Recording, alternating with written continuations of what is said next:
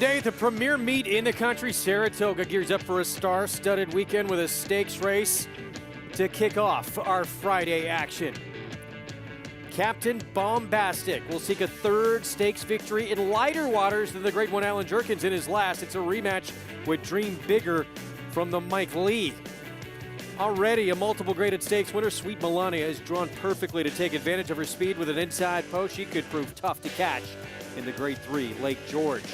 Cat's Pajamas will do her best to keep Melania in her sights. Her career took off when she switched to the launch. Will get a second chance at graded stakes company after being a beaten favorite in the Lake Placid. All that, much more coming up on this Friday edition of Saratoga Live. It's brought to you in part by America's Best Racing.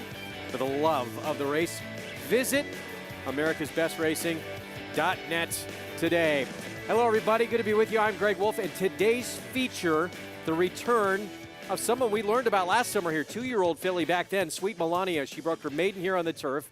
Very narrow runner-up finish in the P.G. Johnson. Since that time, she has gone on to win 2 graded stakes for trainer Todd Pletcher. She will be the one to beat and the one to catch in our feature in the Lake George later on this afternoon. Should be a great running of that race coming up later on today. We also have a stakes race to kick off our card coming up right off the bat in our opening race. With me, 2015 NHC Tour champion Jonathan Kinchin. How you doing? I'm good, man. 3 days in a row. Can't get any better than that, can it? No, it's good working with you. And Sweet Melania, she's the one to beat, certainly, in the Lake George later today. She's got that inside post. She's quick on the inner turf. Should suit her perfectly. Yeah, she's tactical. She's run well here before. And I like the fact that she still finishes. I thought her race last time in the Wonder again, although she got a nice, easy lead, she did it the right way. You can't knock her for the fact that the pace was slow. She took advantage of that. So excited to watch Sweet Melania here. And Todd Pletcher's loaded on the back half of this card.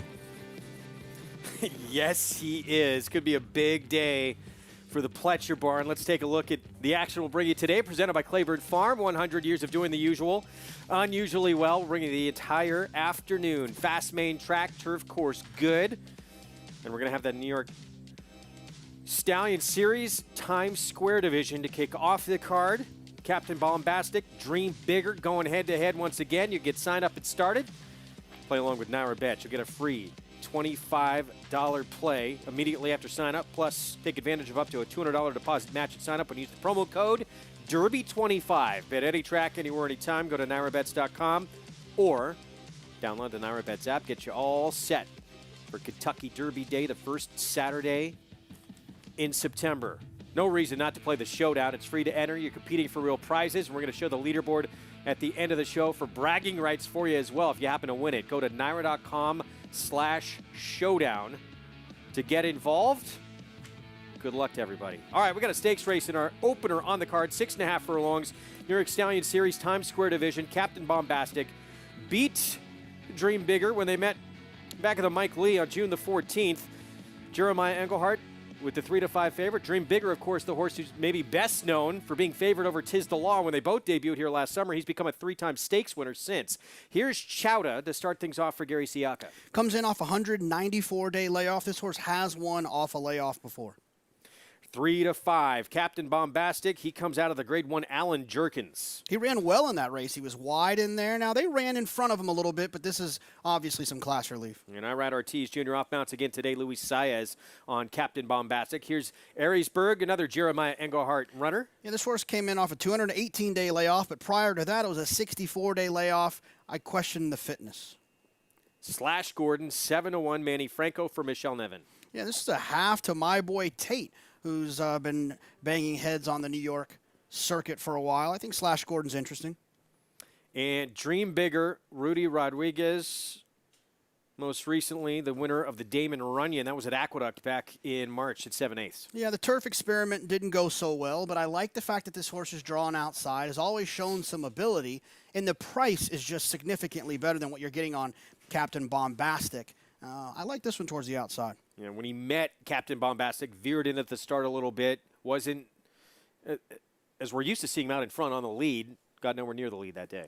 No, and he's tactile. He gets Jose Ortiz. Will try to make up some ground on his brother Irad, who's off his mounts today. And so I think Dream Bigger makes sense in here. I like the draw. If Captain Bombastic and Dream Bigger were swapped in their post positions, I'd feel the same way about Captain Bombastic. I'm going to go with the horse to the outside. All right, we'll see if he can turn the tables here in the rematch. Let's check in for the first time today with Maggie Wolfendale.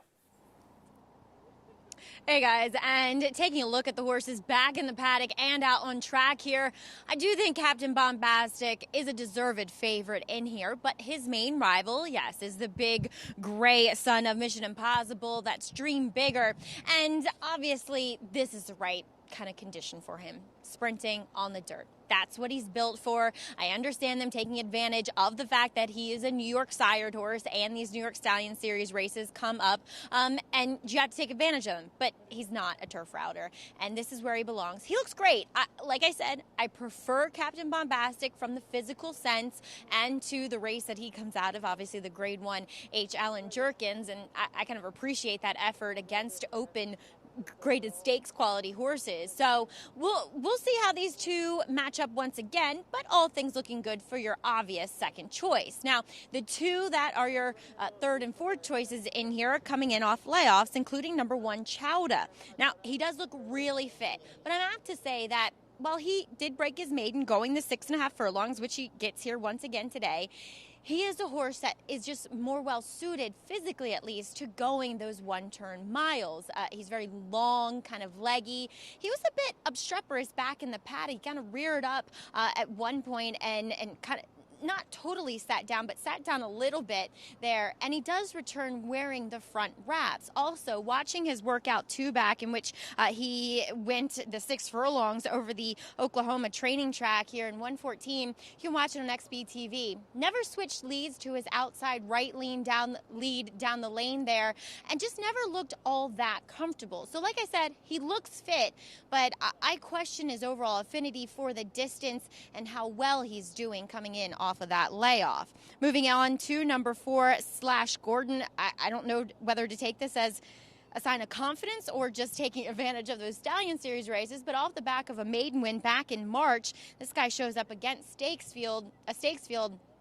This time, he does return as a gelding. I wasn't there that day on March 15th that he debuted, but he was a bad boy back in the paddock, and you would hope that would subside given the fact that he comes back as a gelding. And once he got on track, he was a little bit better, but now he wants to get a little bit amped up here with the pony.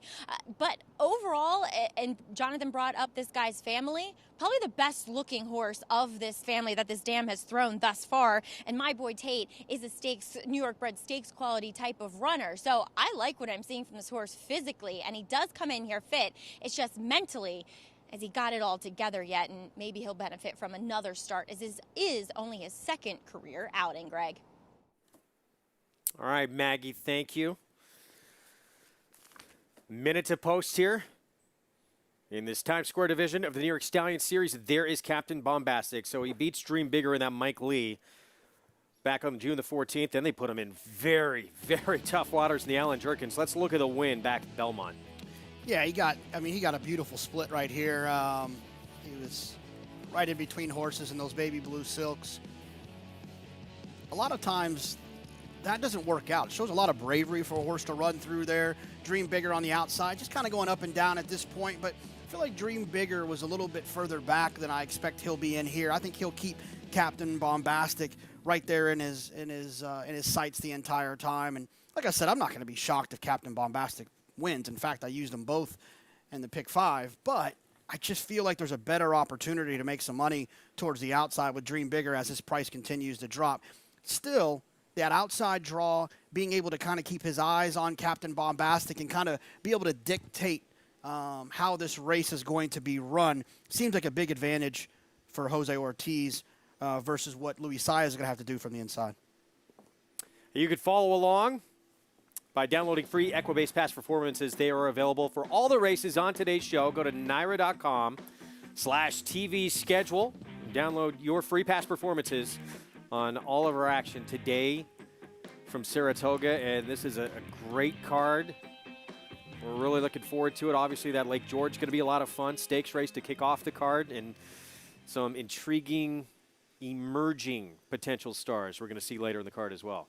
Yeah, absolutely. The trainer race to the top of the trainer standings could be interesting today. I got Todd at least winning 2, if not 3 today. He'll have the favorite in the Lake George, and I think his other 2 are extremely likely, Irish Front and Black Magic Woman. And Todd right now 1 up on Chad Brown coming into this afternoon, 24 wins. You say at least 2 today? I think he'll get 2. I think Irish Front's very likely, and I think if Black Magic Woman runs to how she was bet on debut, she was bet like she was going to run off the screen. She broke a little bit slowly from the inside. Second time out, I just think she'll run better. You know he has a favorite in the stakes race as well, the Lake George. No, I like Sweet Melania as well, but and I like Sweet Melania a lot. My concern is in these turf races, these paceless turf races, if Jose breaks away from there and invites the other horses into the race, that is a recipe for disaster. If she opens up, takes advantage of her speed, Jose's aggressive with her, then I don't think she'll lose. So it's just not a slam dunk for me. Yeah, Jose Ortiz, in the regular pilot on Sweet Melania, he'll be back aboard today. Winner of the Wonder again. That was her 3-year-old debut at Belmont. As we get set to load up, pick 5, 565,000 and growing. As we begin to load up. So here comes Chowda. Back-to-back wins, including a victory in the Gander for Gary Siaka last time out. Now I'm going to cut back in distance. I'll tell you right now, Dream Bigger and Captain Bombastic are not supposed to be that close in price. I have a feeling Dream Bigger is going to run extremely well here. So who do you think should be favored? No, I think Captain Bombastic should be favored, but significantly more than Dream Bigger based on the last 2 races. But you think it's going to go the other way? Yeah, I think the money on Dream Bigger is telling you a story. When Rudy's horses take money, they run to their odds. And those Rapoli Stable Silks, Dream Bigger will be the last in line. Jose Ortiz, we're set for the New York Stallion Series Times Square Division to kick off this Friday card. And the rematch with Captain Bombastic and Dream Bigger. Here's John Imbrial with the call. And they're off. From the outside, Dream Bigger goes for the lead. Aries-Berg came away running in second. Captain Bombastic is in between horses and moving up. Chowder is down at the rail. Slash Gordon is the early trailer in 5th. The 3-way battle up front. Dream Bigger, Captain Bombastic, and Chowder down at the rail. The front 3 have 3 lengths on Aries-Berg, who's running in 4th. And the trailer is Slash Gordon. Opening quarter mile, 21 and 4/5 seconds. It's Captain Bombastic on the inside and Dream Bigger on the outside. And the 2 of them are going at it as they go around the far turn. They've opened up 4 lengths on Chowder, who now moves into 3rd. And then it is Aries-Berg in 4th. On the inside, Captain Bombastic. On the outside, it is Dream Bigger. They continue to duel as they come for the quarter pole. Chowder runs in 3rd, then Slash Gordon and Aries-Berg. The half mile in 44 seconds. Captain Bombastic has the lead now over Dream Bigger. Captain Bombastic is clear by 2. Dream Bigger runs in 2nd, and Chowder is 3rd. Captain Bombastic, the 3-5 favorite, on to victory here in the Times Square division of the New York Stallion Stakes. And at the end, Captain Bombastic won by 5. The time for the 6.5 furlongs, 1 minute, 15 and 1/5 seconds.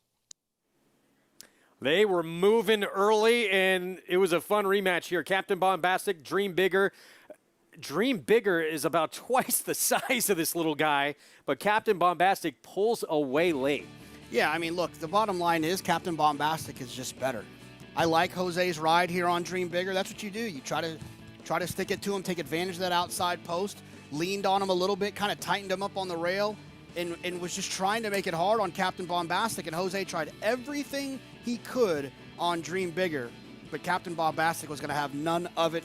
It didn't matter where they drew in this race. Captain Bombastic was always going to win. Yeah, Jose Ortiz trying to use that size to intimidate that horse down on the fence, and Captain Bombastic undeterred at 3-5 as we check in with Maggie.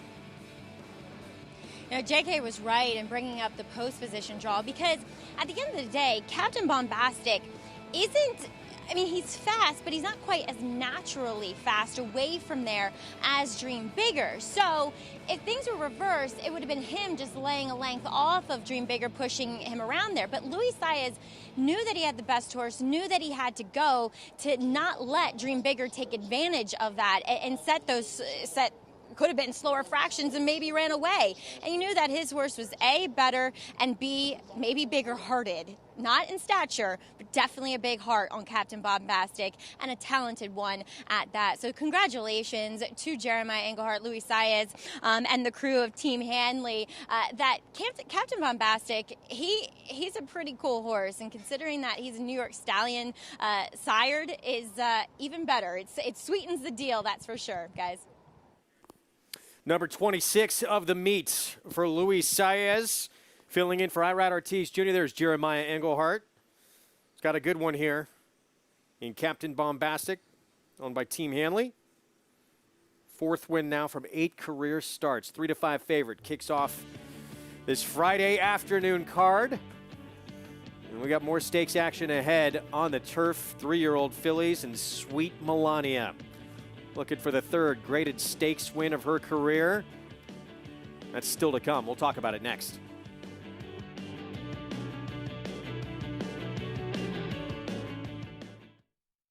Triple Crown dreams can dawn anywhere. This one at Sequel, New York in the Hudson Valley. When Twin Creeks Racing foaled a handsome son of Constitution, Saratoga Stables chased the dream at the Fazek-Tipton New York bred yearling sale in 2018 when they outbid competitors to land Tis the Law. And at the 152nd Belmont Stakes, it was time to test the dream. Tis the Law, and the New York bred is gonna win New York's Belmont Stakes. Make your dreams come true with the registered New York bred.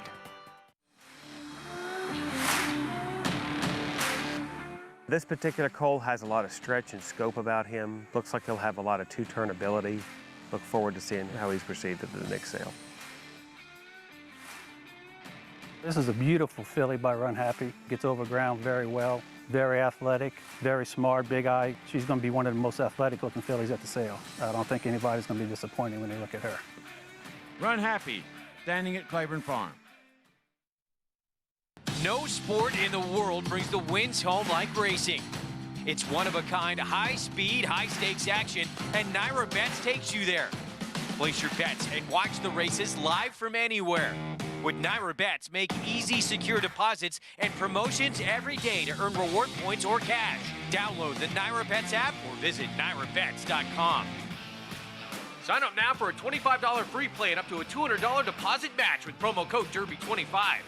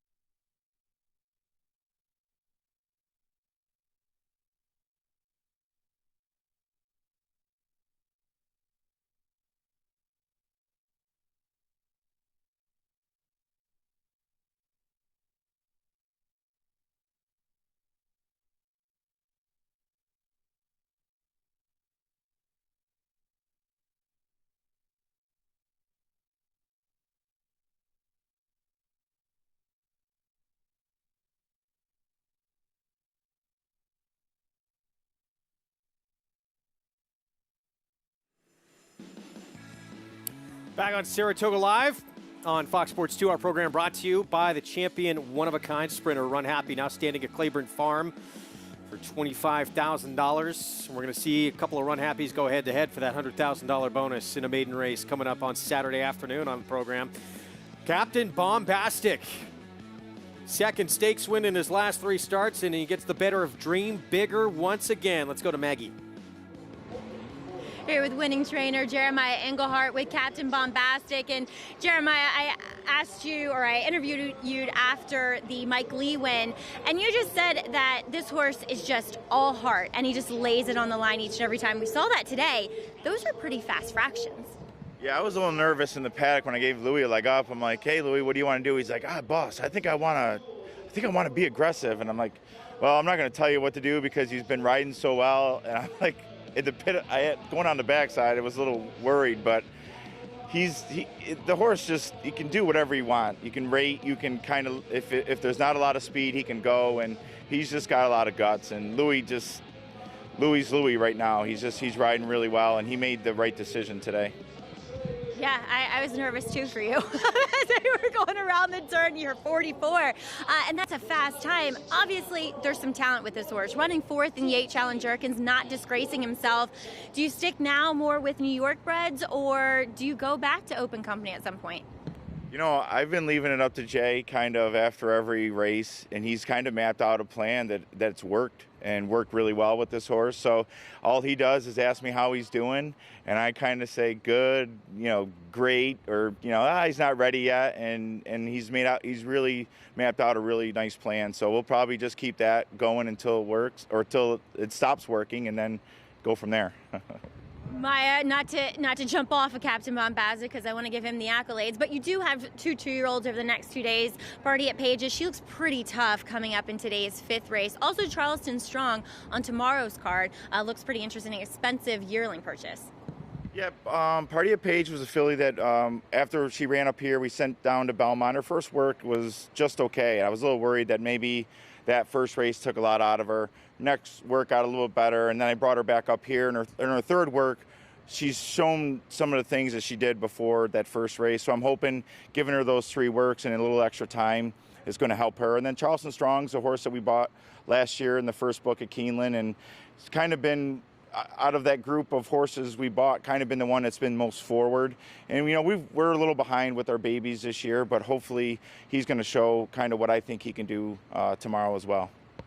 Exciting, always salty as far as the Saturday baby races are concerned, but looking forward to seeing him. Best of luck a little later with Party at Pages, but congrats with Captain Bombastic. What a cool New York bred you have. Thanks a lot, Maggie. Hi, Rob. Maya, always hitting the shout-outs after every winning interview. Gotta love it. But, guys, Captain Bombastic, he was much the best today. And Maya giving credit to an aggressive ride from Luis Saez, citing he's in the zone.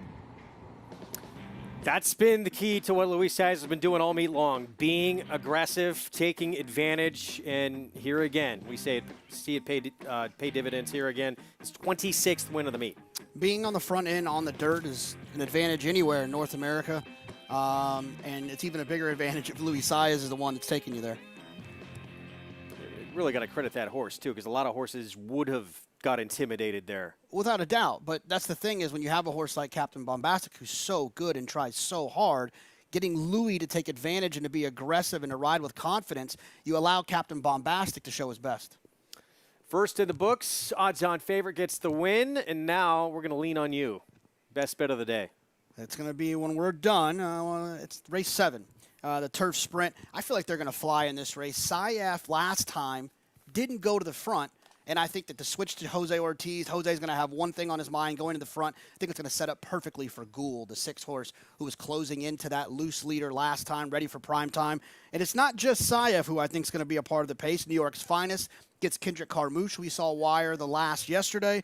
And then also Rocket Heat, who's got a ton of early speed. And we just got done talking about Luis Saez. They're going to roll early, and I'm hopeful that Gould will get a great trip. And obviously his trainer, Peter Miller, knows how to train a turf sprinter. He's won the last 3 Breeders' Cup turf sprints. Yeah, fast getaway speed from that tough outside post, too. What have you been preaching to me this whole meet? 5.5 on the turf. Yes, I love it. I do. I agree. I do like horses on the front end.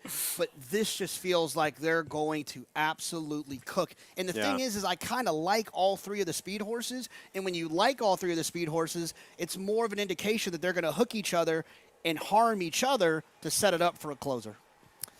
That is going to be a good one. That's part of the late pick 5. It actually kicks off the late pick 4. Very intriguing race. There's a lot of talent in that group. And, of course, the Lake George, our feature today. 9th on the card, Mile on the inner turf, and Sweet Melania. Winner of the Jessamine, back as a 2-year-old at Keeneland, came back as a 3-year-old, won the Grade 3 Wonder again at Belmont. She's drawn inside. She has speed, and it looks like she should be able to control things on the front end. Yeah, she's never run a bad race on the turf.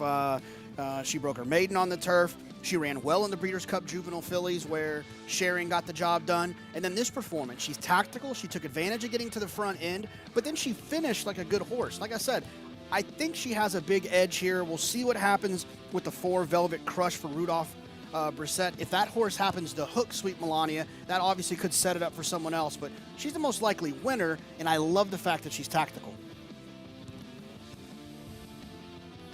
Todd Pletcher trying to get another graded stakes win on the grass. Had Halliday in the 4-star Dave. This talented 3-year-old filly trying to keep a great start to her 2020 campaign going. That is still to come.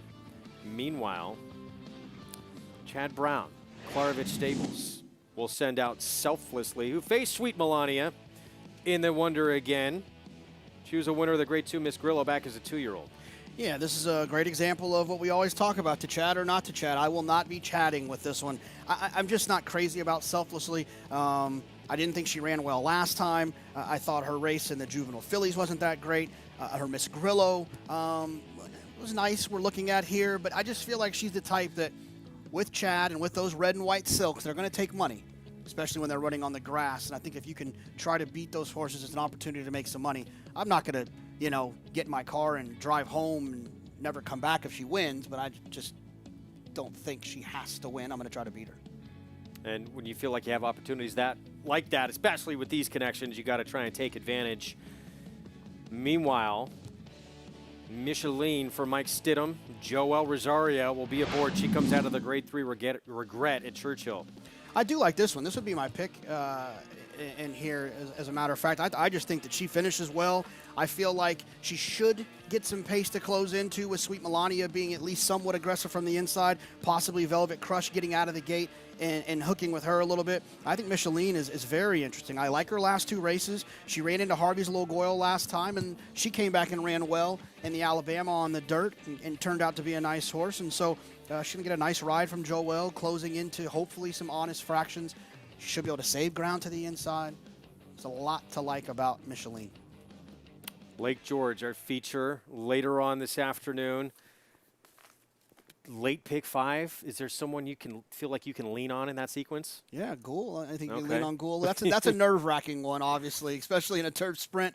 Like I said, the 2 Todd Pletcher runners. I think Irish Front as well as Black Magic Woman are horses you could probably take a look at. All right, let's set up the second here.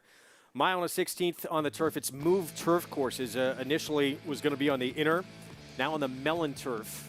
And Princess Fazia, 8-5 right now. John Velasquez will be aboard for Linda Rice. Yeah, open up your Naira Bets account and watch the race that a lot of these are exiting from.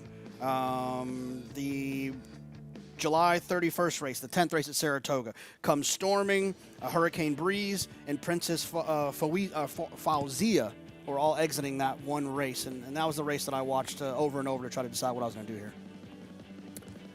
There's Princess Fazia for Black Swan Stable, 8-5 favorite. We'll go through the field, get a paddock report when we come back as we kick off the early pick 4 when we return here on this Friday card on Saratoga Live. Stay with us. Undefeated Grade 1 winner Mastery won impressively in his 2-year-old debut at Santa Anita. From there, he captured the Grade 3 Bob Hope Stakes and completed his juvenile campaign with a dominant performance in the Grade 1 Los Alamitos Futurity. At 3, the top-rated son of Candy Ride sizzled in the San Felipe. Now, his much-anticipated first crop are bringing top dollar in the sales ring. Mastery, standing at Claiborne Farm. It's America's original sport, and no one covers it better than americasbestracing.net. From the sport to the lifestyle, the best races, horses, and destination venues, cocktails, gambling, fashion, and more. americasbestracing.net is a sport for you. Live it, love it, bet it.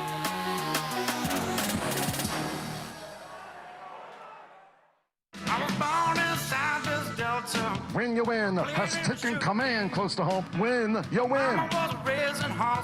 They come down to the wire, and Minute to Stardom upsets them at 20-1.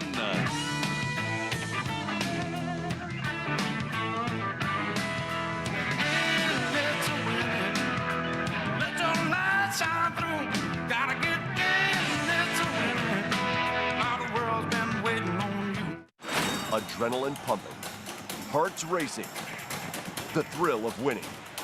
And it all happens right here. Twin Spires, from the team behind the Kentucky Derby and the destination for horse racing wagering from around the globe. From beginner to expert, Twin Spires is betting made fun and easy. And for new players, once you place your first $25 worth of bets, we'll match that in bonus bets. Twin Spires, racing into your home. Download the app now. See site for details. Void where prohibited. Please wager responsibly. You're watching Saratoga Live on Fox Sports 2. Our program brought to you in part by Naira Bets, where you can play all the action we're showing you. Get signed up, started, play along, download the Naira Bets app, and watch any race anywhere, anytime. Go to NairaBets.com, or as I mentioned, download that app as we get set for the second mile and 16th, now on the Mellon Turf Course. Coming up with this 50,000 starter allowance. Another look there at our favorite, Princess Fawzia, 9-5 on the board. Let's go to Maggie Wolfendale. And Princess Fawzia will look to strut her stuff on the front end once again. She's come close to getting it done in her 3-year-old, debut and her subsequent race. But here in this shorter field, and while there are some other horses that could be forwardly placed, such as Kemba and Come Storming, purely from the physical sense of things, I think she looks best. And it's strange because last time, going back to that July 31st race, I actually like Come Storming more than Princess Fawzia. But today, for whatever reason, I do think Princess Fawzia looks best. She's kind of carrying her weight and conditioning really well back into this effort here as she'll look to dictate things, once again, on the front end. Also coming out of that July 31st race is number 5, Hurricane Breeze. Now, given the way that the race was run, it was more kind of suited to horses doing their running towards the front end. And Hurricane Breeze was farther back. She kind of got bounced around a little bit near the 8th pole, and she's a small filly, so being bounced around isn't ideal. But she does come back in here wearing front wraps for the first time here for Mike Maker. She's never one I'm going to really like because she is that smaller, kind of slighter frame type. But, I mean, if you like her, fine. But as I said, front wraps going on. Number 3, Timeless Journey, is one of the 2 horses that bookend the field that, as far as the starting gate is concerned, that emerge out of maiden claiming victories. This is only her 3rd start. She's a big, solid, good-looking girl. I gotta say, though, that still, she acts a little bit on the nervous side. She did first time out, wasn't in the paddock for her 2nd race, but again here today, she's just kind of nervous. It might go with her pedigree. I'm slightly familiar with that dam side. They are high-strung types, so it's probably just well within her bloodline to act that way. But given the fact that this is only her 3rd start, facing horses that have run a multitude of times, I think it might, knock some of her potency out of her as they are about to head out here, Greg. Maggie, thanks. Yeah, we'll get to our post parade here coming up in just a moment. 8-5 on a filly that looks like she has to have the lead here, JK, although she did win her debut sitting off the pace. But the last couple of starts, she's been forward, and there's other speed to her outside. Yeah, I mean, she held on well enough in that race after getting the lead, but it's so hard. It's very similar to what we're going to see with Sweet Melania. Sweet Melania got to the front end, didn't go very fast early, but finished and won. Princess Fawzia, opposite, right? She got to the front end, she got an easy pace, but then she got run down, and that part kind of wears me out a little bit. Definitely tread lightly. There she is, Stutterer Cairo Prince for Linda Rice. John Velasquez again filling in. Irad Ortiz Jr. out for a 2nd day, the meet's leading rider, after he banged his wrist in the finale a couple of days ago. Pick 4 starts here, 76,000 and growing. And, if Princess Fawzia and even Come Storming has speed, but if those 2 on the outside pressure her, you take a longer look at Timeless Journey here. No, I don't like Timeless Journey in here. I thought that maiden 40 last time, obviously not as tough as the starter allowance company that some of these have been banging heads with, and the speed figures are faster for the horses exiting that race on July 31st. So I felt like the winner comes from that bunch. I like Hurricane Breeze, but I'm concerned that she didn't ever catch those other two last time. Is that going to happen again? Here comes our post parade. Here is Timeless Journey. Christophe Clement, Joel Rosario team up again. Yeah, Timeless Journey got the job done in the middle of Christophe's hot streak. I saw him walk by. He's got on some blue pants. That's why you're passing. No Nantucket Reds. 8-5, Princess Fazia, Johnny V for Linda Rice. Loose last time, couldn't get the job done. Could get loose again today. Here's Hurricane Breeze, Mike Maker, Jose Ortiz. This is my pick here. This horse was trying to close into that loose leader in Princess Fazia, but never really got there. Luis Saez on Come Storming looks to take the early double. Yeah, I like this one too. This one kind of sat, was a little bit closer, but never got by Princess Fazia. And Kemba on the outside. Ray Handel, Manny Franco went gate to wire with very slow fractions last start. Keyword very. I just don't see this one beating me. I think last time was the time, but getting paid 7-1. 7 minutes away. Second on the card here. Kicks off this early pick four. The summer double. It's an easy way to earn a bonus by betting the best racing this summer. Win or lose. Use the NyraBets app. Place a $25 win bet on the last at Saratoga. Then a $25 win bet on the fourth at Del Mar. You'll get a $5 bonus in your account. Summer double. Available every Friday through Sunday, giving you 3 chances to earn every week. Download in the App Store or on NyraBets.com for Android. And every little bit you get in that account, you never know when you're going to need it. It can be the difference of having you use maybe that one extra horse in a multi-race wager that can be a difference. Now, we'll say this, public service announcement. I would plan ahead next week and deposit early before the Kentucky Derby. Yes, please. I wouldn't wait till Saturday morning to try to deposit. I would do that on Wednesday or just do it earlier in the week. Get it in there. It gets busy. It's just a busy time. Yeah. It's one of racing's biggest days, if not the biggest day, and new accounts and people watching and wanting to get involved. The next thing you know, you're stuck in the muck. Good advice. I'm only doing it because it's happened to me. It's happened to me too. I think almost every year since I've played. And if you've never been to the Kentucky Derby, go to the ATM in the morning because those ATMs run out of money. Do they really? At Churchill Downs. Ooh, that's brutal. Oh, no. Can you imagine? 8-5 favorite now, Hurricane Breeze. Mike Maker tied with Christophe Clement right now. They each have a runner in this race coming up, and this is a look back to July 31st here at the Saratoga meet when this horse was fourth behind Princess Fazia and Come Storming. Yeah, the pink cap is Hurricane Breeze towards the back with the yellow jacket. And you'll look here at Come Storming, just never really got by Princess Fazia. And Come Storming did have a little bit of a weird trip, was kind of involved and had to kind of take back a little bit. So I'm hoping that Come Storming can run better. And then you'll see right there at the end, Hurricane Breeze kind of flashed into the picture. If you like Hurricane Breeze like I do, you're hopeful that Kimba will occupy Princess Fazia early and maybe make this pace a little bit more honest. But if you've watched racing up here and turf racing up here, you know how hard it is to determine exactly what's going to happen from a pace standpoint.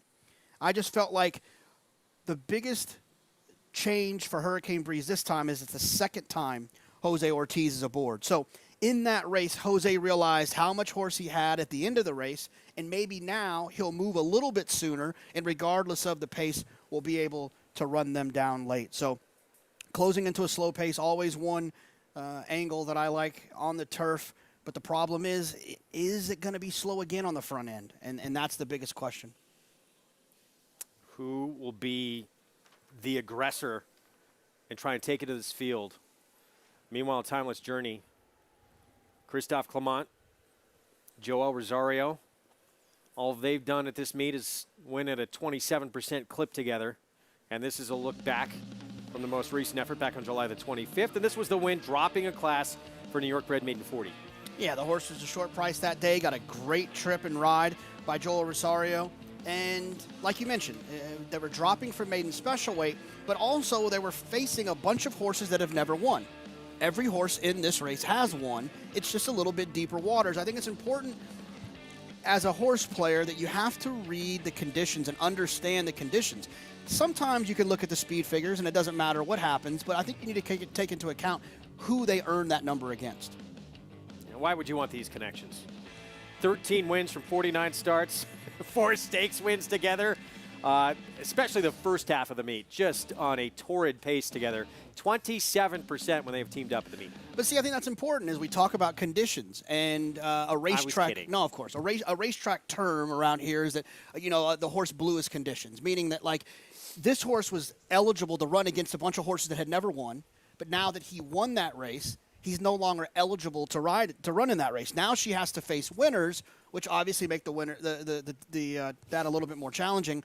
So that's where it comes like blew the condition. She had that condition, now it's gone. Now she's got to face tougher. 4-1, Timeless Journey, Daughter of Verrazano, Clement Rosario teaming up again. Let's check in again with Maggie. And we'll take a look at your second choice now on the board, and that's number 4. Again, Princess Fazia. She did pick up John Velasquez as Irad Ortiz is off of his mounts today due to that sore wrist that he encountered when he had a horse go up in the gate in the last race on Wednesday. So he was off yesterday, off today. We'll see. It's a day-by-day situation that if he'll be back riding on tomorrow's card. But Johnny V opting to stay with the pony here with this Linda Rice trainee. So it's not as if she got an aggressive warm-up. But I got to say that every time... Granted, going back to the Belmont race, she was really kind of keyed up. And now she's just a much more relaxed, much more mentally mature type of horse. Oh, now she doesn't want to walk forward. Kind of give somebody a little side eye there on the racetrack. Again, I just like her the best physically. And she has the speed. And I don't think, at least I haven't gotten any kind of clues as far as pre-race of anybody else going after her, because Kemba, she was kept with the pony. And plus, you guys mentioned it, they were glacial fractions that she got to set on the front end. And yes, this horse has found a little bit more of a career on the turf than what she was showing on the main track, talking about number 8, Kemba. But again, she just doesn't really do it. She just looks smaller, somewhat inferior physically to many of the other horses in here. So she's a big price, so don't let me talk her off of her, anybody that wants her. But yeah, it's just, I don't think she's going to get the same kind of setup. But then again, she has an outside post. Maybe she just sits stalking Princess Fazia here and things work out in her favor. And if Ray can get her to move forward, then fine.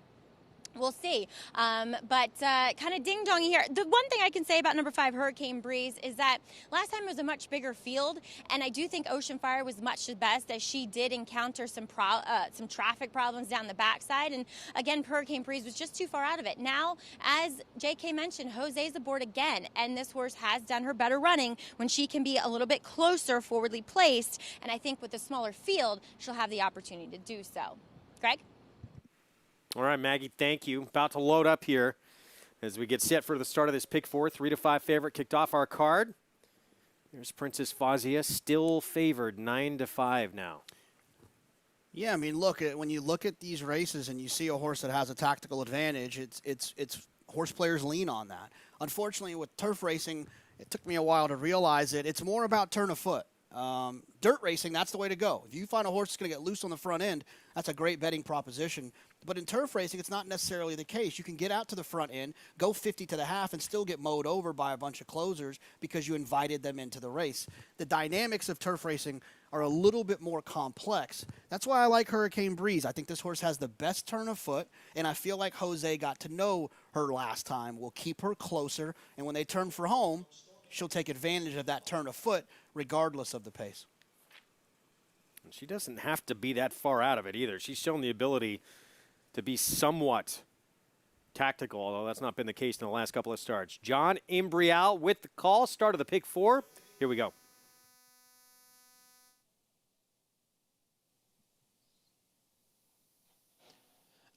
And the rough. From the outside, Kemba away well. Princess Fazia now moves up. Comes storming is up close as the field goes into the clubhouse turn. And it is Kemba who has cleared and is in front. Princess Fawzia races in second. On the inside is Hurricane Breeze next in third. Come Storming now back in fourth, and it's 4 lengths to Timeless Journey, who trails the field in fifth as they approach the backstretch. It's Kemba on the lead here by a half length. Princess Fawzia right there on the outside in second through a quarter over the good turf in 25-1. Right behind the front two, the duo of Hurricane Breeze and Come Storming, 7 lengths back to Timeless Journey, who continues to trail in fifth. Kemba is the leader here. Kemba by 3/4 of a length, with Princess Fawzia not far behind in second. 1.25 lengths. Hurricane Breeze is on the inside of Come Storming. Those two remain together third and fourth. The half was running 48-3 as they go around the far turn. It's Kemba by a neck. Princess Fawzia on the outside in second. Come Storming is in third, a little more than 2 lengths from the front. And down on the inside is Hurricane Breeze. Way back is Timeless Journey, 3/4 and 1/12. And the field is at the top of the stretch. And it is Princess Fawzia on the outside of Kemba. And Come Storming is right there. Princess Fawzia narrowly. Come Storming on the outside. Kemba at the rail. And Timeless Journey, who was way back, is making a big rally on the outside. It's Princess Fawzia. Here comes Timeless Journey to win it from last to first. Timeless Journey over Princess Fawzia, then Come Storming and Hurricane Breeze. Timeless Journey, I mean, she was all the way back in Troy in the early running of this race. Yeah, she was. She was far back, and there's that man again, Joel Rosario. Perfectly timed, late running ride. None of those fillies in the front wanted to win. You could just tell at this point they're all just kind of lined up across the track. Fawzia got a little bit, Princess Fawzia got a little goofy late. You'll see her jump to her wrong lead, and I guess you don't have to have the Nantuckets. I guess the blues will work too. Hand down, please. Yeah, we want to see the pants on Christophe today to see what the magic touch is this afternoon. Not even in your screen right now. No, she's not like she's still back there. And Joel, look how confident and cool he is. He's not panicking. She's kind of hand riding her around there. Straightens her up. I'm waiting for him to flip the stick over. There he goes. 1, 2. That was all she, maybe one more, that's all she needed. Wow. Pretty impressive. Blows by this field, does so at 9-2. 14th win together at the meet for Clement and Rosario. Let's go to Maggie. And you know what kind of, I think, maybe set it up for her? If you look at the fractions, if they're correct here for this mile and a 16th, they go the first quarter in 25, and then they go 23 to the next. And you could see that's where the distance started between Timeless Journey and the rest of the field. So I think the rest of the field going a little bit quicker down the backside, even Johnny having to get after Princess Fawzia to stay up with Kemba. You knew that they were actually going a little bit faster as they went down the backside. Too, let's not forget that this course, well, it's definitely on the good side. And it seemed as though Timeless Journey was the only one who really kind of leveled off and not necessarily skipped over this going, but wasn't kind of kicking it up as the other ones were kind of losing their traction a bit late. Also kind of getting tired there as we saw Kemba fade to last. But Timeless Journey, big step forward, I'd say, off that maiden score, facing somewhat better quality horses here, Greg. First time in against winners, yeah, taking a big step up in here, and Timeless Journey handles it with relative ease. Absolutely. We've got confirmation royal blue is the color of the pants today. So. Oh, okay. Yeah. Guess that makes sense. We're going to find out what the winning percentage is with those. He's still got a chance to do some more damage today. Number 19 of the meet for Christophe Clement, now alone in third in the trainer standings. Yeah, it's a great meet for Christophe. He started off really hot. Then they kind of slowed down a little bit. Let's see how they're going to finish the meet. Not a bad start to the last couple of weeks. 3, 4, 7, 5. Timeless Journey, back-to-back victories. Mary Legs Farm, Christophe Clement, and Joel Rosario. We're going to step aside for a break. Prices when we return. We'll set the stage for race 3 right after this.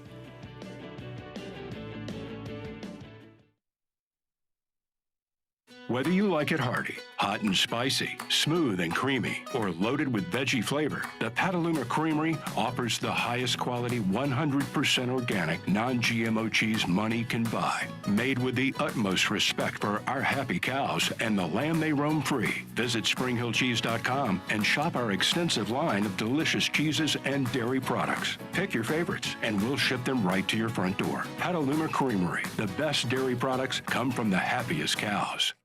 It only takes 20 cents to take down an Empire. The Empire 6 is the new jackpot. 20-cent pick 6 bet that's offered every day at Saratoga Race Course. One unique winning ticket earns the entire net pool, plus the jackpot carryover. Without a unique ticket, 75% is distributed to winners with 25% added to the jackpot. Win big with the Empire 6.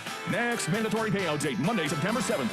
Visit nyra.com/Empire6 for details. Constitution is best up-and-coming sire. He's beautiful, he's well-balanced. He's throwing classic-type horses and horses that can go on to be stallions. This horse has a chance to be very important. There's really nothing not to be excited about. He's done everything right so far. He's going to have a big career as a sire, even much better than he did it as a racehorse. Whether it be long, short, grass, dirt, they can do it all. He's over-delivered as much as any horse that I've seen. He's really a dream of a stallion.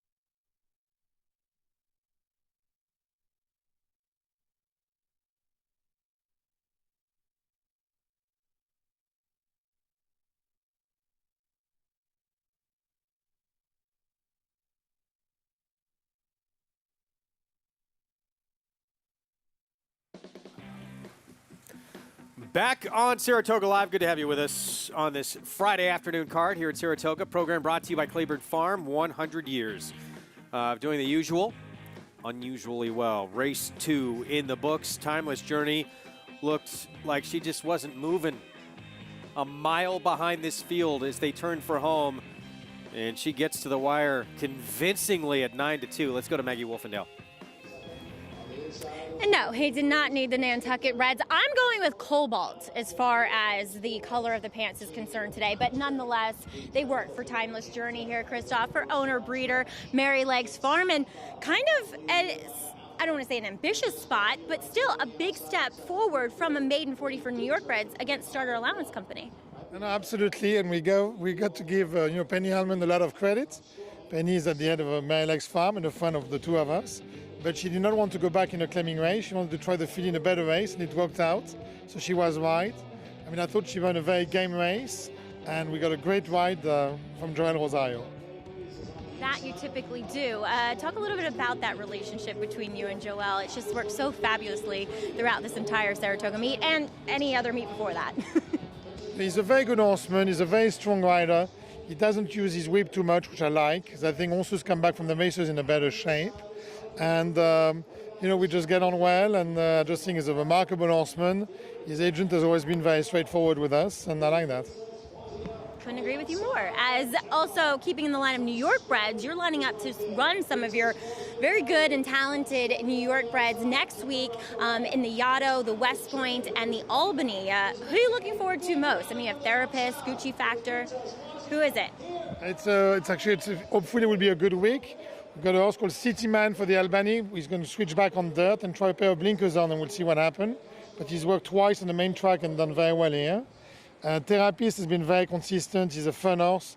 As you know, I'm a co-breeder, so I'm a little bit biased with him. But he's a lovely little horse, and we'll try him in the West Point with Gucci Factor. Took me a while to get him back, but I think he's training very forwardly. And Gucci Factor has always been a little bit difficult mentally, so we're going to train him on the main track for 1 week, and we'll see what happens. Real quick, you never used to run him up here because he couldn't handle it, but no crowds this year. Correct. That's the reason why he came from Belmont, and he trains every day going by the paddock and training on the main track, and he seems to be handling it pretty well. So let's see, because you never know with him. And last but not least will be the 2 fillies, Classic Lady, and we get the monies in a Yadu. Well, they've all been in great form as of late. Looking forward to seeing what Gucci Factor can do here, but congratulations with Timeless Journey. Thank you so much. And Christophe Clement, no, Greg, he doesn't need the Nantucket Reds to win races here. He's just an excellent horseman, and that team work between him and Joel Rosario, it's been working a treat here at the Saratoga meet. 28% together. 14th win as a duo, Clement and Rosario. Yeah, Joel fits the Clement program well. This horse is, always seem to be finishing, and Joel seems to be timing those finishing rides extremely well this meet. Well, we're going to take a break in the action. It feels like, at least at this meet, it's the year of the 7-year-old. Let's see, Sadler's Joy over the weekend. Tom's d'Etat having a big year, even though it didn't go well at Saratoga. And how about Whitmore? He is like a fine wine, looking to repeat in the Forego on Saturday afternoon. We'll preview that race next. If your Run Happy 2-year-old wins a maiden special weight at Saratoga, Del Mar, or Kentucky Downs, you shall receive a $100,000 bonus. Remember, win an extra $100,000 in 2020 when your Run Happy 2-year-old wins a maiden special weight at Saratoga, Del Mar, or Kentucky Downs. Be happy and run happy. For 3 generations, the Bond Racing Stable has held to a simple philosophy. If you take care of the horses, they will take care of you. That guiding principle drives every aspect of operations at the family's Songhill Farm and Racing Stables. From breeding to breaking, racing and retiring, our commitment to our horses is reflected in everything we do. Now you can join our Grade 1 winning team with racing partnerships starting as low as $3,000. Bond Racing Stables, 3 generations of thoroughbred excellence. This proven son of Giants Causeway has sired 4 millionaires, including Claiborne Farm stallion Lee. Recent top runners include Cutting Humor, winner of the Grade 3 Sunland Park Derby, Grade 2 winner Sharp Samurai, International star Shamal Nibras, graded stakes performers Uncapped and Sweet Sammy B, and Bal Harbor, runner-up in the Grade 1 Woodward Stakes. His 2-year-olds have brought prices up to $310,000. First, Samurai, standing at Claiborne Farm. Racetrack Television Network brings you every race, from every track, on every screen, every day. With monthly packages starting as low as $5, RTN gives you great value and access to more live HD streaming and race replays than anyone. Visit RTN.tv today to sign up and watch on almost any device, including Roku and Amazon Fire. Use promo code TRYRTN for a 5-day free trial.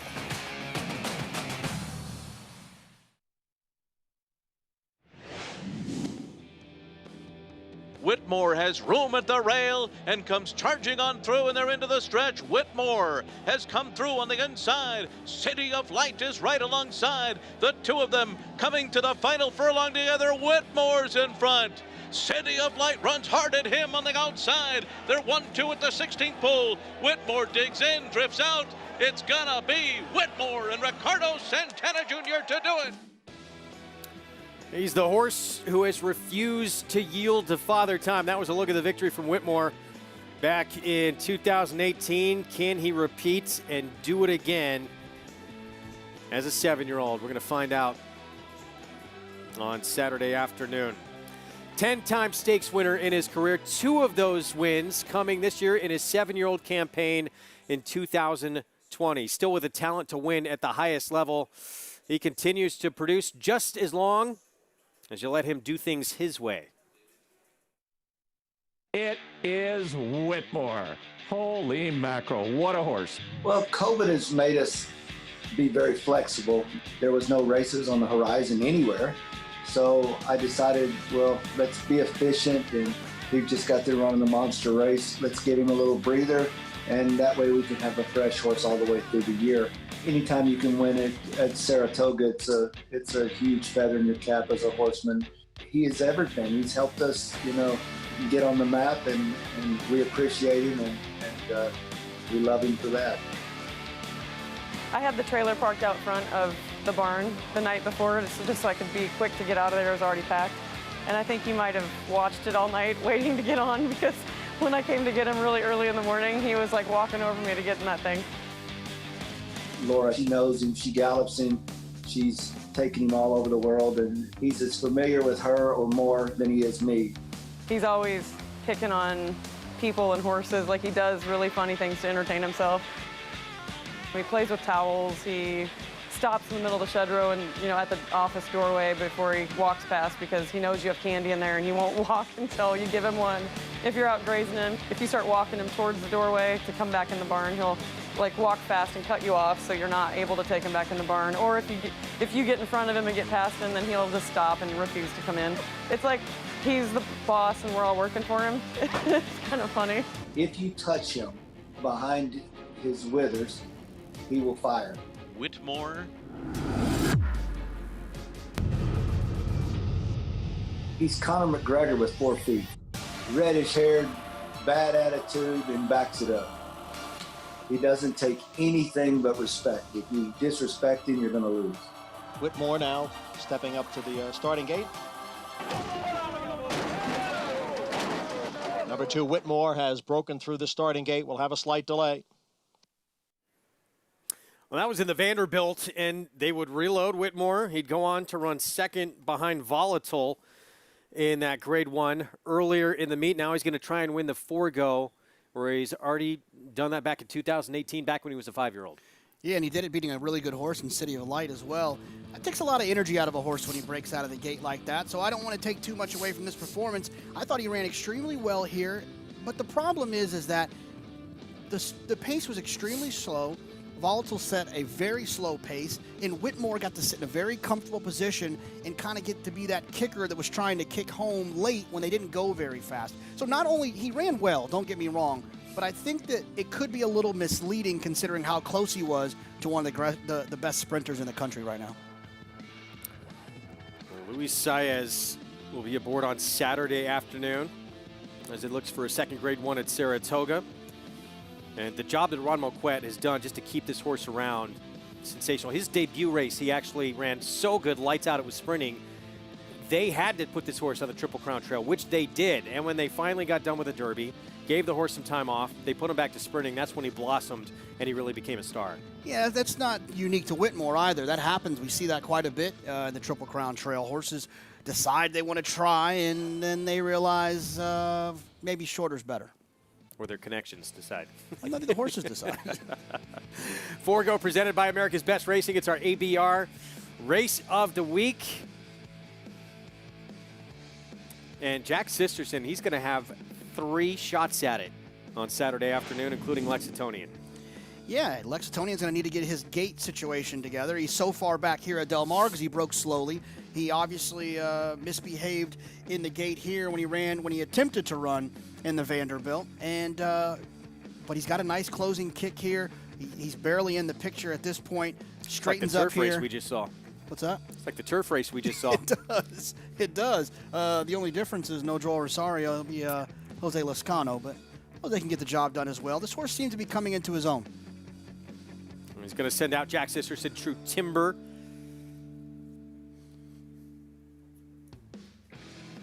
As we take a look at Fortin Hill and Everfast as well, I should say, for Sisterson. Here's Fortin Hill, though. Chad Brown. Going to have an outside post. And do we know yet if Irad's going to be back in action on Saturday? I don't think we do know, but I would assume that Irad decided to take yesterday and today off in order to be ready for tomorrow. So I'm sure we'll find out quickly about Irad's plans for tomorrow. But with the x-rays being negative, you would expect that maybe a couple days of rest and ice, and whatever other treatment they can come up with, I think he'll probably try to get back out there tomorrow. Of course, ran his best figure yet by a long shot back on July the 4th at Belmont. Yeah, this horse was meant to be a good horse. He just had a lot of time off, and maybe he's back and he's ready to rock. Notable winners, of course, Whitmore going to try and do it again. Matoli, sensational. Last year, we're going to win the Breeders' Cup Sprint. Midnight Loot back in 2007. And it was just last night, one of the great coaches in the history of college basketball, Lute Olson, passed away at the age of 85. Meant so much to college hoops and to so many young men who went to the University of Arizona, and that was named that. Bob Baffert knew the story of Lute swooping in at the last minute and getting recruits to change their minds, so that's where that name came from. Yeah, he told that story recently. It's a pretty interesting story, and football coaches, basketball coaches, they have such big impacts on the young men they coach, and lots of good things I've heard about Coach Lute Olson. 4 Final Fours in a tremendous career, Hall of Famer. Sad to hear of that passing, but a man who touched a lot of lives in college basketball and beyond. Got more coming up. Let's set the stage for race 3.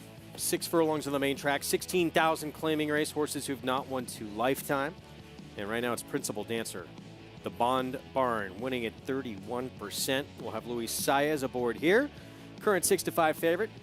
We'll talk more about this field when we come back. There is Principal Dancer, son of Central Banker for RNH Stable. Stay with us. More Saratoga Live on the way next.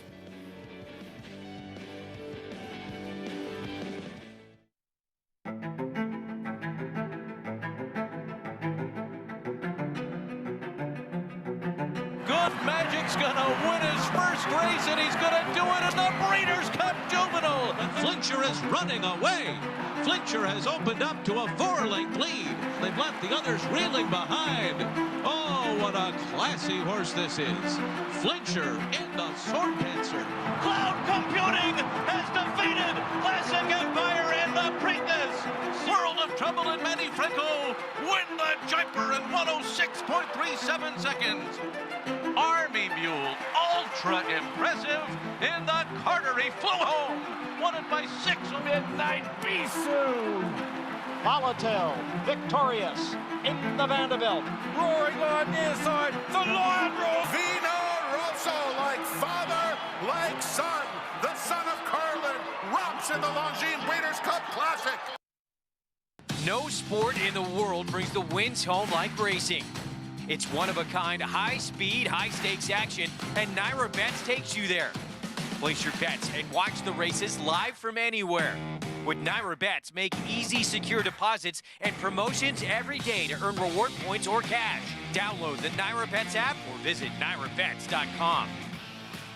Sign up now for a $25 free play and up to a $200 deposit match with promo code Derby25.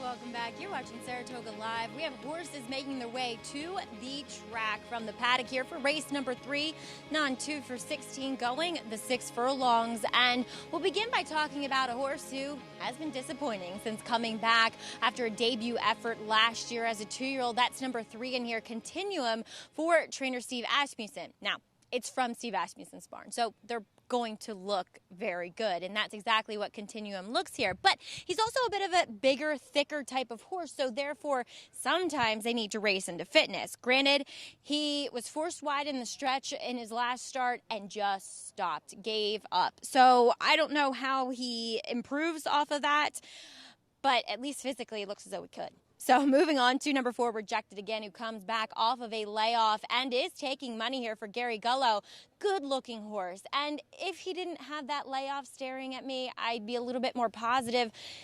Just for the fact that he looks a bit heavy, looks a bit hot under the collar, has kind of sweated up, and that's usually an indication of a horse needing a start. As your current favorite, number 6, Principal Dancer, by far the most fit I've seen him, coming 3rd off the bench, and that's a lot of times when you'll see horses fire their best shot. Greg? All right, Maggie, thank you. Here comes our post break. We start with I saw it all. James Ferraro, Luis Cardenas. Last 4 tries at this level, didn't get anything going, 13-1. Steve Asmussen Barn with Continuum here, a Candy Ride colt with Ricardo Santana Jr. Wasn't bet on the drop last time and didn't run well on the drop last time. 2-1 on Rejected Again. Joel Rosario filling in for Irad Ortiz Jr. Yeah, I like this one. Has a lot of early speed. Should be able to take advantage of that early. Taking some play here, this 5. Our American Star was 12-1 on the morning line. Raylu Gutierrez. I mean, this horse is not impossible. The horse is 1 for 46. The trainer in the career is 2 for 62, but not impossible. Yeah, I mean, ran second at this level, 2 back, a distant second. Principal Dancer, still favored 7-5. Yeah, Luis Saez shows up here for Jimmy Bond, who's have 10 wins at the meet, 31%. Incredible meet for 007. Bank on this, Eric Cancel, Ralph D'Alessandro. This is another one that can win. The bad part about it is the trainer's 12% off of a layoff. 12% in his career. He's 6% off a layoff, so it's not really one of his strong suits. Yeah, it was a straight maiden win, although it was at Finger Lakes. We'll see what happens. 10-1. We see quite often over the years Finger Lakes runners ship in here and get wins every Sunday. It continues again this weekend. Saratoga Sunday Contest, $250 buy-in. All cash prize pool seated with $2,500. Got to register, though, by tomorrow, 5 p.m. Eastern Time, to get involved. Go to NYRA.com/challenge. That's how you register to play the Saratoga Sunday Contest. Good luck to everybody. And you're going to be updating that leaderboard for us, right? Yeah, I'll be around. I think I'm early on Sunday. Okay. I think. Yeah, so I'll be there for the first half of it. I think we're together, actually. Yeah, we should be. Had a lot of each other this week. Don't get sick of me, I hope. No. I'm going to try to hang out with you after this, too. Yeah, we're going to stay and watch the races, no question. Got some good ones coming up. Hopefully you stick around as well. With that Lake George still to come, we got a Pletcher horse, Irish front, that looks like he could be a potential star for that barn. Meanwhile, here's the 6, Majestic West.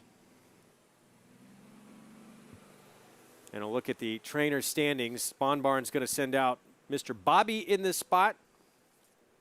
Or I'm jumping ahead of race. Principal Dancer in this spot. 10 wins, and he has, among that top group, the best winning percentage of anybody. Yeah, that's the impressive part about it. It's not that he's out here just throwing a bunch of and see what sticks to the wall, right? He's only run 32 horses and 10 of them have won, and that's a really big percentage anywhere, let alone up here at Saratoga. I think any trainer would be happy if their percentage was north of 20% anywhere in the country, let alone 31% up here at Saratoga. And this horse looks like he has his mind on business today.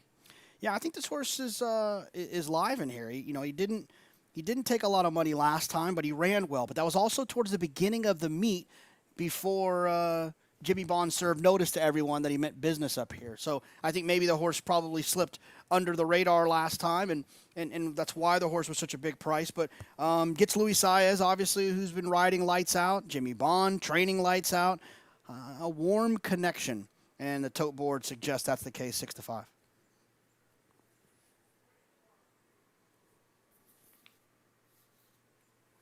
So Luis Saez will be aboard. Meanwhile, Continuum, Asmussen horse, dropped into this level. This horse actually won against straight maidens at Remington. Didn't see him again till his 4-year-old campaign. Dropped in for 30 non-winners of 2, down to 16 non-winners of 2. And now we'll try it again. Did not make much of an impact at this level last start. Yeah, and didn't take money. So I think that if the horse was bet that day and then didn't make an impact, there'd be a reason, oh, let's forgive. Maybe there was something they had to figure out, something they had to learn, bad trip, this, that, or the other. But the horse wasn't necessarily bet for a Steve Asmussen dropper who you'd expect should take some money. And so when that happens, I tend to start wondering how good the horse actually is. 7-2. Right now, the third choice on the board. As for Rejected Again next door, you expect to control here? I do. Well, I expect that they could control. We'll see what Joel wants to do, but he doesn't typically get in the way of a speed horse. If one needs to go to the front end, he'll put him out there. He's obviously buttered his bread this meet coming from off the pace and the turf, but Joel can be dangerous on the front end. If I'm not mistaken, I think he wired with Animal Kingdom once upon a time in the Dubai World Cup. I think he went to the front end in that race with a horse that you just really didn't expect that to be the case. Son of Tapazar here. He's gone to the lead each of the last couple of starts. What looked like much tougher fields than what's he's going to deal with here today. Meanwhile, horse, even if you're not going to use this horse and think you're, when you mentioned the record, 1 for 46 lifetime, maybe a horse to use underneath. 2 back, this horse ran second at this condition. And that was at Saratoga. Horses that are 1 for 46 lifetime, that are trained by trainers that are 2 for 62 lifetime, are not supposed to be 7-1 at Saratoga. I don't get it. That would be a much bigger price right now. Let's check in with Maggie. Yeah, I mean, I don't know if it's because we have 2 scratches in here as well that everybody's odds are a little bit lower than maybe what they projected to be. But I'm going to take a look here at number 3, Continuum, out on the racetrack. Now, Ricardo Santana obviously rides a lot for trainer Steve Asmussen. But a lot of times I don't necessarily see Ricardo warm horses up by themselves. Sometimes he does, don't get me wrong. But he did with Continuum. And I feel as though there might be some intention to get this horse at least involved and a little closer to the pace than what he has been in his last 2 starts since coming back as a 4-year-old, because his debut as a 3-year-old, he was close to the pace. So Ricardo did get a nice warm-up into him. I like what I'm seeing from him out there on the track. You can't take him off of his last effort. I get it. But physically and what he's showing me in the warm-up, I like, and I'm going to take a stab with him here as he is 4-1. Now, number 4 is Rejected Again. As I said, I like this horse. He's good looking. If anything, he's filled out quite a bit since the last time I had seen him, going back to his 2-year-old year, and that's always a good sign. Moving great out there as well. Got a pretty relaxed warm-up, don't get me wrong, by Joel Rosario for a horse that is suspected to show some early foot. It's just a fitness question. He just doesn't look as fit as I'd like to see. Then again, sometimes if you're just doing well, you can win when you're 80% fit, especially going the 6 furlongs. But I just have my doubts at a short price. So we'll see what shakes out here. But holding strong at 7-5, Greg, is Principal Dancer. And, you know, again, looked the part, too, of a favorite, 7-5 for a barn that has been rolling all meet long. James Bond and Luis Saez will be aboard for him today. And we'll see with Rejected Again, that layoff to mid-March,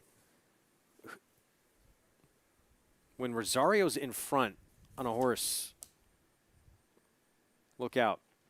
Yeah, absolutely. And you've got to see what's going to happen with Principal Dancer, though, with Luis Saez. If it wasn't Louis, I wouldn't really think maybe they won't be aggressive. But maybe Louis will pop away from there, won't want Rejected Again to get too far away. So the pace dynamics in these races are always – you can look back and always identify where the race was won, typically. I don't know, the last race was a little bit confusing. The pace didn't seem all that fast, but it kind of goes to that idea that on the turf, you want the horse with the best turn of foot, and it turns out that was the 3 Timeless Journey that had the best turn of foot. On the dirt, it's a little bit different. I think forwardly placed horses have a big advantage, and you have to go extremely fast on the front end to set it up for a horse to come from off. Minute to post. Take a look at the jockey standings. Rad Ortiz Jr. been leading the way. Is off today. He was off yesterday after spraining his wrist in the nightcap a couple of days ago, but still on top. Younger brother, 2 wins behind. Joel Rosario, that's the trio with 40 or more wins at the meet. Yeah, Joel is going to, funny enough, has picked up a mount in this race from IRAD. So if this horse goes on to win, that's a real that's a real rough one for IRAD, where he would have not probably gotten the win, and Joel's making up ground. So when I did cart talk with Joel with Jose and IRAD, they were both aware that it's not a foregone conclusion that one of them is going to win. Joel's not too far behind. And another big pickup mount for Joel for IRAD, Irish Front for Pletcher in the 8th. Horse coming off a monster 3-year-old debut at this meet back on July 23rd. You know, he was very impressive that day. Very impressive. Looked like a winner from the start, and you think that Todd's horses will continue to improve with distance and with time. 2 is very rambunctious there in the gate. I saw it all. And momentarily we saw the 6 pause because of that, but now it looks like it's settled down. 6 moves in, and we're set. John Imbrial, here's race 3 from Saratoga.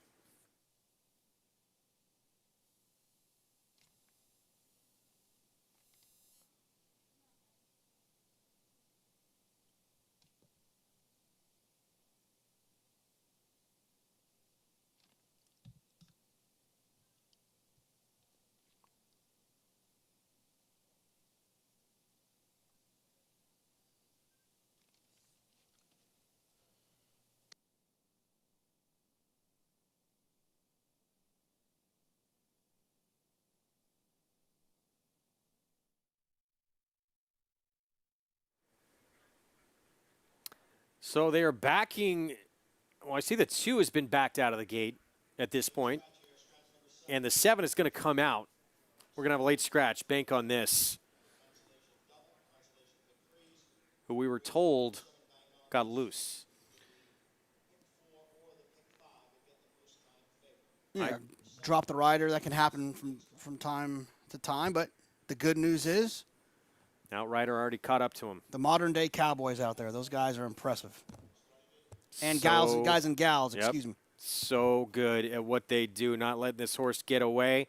Caught up to bank on this. Will be scratched for more. Let's go to Maggie. And when they started loading the horses, I said to, because I just have the monitor here, I can't quite see that well straight across down to the chute there, but I said, who's running backwards down the chute? And it looked to be either the 6 or the 7. Then I saw the 6 walk forward, so I knew it was a 7. So I think he actually got loose back in the chute there and resulting in that late scratch. But well done to Ivan San Juan, our outrider here, as we well know him as Pepe. But bank on this, just we're erring on the side of caution here since he was loose back there, that he will be a late scratch today. All right, Maggie, thanks for that. So bank on this, back to the barn. And thanks to our tremendous team of outriders, did not get too far away. Saddle off, and we'll see this one another day. So they've all backed out. We'll reload here shortly. And with that scratch, now Principal Dancer, this Bond Runner, the 6, 4-5 on the board. Yeah, and they won't have to adjust the numbers because it's the outside horse, so that should save some time. And these horses are older types, 4-year-olds, the 6-year-olds. The delay shouldn't be an issue for them. Sometimes I think it can be a little confusing for the younger horses. They get in the gate, then they get backed out.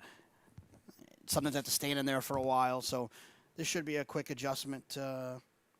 Give them a little bit of time, circle them around there, and then get them back in there and get going. Always got to be one of the most nervous times for any trainer in whatever race it is. Just want to see a clean break. Everything go to form here. But for bank on this, it's back to the barn. There's rejected again, Rosario.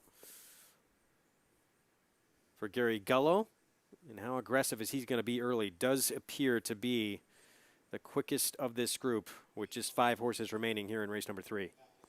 Yeah, I would like to think that, getting to the front end in a small field like this is a big advantage. So, but you don't want to ruin your chances trying to get there. But I would imagine you'll see some aggression from these guys from the gate. Watch their hands as they break from the gate. If they're pushing, they're asking to get to the front.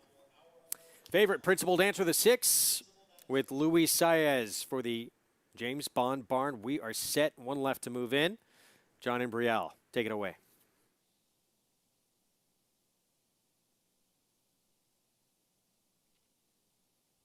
They're in the gate.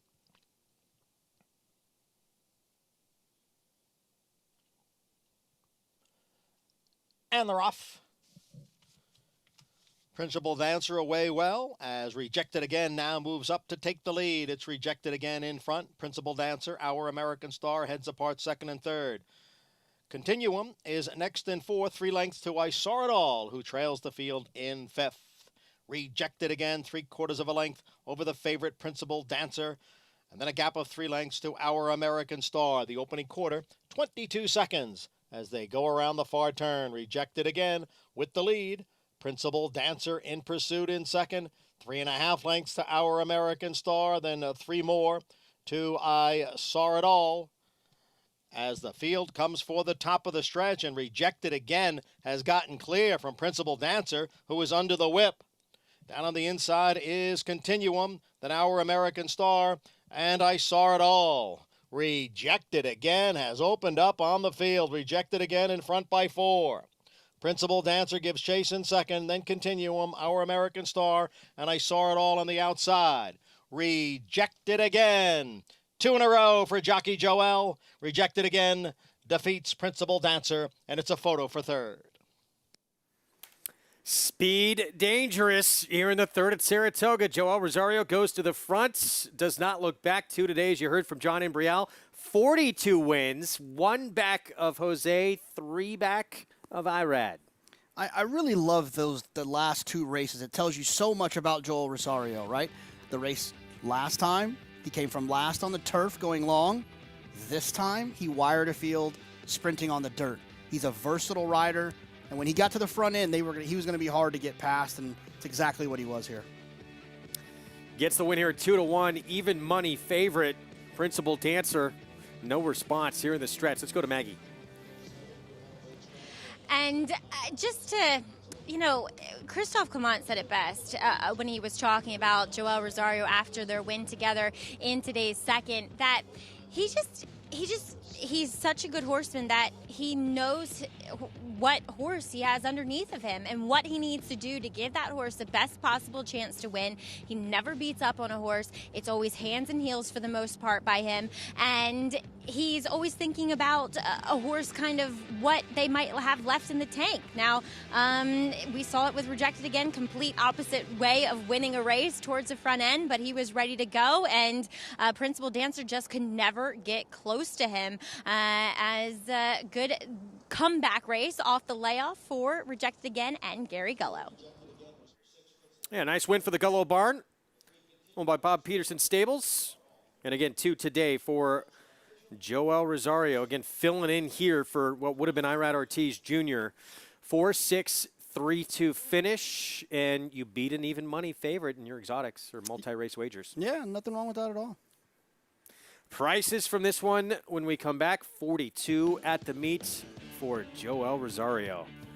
We'll set the stage for race 4 when we come back. Give you prices from the third. Stay with us. Our Friday card continues on Saratoga Live right after this. Eclipse champion Blame. Ranked among the top stallions of his crop, Blame has sired over 50 stakes horses. His recent top performers include Nadal, a $700,000 juvenile purchase and winner of the Grade 1 Arkansas Derby, and Shotsky, winner of the Grade 2 Remsen Stakes, plus recent Grade 1 performers Mississippi, Alandra, and Natalma Stakes winner Abscon. Outstanding value, outstanding results. Blame, standing at Claiborne Farm. Adrenaline pumping, hearts racing, the thrill of winning.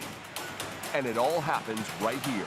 Twin Spires, from the team behind the Kentucky Derby and the destination for horse racing wagering from around the globe. From beginner to expert, Twin Spires is betting made fun and easy.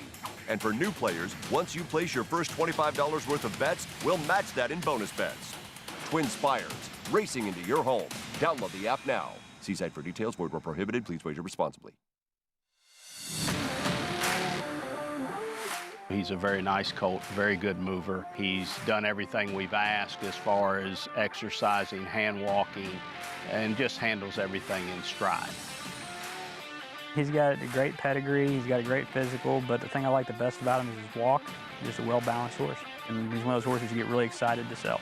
I mean, you want to sell that kind of horse. Run Happy, standing at Claiborne Farm. From America's #1 auction company by percentage of Grade 1 winners sold, including these selected yearling graduates: Bast, 4-Wheel Drive, Honor AP, Perfect Alibi, Rushing Fall, Sharing, Speech, and 'Tis the Law, comes an unprecedented showcase of quality.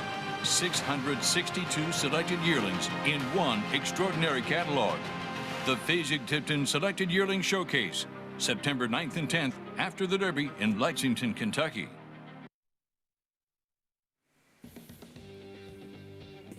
You're watching Saratoga Live on Fox Sports 2. Program brought to you by Naira Bets. Get signed up and started. Use the promo code DERBY25. Bet any track, anywhere, anytime. Download the Naira Bets app or go to nairabets.com to get started. Rejected again. Joel Rosario, number 2 on the afternoon.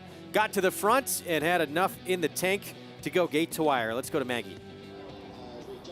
And I'm pleased to be joined by Anthony Melfi of Bob Peterson's stable as Rejected again gets the win here off the bench, Anthony. But first I got to ask you a little bit about the background of Bob Peterson's stable, because I crack up every time I read it. Bob Peterson is a fictitious man who was my business partner's son's fictitious friend. And this all made up one night in Key West. Made up in Key West after just a couple beers.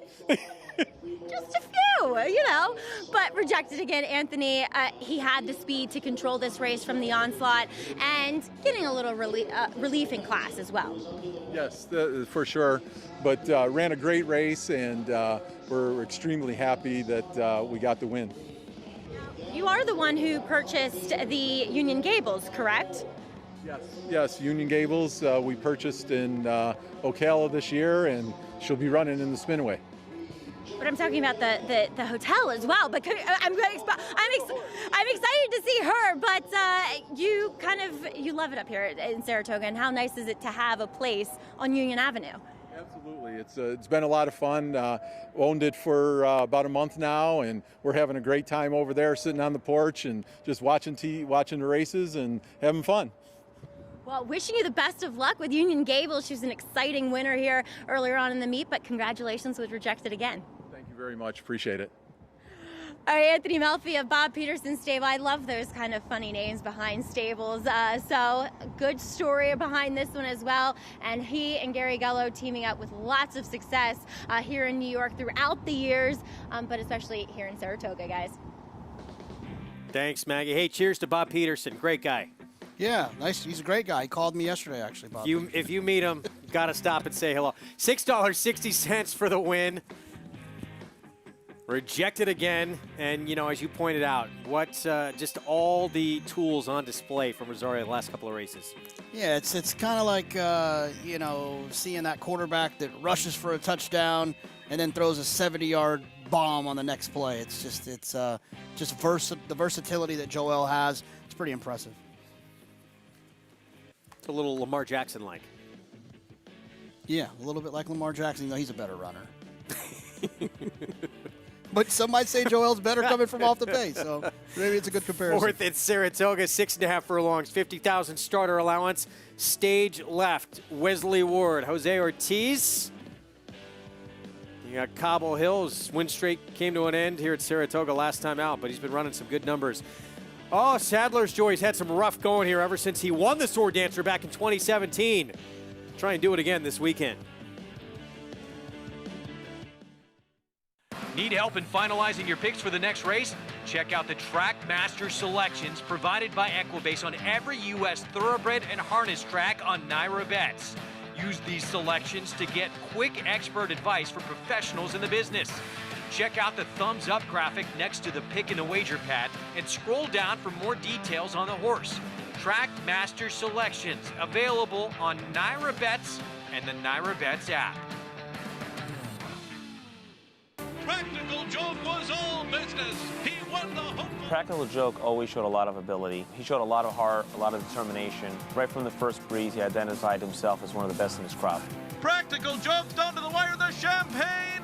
Practical Joke took both the Hopeful and the Champagne Stakes. And he's a fast, tough, precocious 2-year-old, trained on, showed even better form at 3. It is Practical Joke in the Allen Jerkins. He's going to be a horse that no commercial breeder can leave off their list.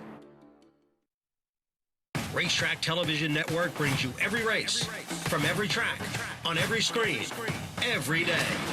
With monthly packages starting as low as $5, RTN gives you great value and access to more live HD streaming and race replays than anyone. Visit RTN.tv today to sign up and watch on almost any device, including Roku and Amazon Fire. Use promo code TRYRTN for a 5-day free trial.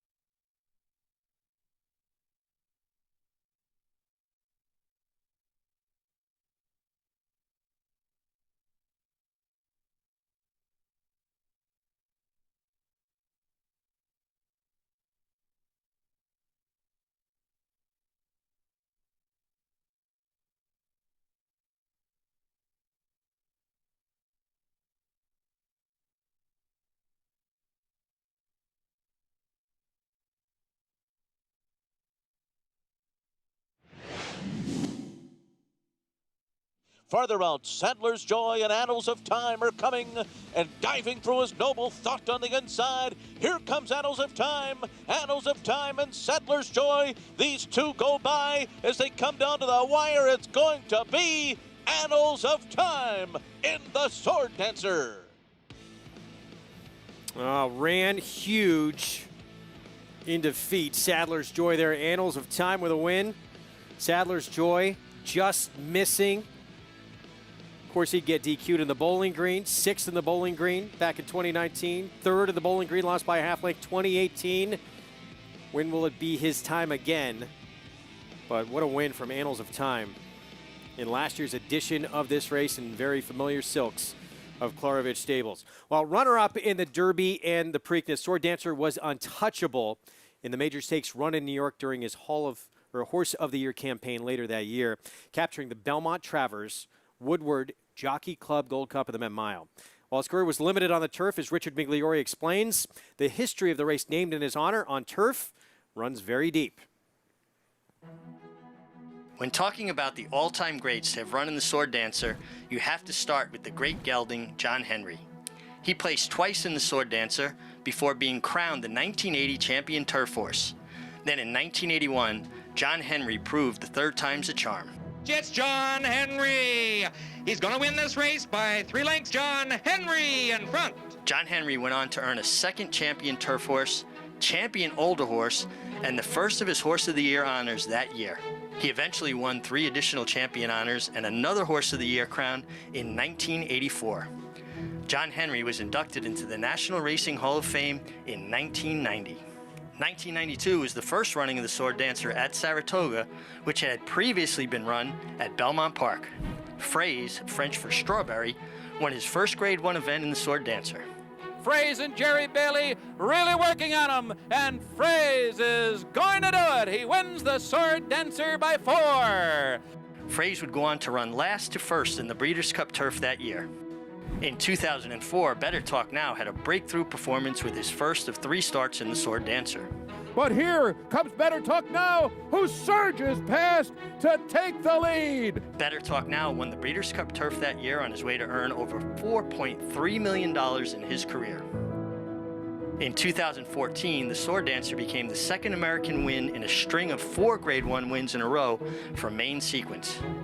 And Main Sequence fires very late in the game. Coming down to the finish, imagining Main Sequence, here's the finish.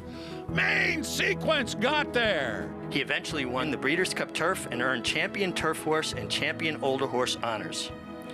2015 and 2016 was the 6th time a horse won back-to-back Sword Dancers. The globe-trotting Flintshire, already a Grade 1 winner in France and Hong Kong, earned his first Grade 1 win in America.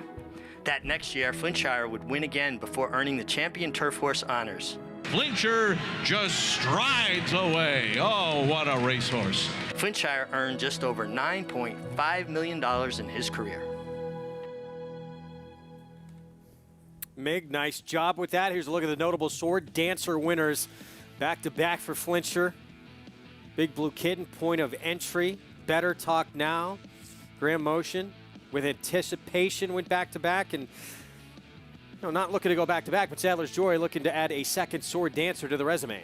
Yeah, such a cool list of horses. Main Sequence, Flintshire, Point of Entry was one of my favorites. These long-distance turf races, they get exciting because you just never know what's going to happen. It's usually a scramble to the finish. You saw it with Annals of Time, and you saw it last time as well when Sadler's Joy was DQ'd. And you made the point going into that race that Sadler's Joy loves the inner turf. He ran huge that day, even though he got DQ'd, so he's going to get the same turf course again. He does. I don't know what the science behind it is, but he likes the 3 turns. Up here at Saratoga, these long-distance turf races on the inner take place around 3 turns, and he seems to like that. Down at Belmont, he doesn't seem to really love the configuration there. It doesn't seem to get his best performance, and he ran well today, but unfortunately he took a little bit of a left turn there and caused some trouble for the others. And as you'll see in this head-on, it was enough that the stewards believed that he needed to be disqualified, and that my best bet had to come down. Here he is, getting in. That black and gold cap comes over a full, about a lane and a half. And as a result of that, taken down. It's taken me, I don't know, 300, or not 300. It's taken me 28 days to get over it, but I think it was the right decision. Meanwhile, Aquaphobia, Mike Maker, coming off a victory at Monmouth Grade 1 United Nations in probably the biggest race he's ever run. Absolutely, and Aquaphobia was impressive this day. Corelli, who's also going to be running, was right there behind Aquaphobia in this race. And the thing is Mike Maker does a lot of things really well, but he wins races long on the turf really well. He's taking the Chad Brown approach here. He's got 3 of them in. You see that a lot in these mile-and-a-half turf races because Maker gets a lot of them.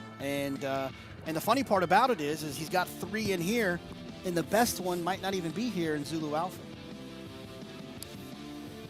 Well, cross-border, it'll be fun to see the rematch with him at Sadler's Joy, but there's quite a few that you can make a case for in this edition of the Sword Dancer. And for Sadler's Joy, some tough beats, some tough breaks as we saw in that last effort, but not just that.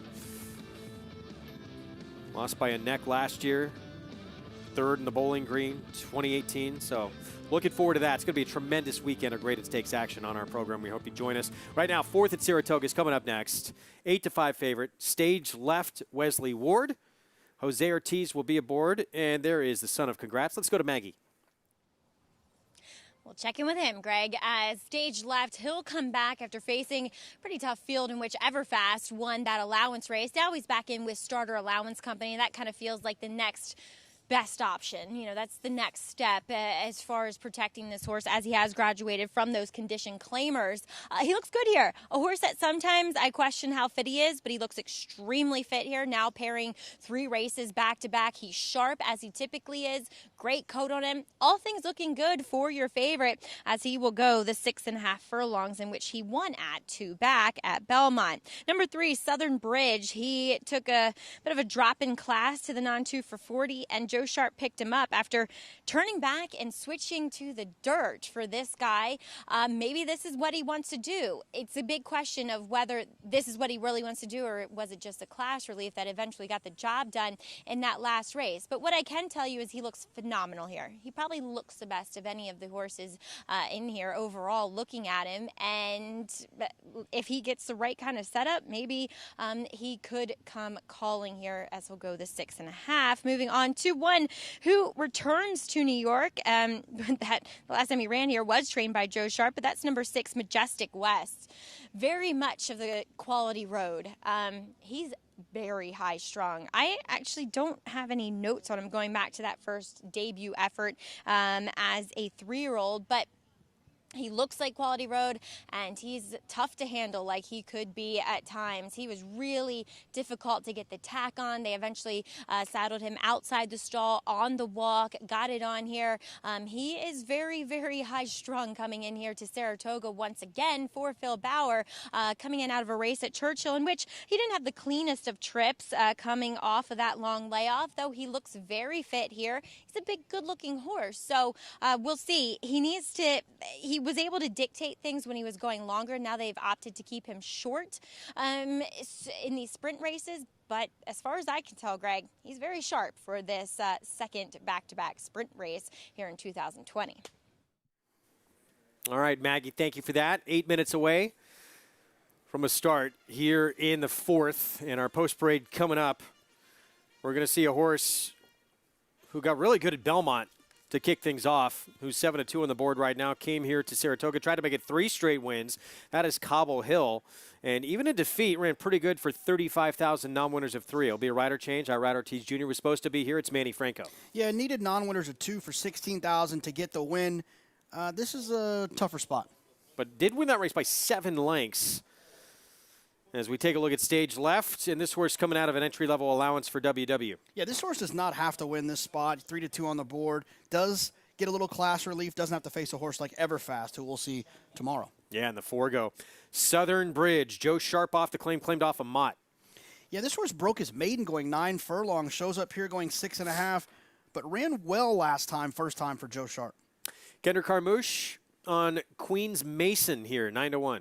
Yeah, this horse broke the maiden for maiden 20,000. When I'm looking at these starter allowance races, I want to see where the horses actually got their win. It's a pretty low level. And late equipment change, too. The blinkers coming off the 4. Mr. Bobby Louis Saez, James Bond Barn. Mr. Bobby has actually never crossed the wire first. The win that he did get, there was a DQ that moved him up. And Majestic West, Phil Bauer, Ricardo Santana Jr. had the maiden, scored a mile and a 16th at the fairgrounds. I like this horse. I think he's sneaky a little bit. He debuted for 50,000 to make him eligible for this condition. He's been protected in every race since then. Now he shows up here, and he's still protected. I like the outside draw as well, and I'm never upset to have Ricardo Santana on a horse that I like. All right, our favorite stage left, Wesley Ward.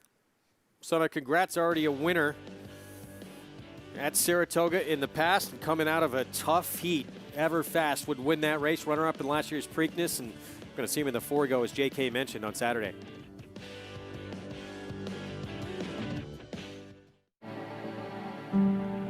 Lady Aurelia down the centre in the white and green colours is going away at the end.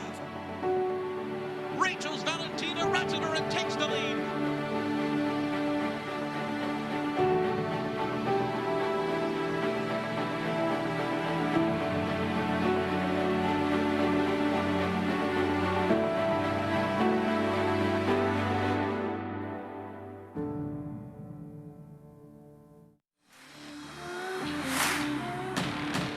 He's very athletic, very balanced. He's got all the right parts in all the right places. He's a very good mover on the end of the shank, and he's a great mover out in the field, so he's got all the parts. So when you pull him out of the stall, it's a wow. This is a colt by Run Happy out of the AP Indy Mare Orate. He's got a lot of size, a lot of scope, beautifully balanced, and looks like a classic distance horse, much like we've seen with a lot of the Run Happies. Run Happy, standing at Claiborne Farm. Adrenaline pumping, hearts racing, the thrill of winning. And it all happens right here. Twin Spires, from the team behind the Kentucky Derby and the destination for horse racing wagering from around the globe. From beginner to expert, Twin Spires is betting made fun and easy. And for new players, once you place your first $25 worth of bets, we'll match that in bonus bets. Twin Spires, racing into your home. Download the app now. See site for details. Void where prohibited. Please wager responsibly.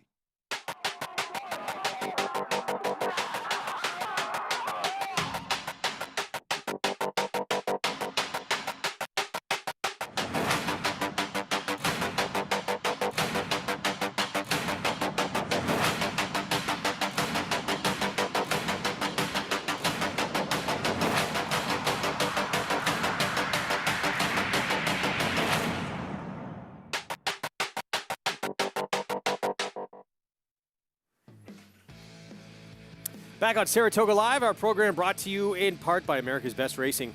For the love of the race, visit americasbestracing.net today.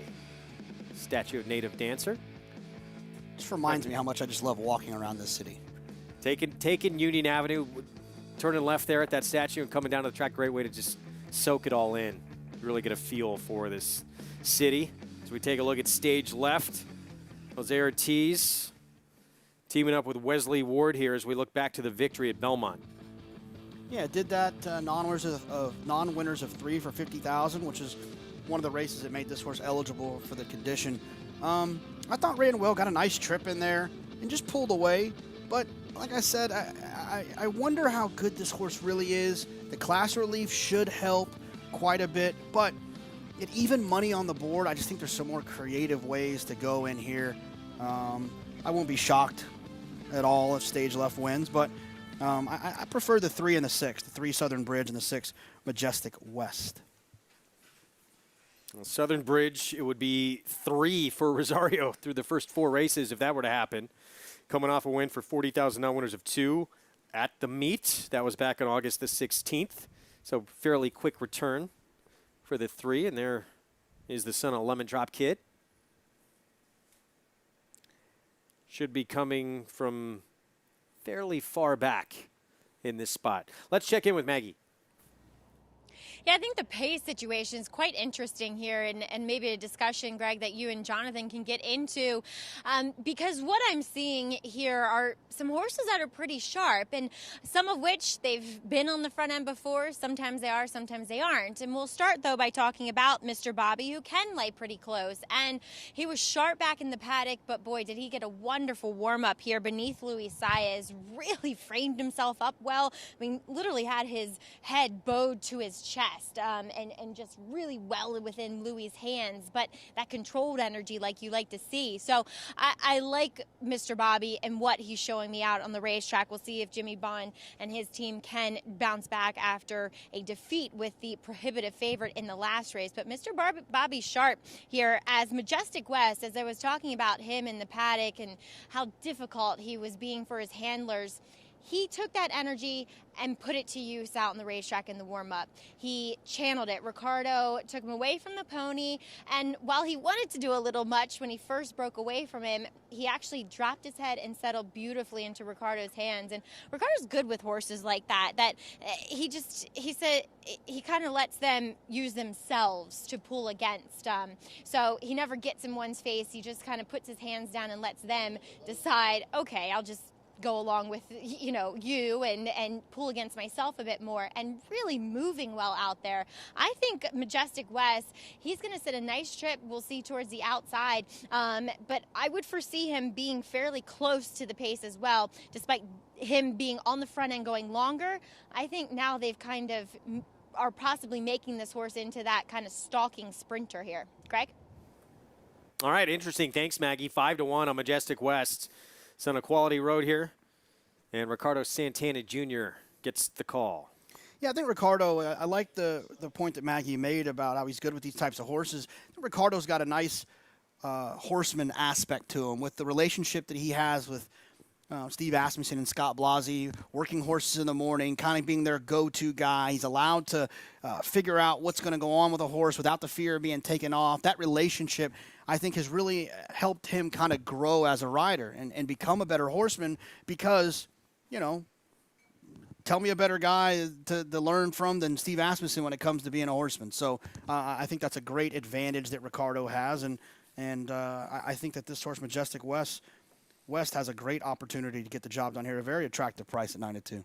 And that's going to be the new team. You're talking about Steve Asmussen, who we learned from. Going to be the new team for Max Player. Moving to the Asmussen barn. As many races as Steve has won, that one still escapes him, the Kentucky Derby. It'll happen, you would think, with everything he's accomplished in his career. Just a matter of time. And he's got a lot of 2-year-olds he's unleashed at this meet that you would think for 2021 might get him there. Long way to go, of course. Just about all in. Stage left, the 2 for Wesley Ward, the 1 to beat. Here's John Imbrial.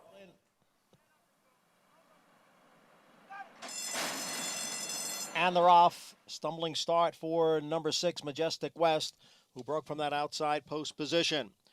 Going out for the lead is Stage Left. Queens Mason is in between horses, and on the outside, it is Mr. Bobby. So 3 of them heads apart for the lead. They've got 2.5 lengths on Cobble Hill and Majestic West. Farther back is the gray Southern Bridge, who trails the field in 6th. The favorite, Stage Left, now with a neck in front of Queens Mason.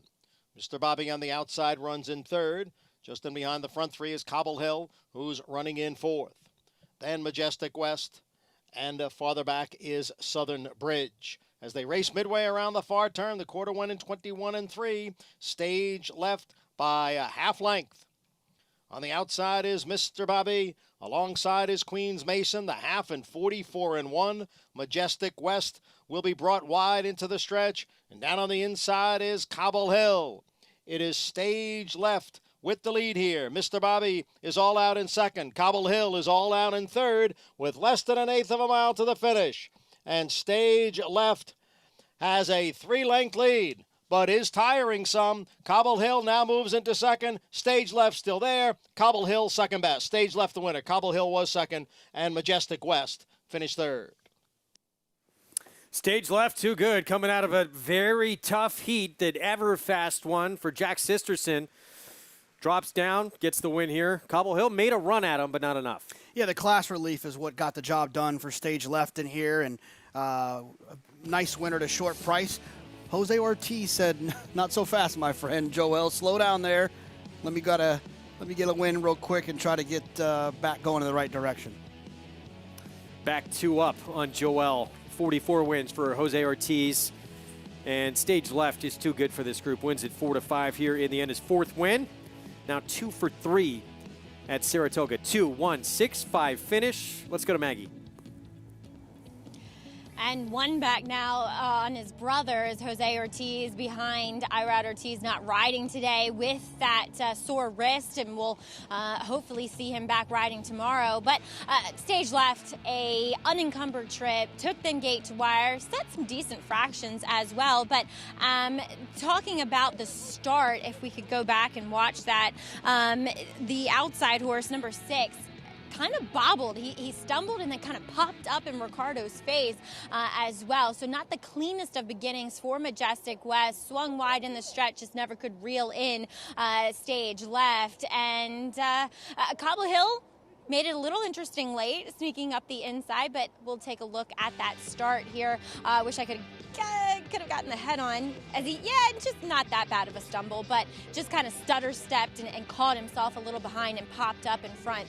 I don't think it cost him too much, and Stage Left just much the best winner here. As Greg, you were mentioning, we'll see the horse who won his last race, Everfast, trying the greatest stakes company once again for Calumet and Jack Sisterson.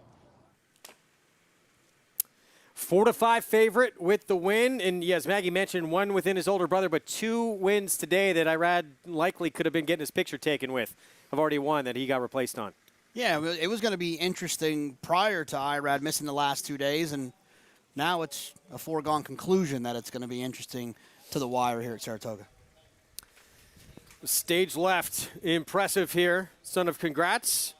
Ray Signs owns this one. Wesley Ward with the winner, and again, Jose Ortiz. There's Wesley, right-hand side of your screen. And Jose on the board with a victory. Of course, he's got a big mount coming up later on this afternoon in the Grade 3 Lake Placid with Sweet Melania for Todd Pletcher. Yeah, and he's really figured her out. Like you mentioned, he won the Jessamine with her in aggressive fashion, gets the Wonder again. I don't want to call it aggressive fashion, but front-end fashion. We'll see what he does from the rail this afternoon. That'll be on the Inner Turf feature race on this Friday card on a weekend where we have a couple of Grade 1s we're going to bring you. Going to be a very fun weekend with a sword dancer and the 4-go, our ABR race of the week. So, yeah, I hope you tune in on Saturday afternoon as well. $3.60, stage left. And pretty formful so far early on. Yeah, it's been formful. But early pick 5 can be that way from time to time. Usually have a field or two that's smaller than later. So if you're someone who likes prices, like Wolfie, wait for the late pick 5. Yep, or the Empire 6. This 5th race coming up next. Race that was scheduled for the turf. Main track now. Wide open group. Last race taken off the turf. Now a 2-turn mile and an 1/8. A couple of good reasons to play the Empire 6 in the late pick 5.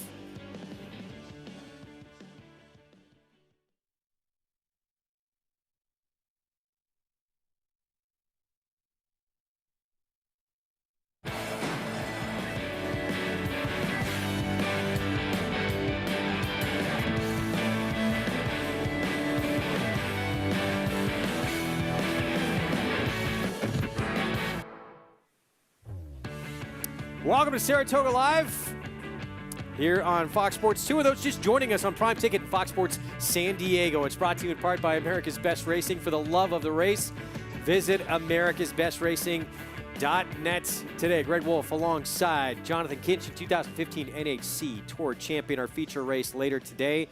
Grade 3, Lake Placid, 3-year-old fillies on the turf. We were just talking about this horse for those that are already been with us, but for the new audience, Sweet Melania. Looks like she's very dangerous from that inside post for Todd Pletcher. Yeah, she's got a lot of tactical speed, and on the turf, that's a dangerous thing if you can get some position moving forward. But there's a thin line between going too slow on the front end and going not slow enough. And that'll be the 9th on the card coming up this afternoon. Race 4 in the books just happened, and it's Wesley Ward, stage left. Jose Ortiz, his 44th winner of the meet. Let's go to Maggie Wolfendale. And Wesley Ward having a wonderful meet as well as he picks up another win here with stage left, and pleased to be joined by him here in the winner's circle. And Wesley, all about a little class relief. I mean, this guy graduating through his condition claimers, but you always have the starter allowance to go to, and he made easy work of this field today.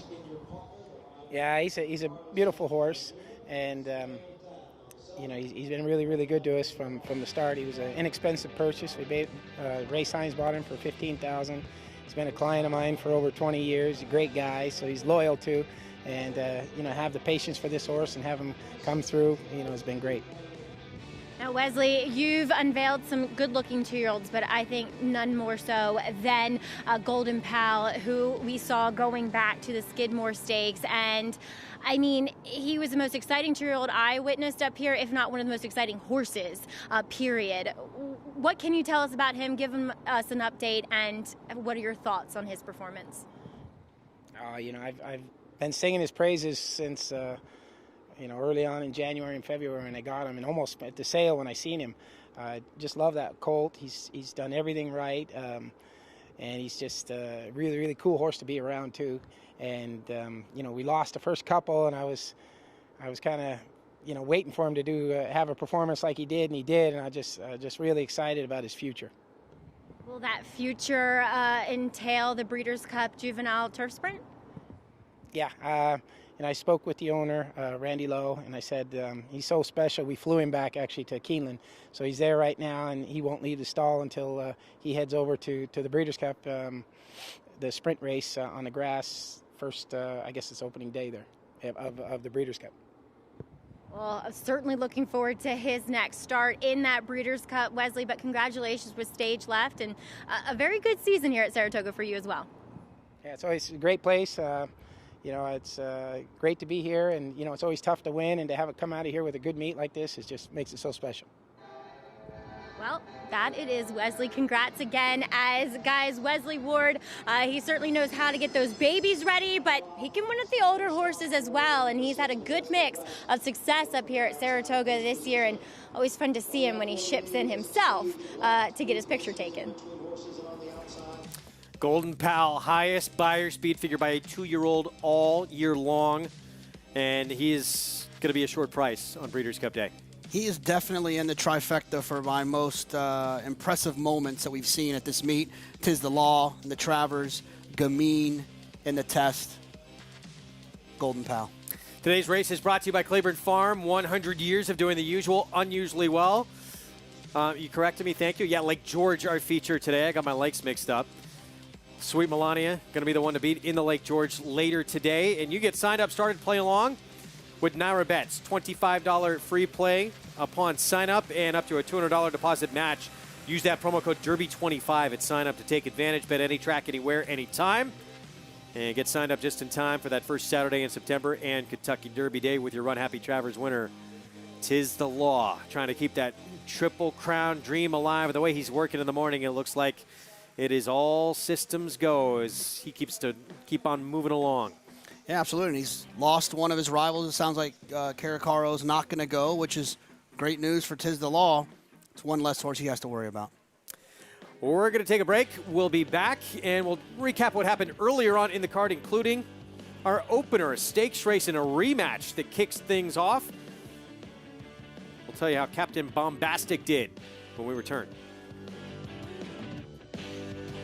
This September, Fasig-Tipton will host an unprecedented showcase, combining the best of our traditional selected yearling sales into one extraordinary catalog. 662 yearlings approved on pedigree and confirmation, with over 175 New York breds from America's #1 auction company by percentage of Grade 1 winners and graded stakes winners sold. Selected sales, superior results. The Fasig-Tipton Selected Yearling Showcase, September 9th and 10th in Lexington, Kentucky. We're still up at the break of dawn, committed more than ever to the health and safety of all our athletes. And with many of our other favorite sports on hold, we're still offering the most thrilling, heart-pounding action in all the land. And that, America, is something you can bet on.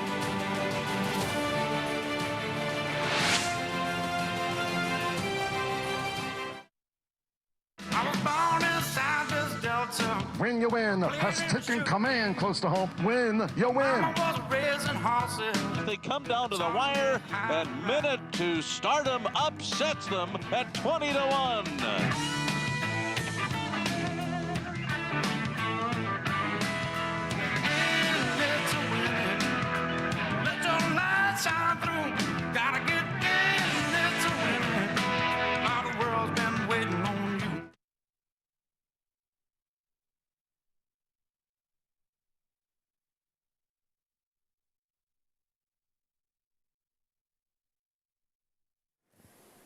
Lafitte, what's up? How are we doing, Greg?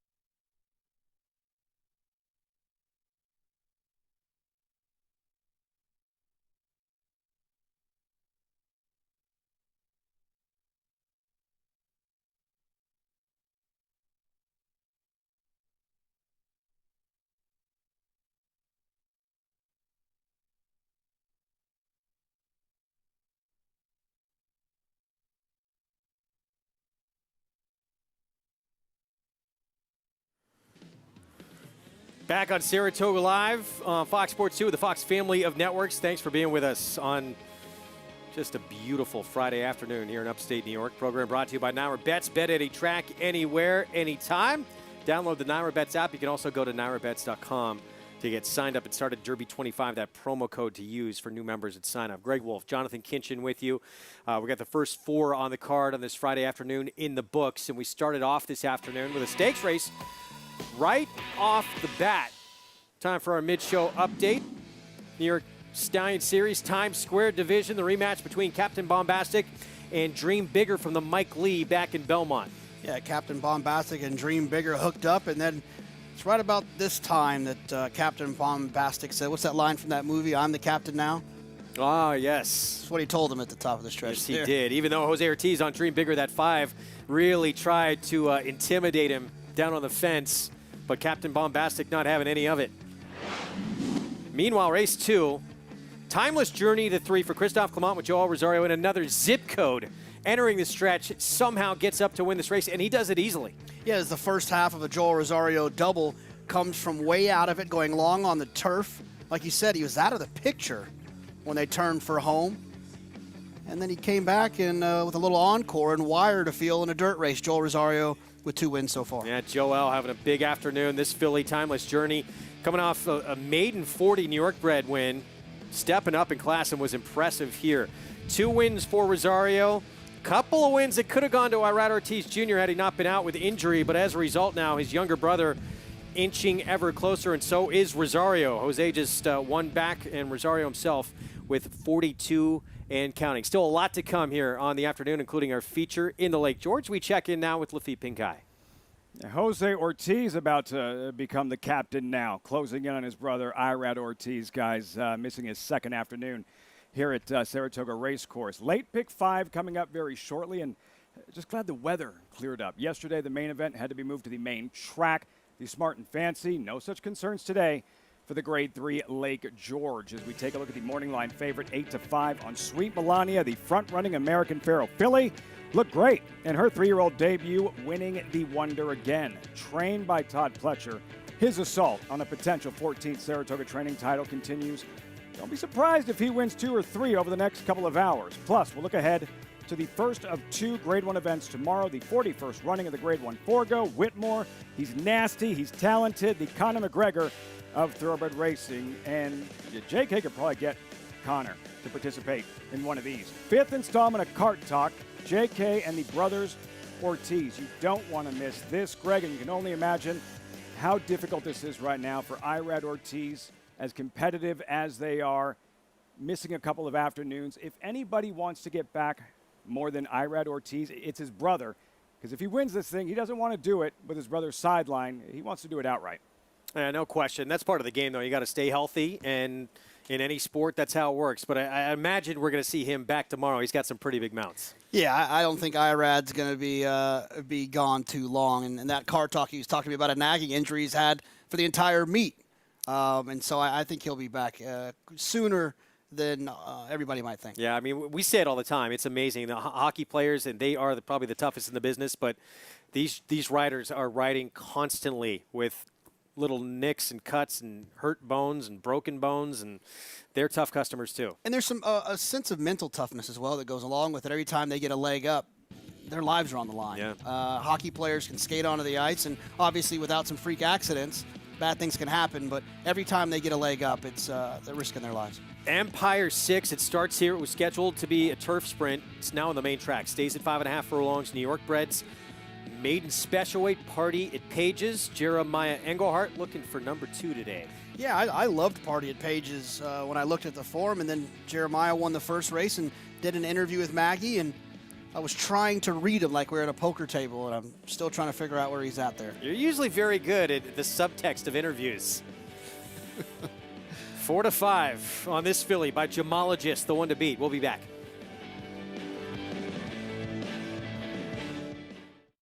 Be a part of the racing action every Sunday during Saratoga with live money contests through Naira Bets. A $250 buy-in adds $125 your bankroll, while the other half goes to the all-cash prize pool. Follow along with the races on Saratoga Live and track the leaderboard standings on Naira Bets. After the contest, your ending bankroll and prize winnings are shifted back into your Naira Bets account to start betting or withdraw. Register to play today at NairaBets.com/contests. This particular colt has a lot of stretch and scope about him. Looks like he'll have a lot of two-turn ability. Look forward to seeing how he's perceived at the next sale. This is a beautiful filly by Run Happy. Gets over ground very well, very athletic, very smart, big eye. She's going to be one of the most athletic looking fillies at the sale. I don't think anybody's going to be disappointed when they look at her. Run Happy, standing at Claiborne Farm. Since 1913, the Petaluma Creamery has believed that the best dairy products come from happy cows. It's why owner Larry Peter insists that every cow we milk is born and raised naturally to produce the finest non-GMO 100% organic cheese and butter for your family. Shop our delicious line of Spring Hill cheeses. Pick your favorites, and we'll ship them right to your front door. Visit SpringHillCheese.com today and start serving your family the highest quality cheeses available. Petaluma Creamery, the best dairy comes from the happiest cows. Racetrack Television Network brings you every race, from every track, on every screen, every day. With monthly packages starting as low as $5, RTN gives you great value and access to more live HD streaming and race replays than anyone. Visit RTN.tv today to sign up and watch on almost any device, including Roku and Amazon Fire.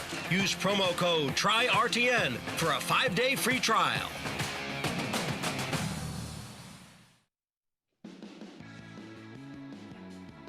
Welcome back. You're watching Saratoga Live, brought to you in part each and every day by Run Happy, as we will have 2 Run Happies on tomorrow's card in the 6th race in that 2-year-old maiden special weight, Jimmy the Kid and Happy Mac for Steve Asmussen, as they will be running for that $100,000 bonus offered by Jim McInvale, Mattress Mac, for the sons and daughters of Run Happy. No Run Happies here in this 2-year-old race. This one for the New York breds off the turf here, so will be contested over the 5.5 furlongs on the main track. And we'll begin by talking about one who has experience, although it's not Party at Pages, who I like here, and she's a deserved favorite. She has an early speed as well. But number 6, Ruby Stiletto, she took some money first time out and was deplorable. Coming into that race, she was working with a horse of Rudy Rodriguez by the name of Eagle Orb, who came back and won on the dirt as well.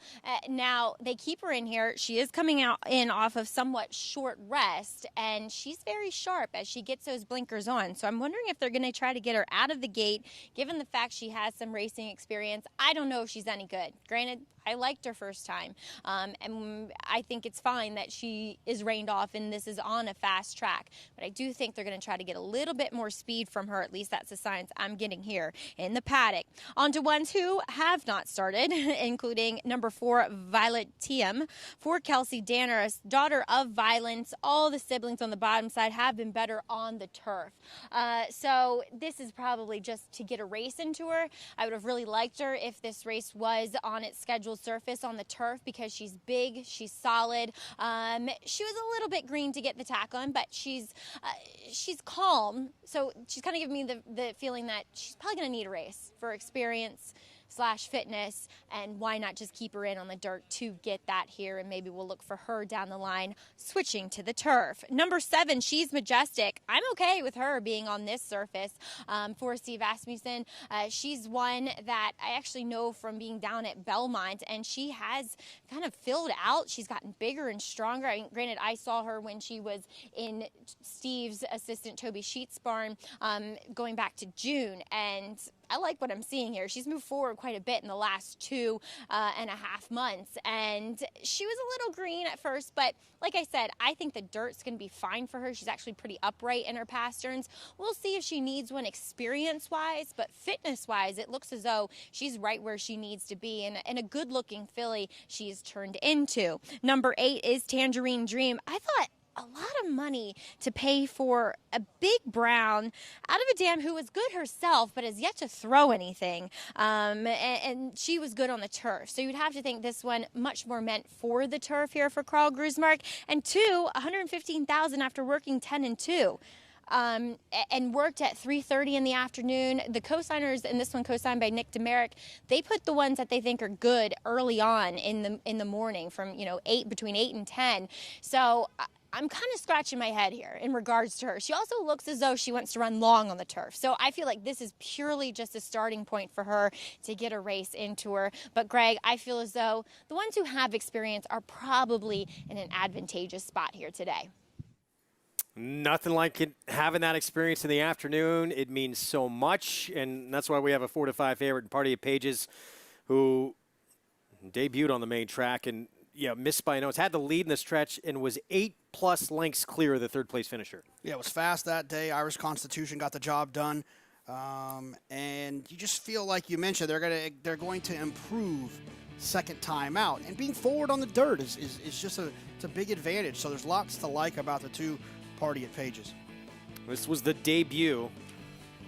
Irish Constitution would wind up getting the win, but this filly fought, and again, look at that separation back to the third place finisher. Right, in this race, what would you do if I told you, hey, Louis Saez is going to be on the front end in a dirt race? A very short price, and that's why we see it 4-5. Louis, just leaving your screen right there. In the Silks of Gold Star Racing Stable and MC Stable, daughter of gemologist, heavy favorite here to kick off the Empire 6. But there's another one who does have a start under her belt, Ruby Stiletto. Not taking much money for Rudy Rodriguez. We're going to see them all coming up here in the post parade in just a moment. This is our Spendthrift 2-year-old race of the day coming up, brought to you by Spendthrift Farm. And here is Party of Pages 4-5. Saez aboard for Englehart. Has experience, ran fast last time, and gets Louis Saez. 17-1 on You Should Be Dancing, Bee Gees fans, Pat Kelly. Yeah, only 4% with first-time starters in Pat Kelly's career. Violentium, Violence filly for Kelsey Danner. I didn't know what to do with this one. The last two works were down in South Florida on the turf, running either way. Rosie's Surprise, Amira Shishakli, Benji Hernandez team up. Yeah, Amira Shishakli is only 0 for 23 for the meet. Ruby Stiletto, the other one with experience. Blinkers go on for start 2. Yeah, Maggie laid it out. This horse was working well last time, got beat by Stimulus Check, now shows up with the blinkers. Will the tables get turned? She's a Majestic, Steve Asmussen, Ricardo Santana Jr., 4-1. It's a 2-year-old, Steve Asmussen. What more do you need to know? Enough said, exactly. Tangerine Dream, Big Brown filly. Yeah, I've been working over at Finger Lakes and thought it was a good idea to send this one over to the big house at Saratoga. Manny Franco showing up on BC Bell, 15-1, first time out. Yeah, I never like when a horse works on the turf and then the race is taken off the turf. They still run. It just feels like they wanted to get this horse on the turf. The horse was ready. Let's go ahead and run, get the experience, and then we'll get back to the turf next time. So 7 minutes away from the start of the Empire 6 here on this Friday afternoon card. You can put your handicapping skills to the test every Sunday with Naira Bets, hosting a live money handicapping contest. $250 buy-in, all cash prize pool seated with $2,500. You have to register again tomorrow by 5 p.m. Eastern time at naira.com/challenge. That is how you get involved in the Saratoga Sunday contest. And there have been some lucrative payoffs to the winners. Oh, absolutely. Those contests are a ton of fun. It's a great way to kind of leverage your opinion. You start with $250 to get into the contest. $125 goes to the prize pool. $125 goes to your bankroll. And one of my favorite things is late in the contest, depending on how much money you have, you can really turn in some easy results into a great opportunity. Say you love an even money shot in the last, and you've got a $1,000 bankroll. The leader's got $1,800. You bet that $1,000 to win on that even money shot. You're really not getting even money because of the prize money that's involved in that. You could actually be getting 6-1, 7-1, 8-1 based on that prize money. So, the value is there in these contests, but more than anything, horse players all have egos. They wouldn't be horse players if they didn't think they were smarter than their fellow players. So it's always fun to see your name on a leaderboard. 4-5 favorite. There she is. Start number 2. She showed speed. She had the rail that day, and with the defection of the 1, is going to get the rail again today. Yeah, I mean, and I'm not really too worried about the rail for this one because she broke so sharp last time. She gets Louis Saez, who's one of the best in the world getting horses out of the gate. So, and the experience is there. If and when she were to maybe break a step slow, it's not like she's never been out there before She was down on the inside last time, so that's obviously a place of comfort for her. So I've got no concerns with her being down on the inside. 4 minutes to post. Race that kicks off this Empire 6. And there's the one, the only other one with experience. Equipment change, blinkers on, did not get off to a good start in the debut. Did take a lot of money in that race. This is an interesting one because, like you said, took a lot of money. The stablemate this one was working with came back and ran well.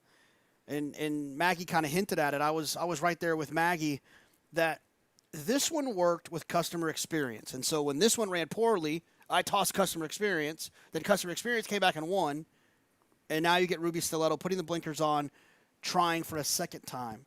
The only concern I have is that she's not taking any money. Rudy's horses, the tote board typically doesn't lie. If they're getting bet, they're going to run well. If they're not getting bet, there's a chance that maybe they won't. So that's my only concern is the tote board at the moment.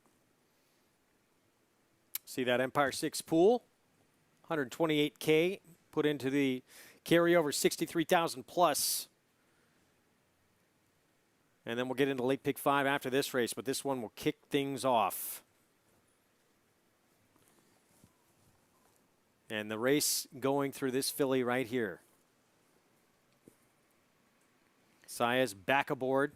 You know he's going to be aggressive early. Likely going to be in front, so can they catch her and run her down here in start number 2? With more on this filly, let's go to Maggie.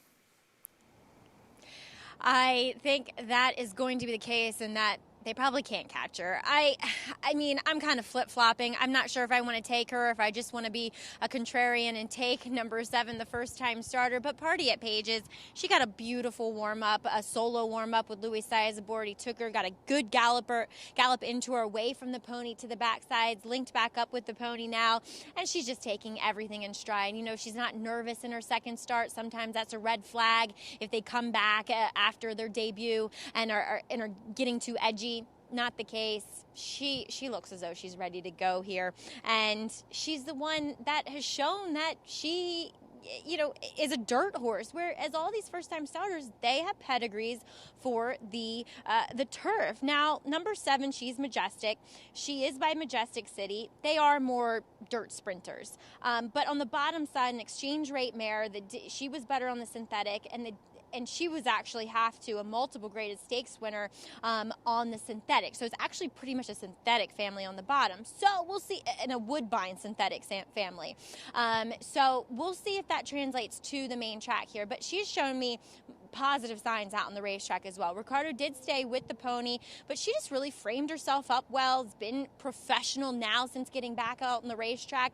She just looks like the most fit of the first-time starters and the one that should be able to handle this surface change better than the others. As number 10, BC Bell, I want to look for her when we get back to the turf. This filly by Vancouver, who's actually gotten off to a very good start for his horses here in the States. He's hitting at 18% with his freshman crop of stateside runners. And the bottom side, it is more turf, but they can handle the dirt. But honestly, she has much more of a flat kind of turf hoof to her. She looks like a turf sprinter. I like her. I'll be watching with interest and looking for her next time on the green stuff, as we will be with many of these, Greg. Yeah, no question. Originally scheduled to be on the grass. All right, so JK, you've had some time to mull over what Jeremiah Engelhardt said earlier about this filly here. What do you think, having given it some time? I don't know. He was telling the story about how when she came back, she didn't work as good as he was hoping she would. Then she got a little bit better. And then when he got to that third one, I was like, okay, he's going to say, like, she really worked great. And he was like, and then she just kind of started showing us some of the signs she was showing us prior to her first start. So, look, I don't know. I couldn't make anything out of it, but I do love the idea. One of the things I love about the show is, like, being able to hear them talk about their horses and trying to get an idea of what they're going to say. I mean, a lot of them you'll get a little trainer talk, and that's understandable. You know, well, you know, we always wish we had another work. Linda Rice got us, I remember earlier in the meet, saying, I wish you had another work.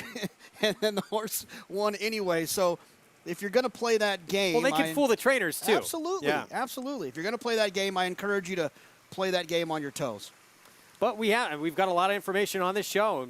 People that Acacia and Maggie have interviewed, hearing from connections that have been extremely helpful in terms of how you play. Horse players know how to look at the form and come up with some ideas and to figure out this, that, and the other. It's all of that behind-the-scenes stuff that we're not aware of, how well a horse is doing in the morning. That's why workout reports have become so popular, to have an idea how they're working in the morning. It's why Acacia and Maggie's information in the paddock and during the warm-ups is so important, because it helps us figure out the stuff that we might not have been able to figure out because, you know, it's not on paper. Some of my favorite stuff is like how the horses are warming up for intent. Because that's what I'm always trying to figure out in these races is who's going to go, who's not going to go, who's going to grab, who's going to take back. And sometimes there's some clues there. Well, we know, especially with this post position, we know the game plan. And with what she did in the debut, Party at Pages gets separation. We'll see if she can do it. 3-5. Jeremiah Engelhardt looking for a second odds-on winner on the card. Can he bookend this early pick 5? He might. You know, I just realized this is hilarious. I just started to feel nervous as they were getting in the gate because I singled Party at Pages, and then I realized that I'm dead in the pick 5. Oh, no. Hey, good. Well, stress-free then. Yeah. So, look at the bright side. Yeah, I can just be a fan for a second. Pick 5 is coming back in a second. And there she is, loading up. One of just 2 with experience in the afternoon. And then a bunch of first-timers in here, but she looked good from that debut, and we talk about it all the time. That first to that second start, you can see so much improvement.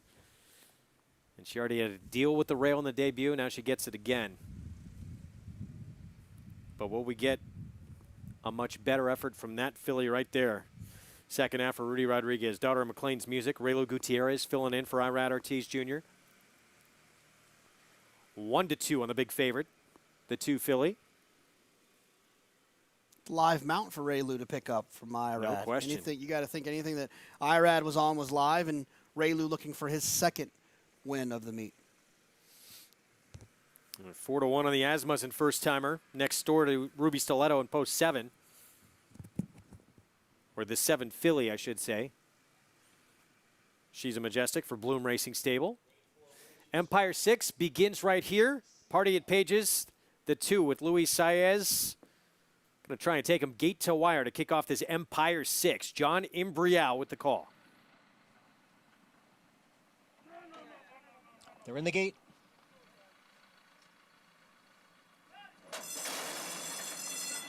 And they're off.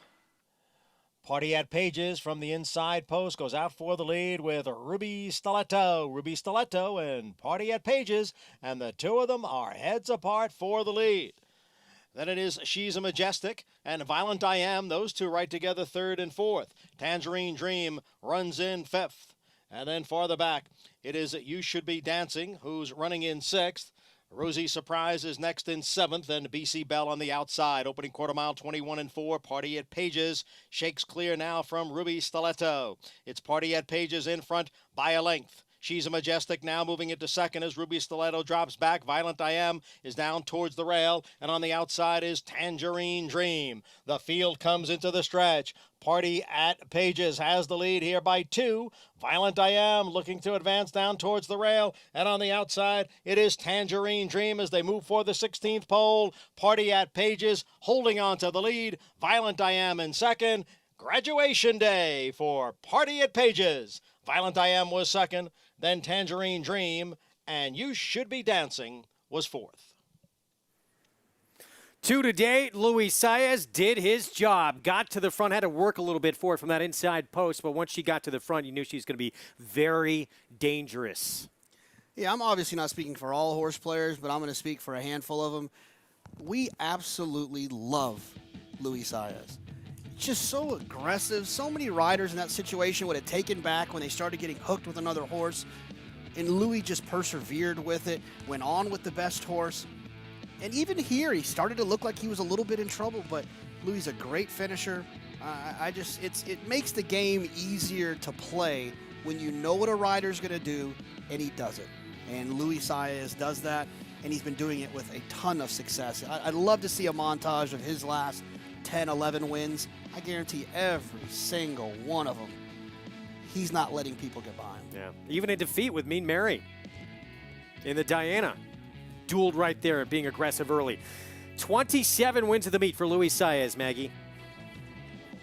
And I can speak on behalf of trainers, too, and horsemen alike, in addition to the horse players. We love Luis Saez, too. There's no messing around. He goes out there, he gives his horses the best chance. There's no playing games. There's no allegiance to any particular barn. He just goes out there, rides each horse like it's the best horse, and delivers day in and day out, and is plus such a pleasant person to be around day in and day out. There's no moodiness. There's just greet you with a smile into the paddock, greet you with a smile when he comes back to the winner's circle.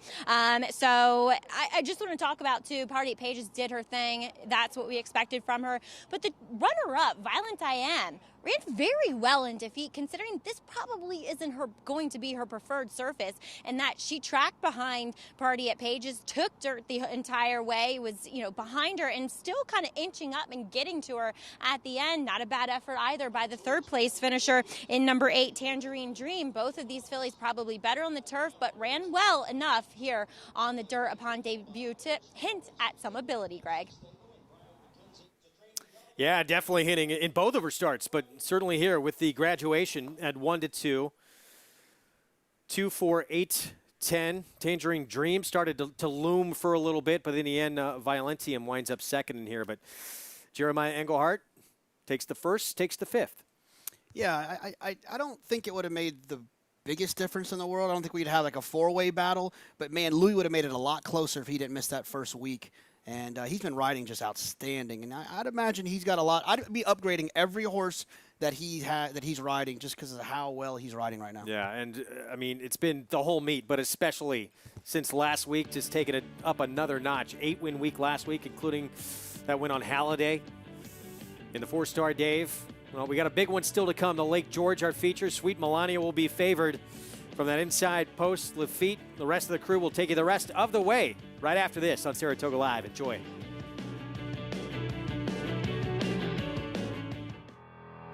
Set for the start of the Vanderbilt. And they're off. And Volatile is right on the lead.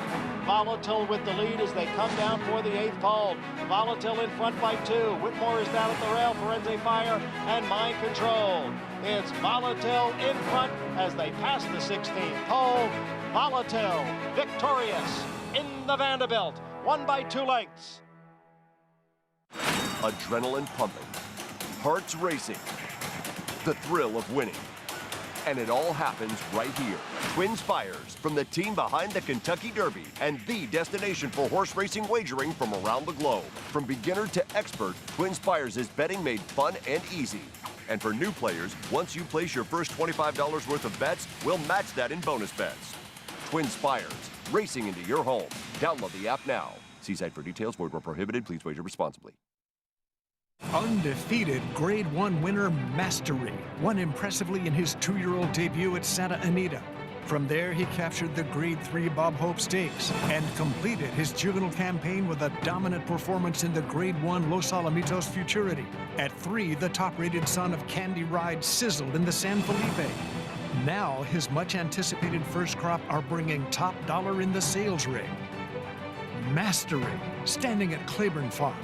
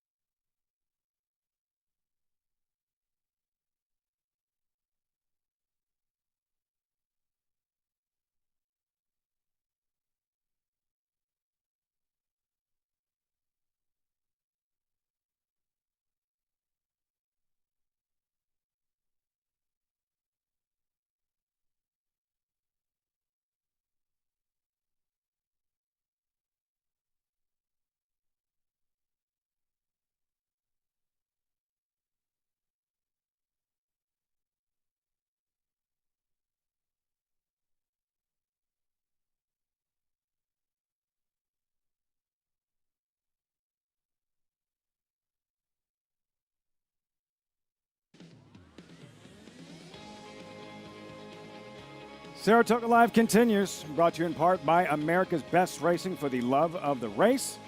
Visit americasbestracing.net today. Trackside, welcome everyone. I'm Lafitte Pinkai. There is so much to get excited about this weekend. Tomorrow alone, 4 graded stakes races, 2 of the Grade 1 variety. We'll preview the Forego and the Sword Dancer, but first things first, start of the late pick 5 here at Saratoga included the Friday feature, 25th running of the Grade 3 Lake George. Feels more like a Grade 2. Meantime, you just saw race number 5, the Spendthrift 2-year-old race of the afternoon, and Party at Pages victorious, entering the winner's circle, the Spendthrift 2-year-old race of the day. Second victory for this combination. Jockey Louis Saez and Jeremiah Englehart, as the guys were just mentioning. Saez riding out of this world. 9 wins last week. The victory in the Grade 1 4-star Dave. Last Thursday won 5 races. 2 thus far on this afternoon. Party at Pages graduates in her second career start. We check in with Maggie in the winner's circle. Here with winning rider Louis Saez as he masterfully guided Party at Pages to the winner's circle today. Louis, it's all about taking no prisoners on the best horse and probably on the fastest horse. When you're on the inside like that, though, is there ever any concern, especially dealing with the babies? Yes, well, break pretty good, today, last time too. And yes, it's special because it's a babies. Sometimes a little step from the gate, you can lose the race. But they break pretty good today. We was right there and we was battling, and he win the race. Well, I had Jeremiah Englehart on before and talking to him after the win with Captain Bombastic, and he said, I completely left that race up to Louis because he's so in the zone right now. And a horse that is very versatile, and you decided to go with him. Talk about that decision to win the stake earlier today. Okay, yeah, the plan was, they had 2 speed in the race. Of course, Jose Ortiz outside, and they have an inside another speed. And, well, we break good. The horse inside, it was Eric Cancel. He rode it, and the number 1. He don't break that well, and we was there. So, we took the lead. I know we had horse, and he was traveling pretty nice. I feel like he was pulling, carrying me, so I just let it go. Is it when you're in the zone, you make those split-second decisions, and they turn out to be the right decisions? Yeah, sometimes they turn out to be a good decision, sometimes not. But in this case, they work pretty well. So I'm so glad, thanks God, thank everybody that give me the opportunity. And, well, we're blessed to be here. All right, Louis, well, wishing you the best of luck. You're on Whitmore tomorrow, reunited with him in the Forego. A big day on tap, but congratulations, 2 wins so far, and it's only the 5th race. Thank you so much, Maggie. Yeah, let's see you tomorrow. Thank you. All right, guys. Well, Louis Saez, as I said, his mind is just in the game. He's riding lights out, and that aggression that he displays day in and day out on the racetrack is truly paying off dividends, as he has already recorded 2 wins here, both of which for trainer Jeremiah Englehart.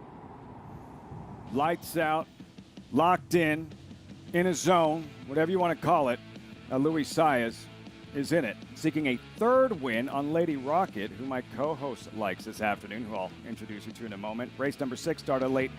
Pick 5, Black Magic Woman, 9-5 early on. Now joined by New York Racing Association analyst Andy Serling. How's your Friday going? It's going fine.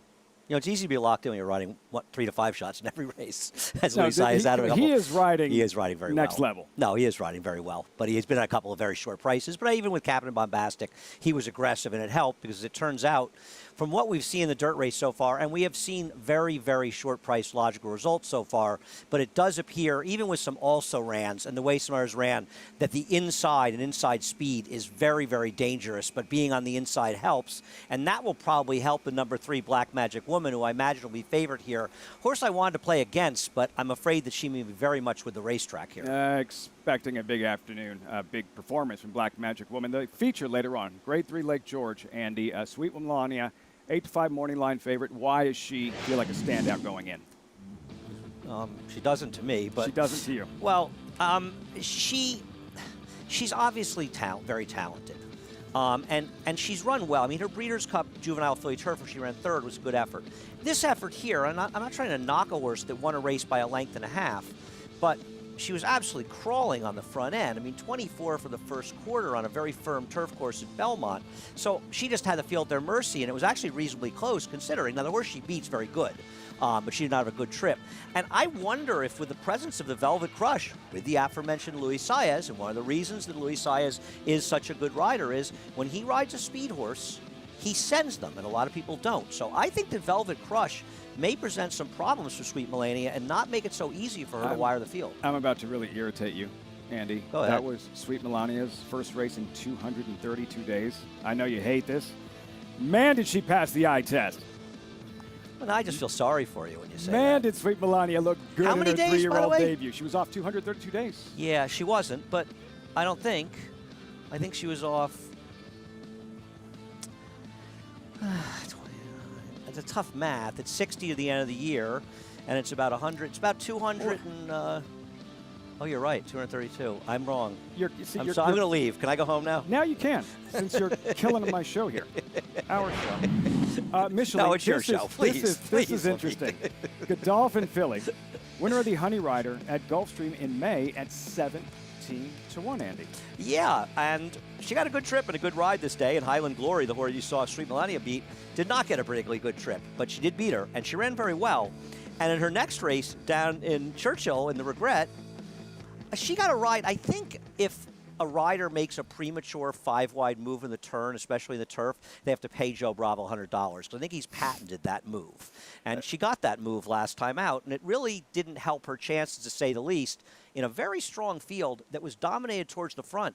And I think she ran very well. A horse who finished close to her is the Mike Maker horse that finished second in the Lake Placid and the Saratoga Oaks. So I like Micheline here, getting my man Your Joe Rosario. observations about the ride, trainer Michael Stidham did agree, felt that was left too much to do. We'll have much more on that. The Lake George coming up later on this afternoon. And look at the weekend stakes activity tomorrow. 4 of the 10 races, graded stakes races, highlighted by the Forgo and Sword Dancer on Sunday, Grade 3 Chouvy for fillies and mares live coverage right here on Saratoga Live. Great racing and great promos to take advantage of. Naira Bet's limited time offer leading up to the Kentucky Derby. New members get a $25 free play immediately after sign-up. Plus, they can take advantage of up to a $200 deposit match after their first deposit with code Derby25. Bet any track, anywhere, anytime. Join now at NairaBets.com. Is your account ready for the Kentucky Derby September 5th? Promo code Derby25. When we return, start of the late pick 5. Like, you have to use Dovima, right? And she has to win one of these races. Defeated a nose and a neck in her first pair. Is this graduation day? We're about to find out.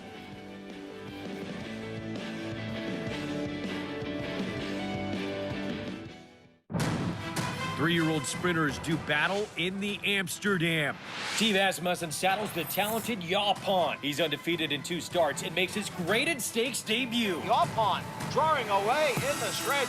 And Basin makes his debut for the Todd Pletcher barn. After competing on the Triple Crown Trail, including a runner-up finish to Charlatan, Basin returns to sprinting, where he was a Grade 1 winner of the Hopeful. Basin and Hope. Watch the Amsterdam on Saratoga Live, Saturday. Basin. What could be better than standing 1 Triple Crown winner? Standing 2. Here comes American Pharaoh. Justified, turning for home in front. And American Pharaoh has pulled. Justified. He's unstoppable. The 37-year wait is over. American Pharaoh, Justified, has won the Triple Crown. Coolmore, America, home of Triple Crown champions.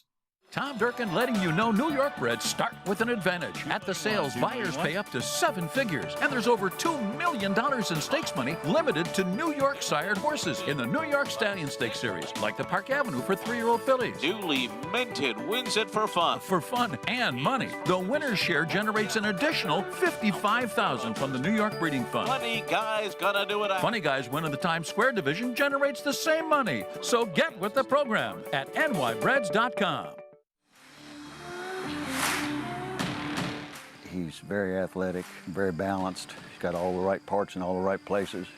He's a very good mover on the end of the shank, and he's a great mover out in the field, so he's got all the parts. So when you pull him out of the stall, it's a wow. This is a colt by Run Happy out of the AP Indy Mare Orate. He's got a lot of size, a lot of scope, Beautifully balanced and looks like a classic distance horse, much like we've seen with a lot of the Run Happies. Run Happy, standing at Claiborne Farm.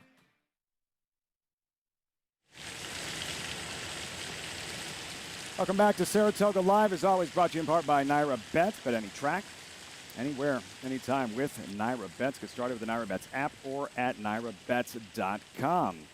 And on Sunday, you put your handicapping skills to the test through Naira Bets. Only 2 left. Naira Bets hosting a live money handicapping contest every Sunday during the meet. Again, just 2 left. Each contest, $250 buy-in. All cash prize pool, seated with $2,500, but you have to register by 5 tomorrow. To get in the competition, visit naira.com/challenge to register to play. Start of the late pick 5 in about 14 minutes. Might be a little longer than that. Race 6 updated odds. As you're looking at Dovima, owned by Peter Brandt, trained by Chad Brown. We mentioned her first 2 races. Here's the most recent, July 19th here. Andy, Dovima is about to lose a second straight heartbreaker. I agree. And, you know, you lose a couple of straight races by short amounts. Start to wonder if they're the kind of horse that find ways to lose. Then again, in front, who beat her, had a perfect trip, and she came back to win her subsequent start. So she didn't lose to some mediocre horse. Right. She actually ran pretty well. It's interesting that Chad Brown ran this horse in a mile on the turf twice and then goes back to the dirt.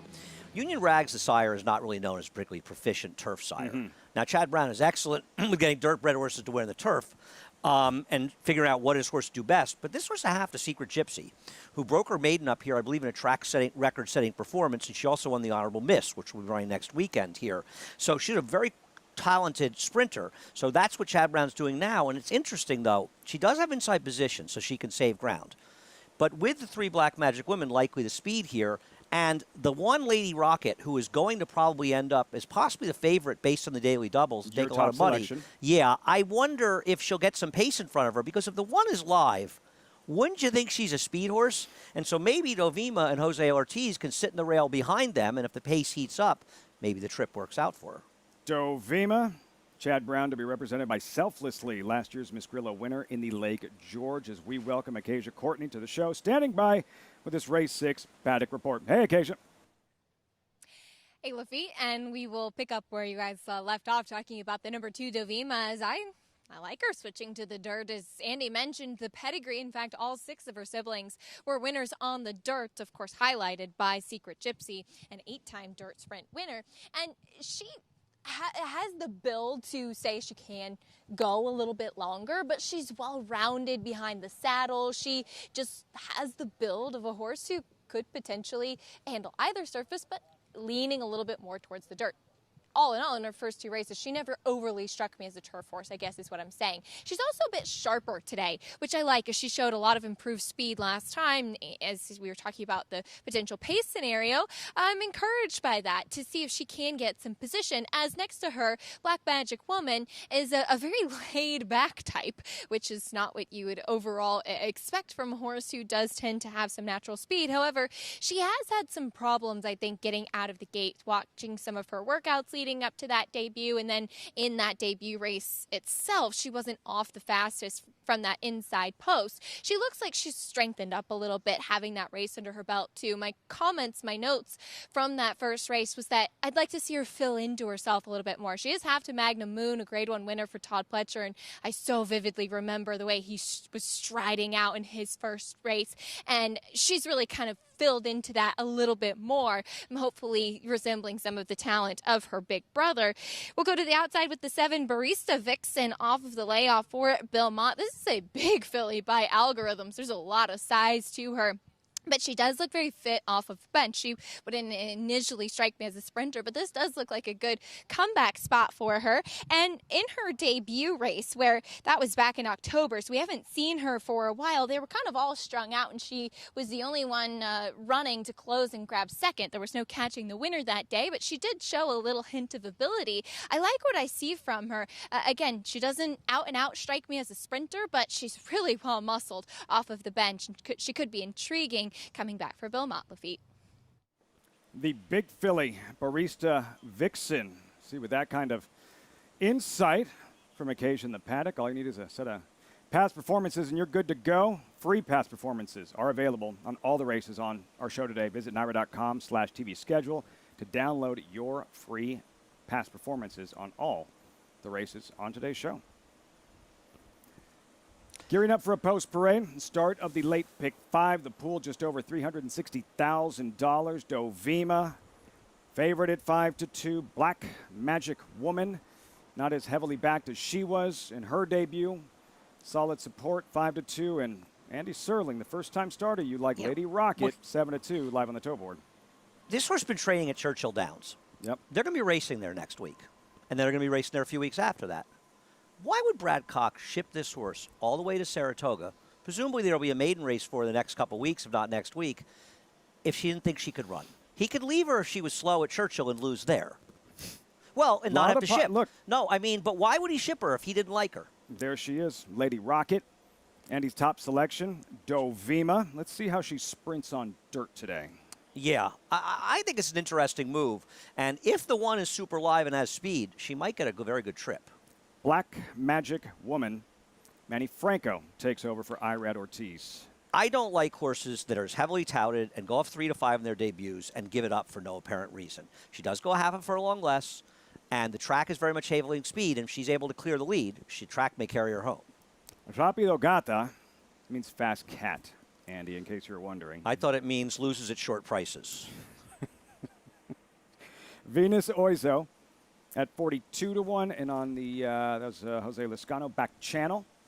Back channel's okay. She's all right. She ran well against good horses in both of her starts. Can she get the right trip?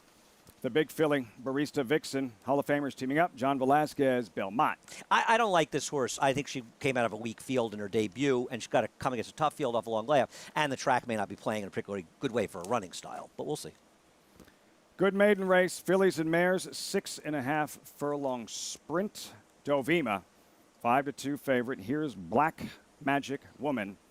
Have to say her name like there's a period after every word. Todd Pletcher trained filly. This is her debut you were talking about. She broke, I thought, just flat-footed. Black Magic Woman, 3-5, and did work hard on the lead. Like, she went fast. I understand all those things. She broke a little slowly. I watched it again. I get it. I understand. Well, maybe she won't. Maybe she'll break slowly again. My problem is, all of these things, to me, are second to the fact that she was touted like no other first-time star I think we've seen at the entire meeting, and 3-5. But you don't have to concede 3-5 today. She got a 62 buyer. She was a massive. It was a fast race. If the race came back fast and she got a 76 buyer and the pace was fast and you didn't think she'd break that sharply, okay. But when Todd Pletcher has a horse like that, they are supposed to run a big race first time out. And that's a knock to me. I'm not going to be shocked she wins. And if she clears the lead and is able to control in the front end, this track will carry her home in all likelihood. I'm just skeptical of her, that's all. I think she gets unsaddled and wins today, Black Magic Woman. We'll find out in 7 minutes. Trainer standings, Andy. Todd Pletcher clinging to a 1-win lead with 8.5 days left. Christophe Camat and Mike Maker are still lurking right back there. I mean, neither one of those guys has fallen apart. I mean, they've still continued to win races. It's been a tough meet to get it done, and we'll see what happens going forward. I mean, Todd and Chad are squaring off here with the 2 and 3. Yep. I think the other thing about Black Magic Women, Lady Rocket. Lady Rocket worked a 10 flat, 2-year-old tail.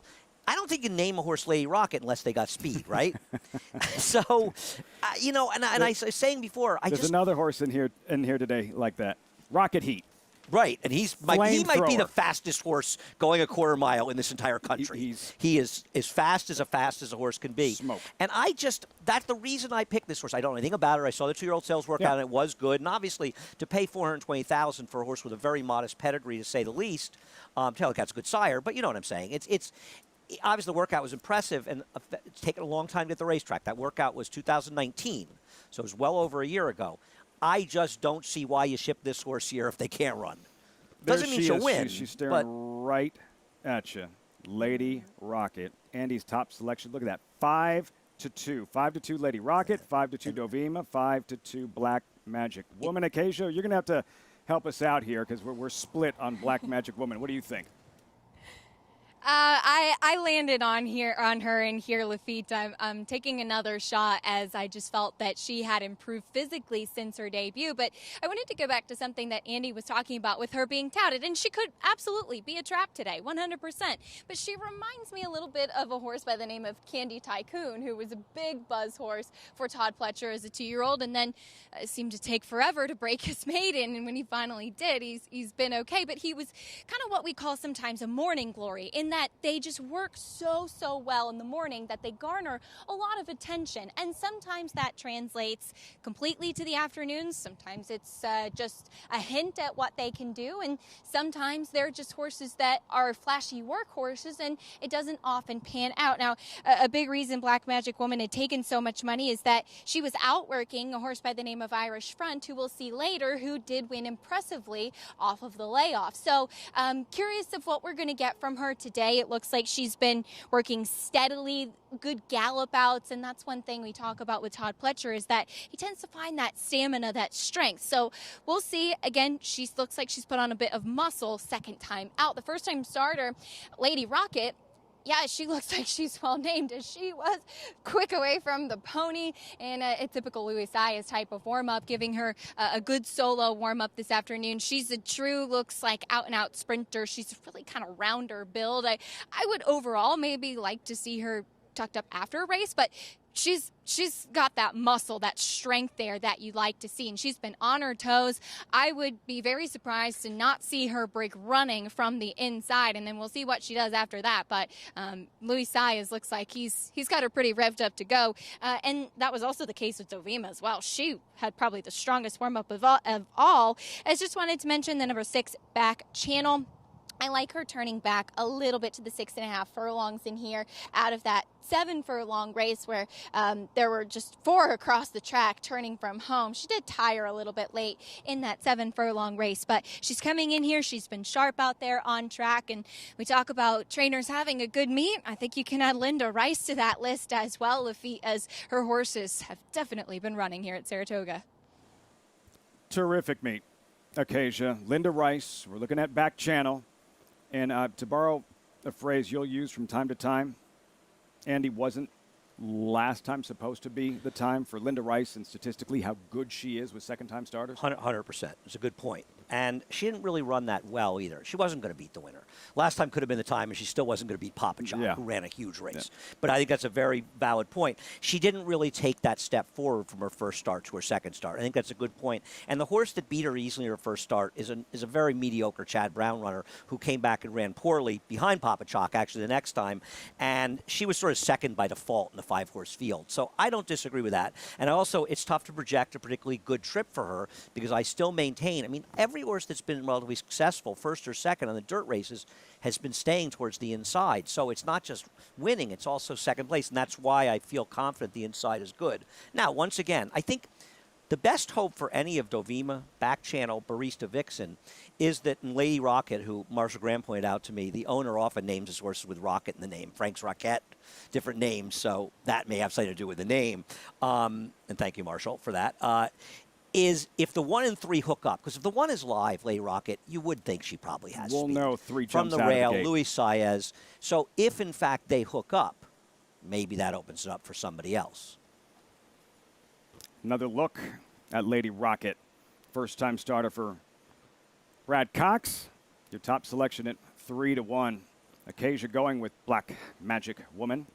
Lady Rocket, you know, if you didn't have this slumping jockey in the saddle, you might be okay with Lady Rocket. Jeez. Well, what I like about it is that, you know, assuming they break, and firsters especially, they can always break a little slowly. You have to think that Louis Saez is going to be aggressive in here, and especially with the rail position. So I can't not like that, especially how the races have played out. It's a tricky race. It's a fun race. Yeah, I agree. like the polarization, and I think that coming into this one, for anyone who was burned with Black Magic Woman in her debut, like, you wash your hands, you're done with it. And then, like, again, I believe she brings it today. That 7/8 of a mile debut, rail draw, flat-footed start, rushed up, she went fast. All that's fine with me. I'm willing to excuse it.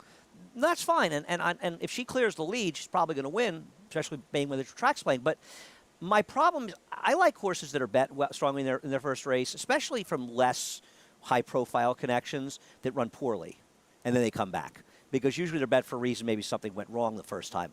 Todd Pletcher is supposed to deliver, and Acacia brought up Candy Promises, the horse they loved last year, who's just sort of a Candy Tycoon. Candy Tycoon. Yeah. Candy Promise, another horse. Yeah. Candy Tycoon, just a bit of a morning glory, obviously, because the horse is, even when he's run okay in the afternoon, he hasn't run that well. He's not a bad horse. He's just not nearly as good as they had hoped. And when you're highly touted from Todd Pletcher's barn as a 2-year-old, that means you're more than just run-of-the-mill okay. Black Magic Woman. I will remind you, American Pharaoh lost his debut. Let me say something else. Irad Ortiz could not ride Black Magic Woman. How does Ricardo Santana not get the mount? I mean, come on. I think that Black Magic Woman needs Santana. That could be what's missing here. No knock on Manny Franco, but it's almost disrespectful. That would have given us some fodder to kill the next few minutes as they circle about, waiting for everyone to get involved with this late pick 5. 2.5 more hours with me. You must be psyched. Third straight day. Third straight day. It's been awesome. Manny Franco. And for Irad Ortiz, by the way, should Black Magic Woman cross the wire in front, while Irad Ortiz nursing that sore wrist, it would be the 3rd horse he was supposed to ride today that won. Third? It would be the 3rd. Captain Bombastic. Oh my gosh, and stage, rejected again. And now it's 45, 43, 42. Joel Rosario has re-entered the fray. Funny how we it felt like the brothers Ortiz had created some separation from Rosario, and now he's breathing down their necks. And in Rosario, that was a swing because Rosario picked up, rejected again. That's right.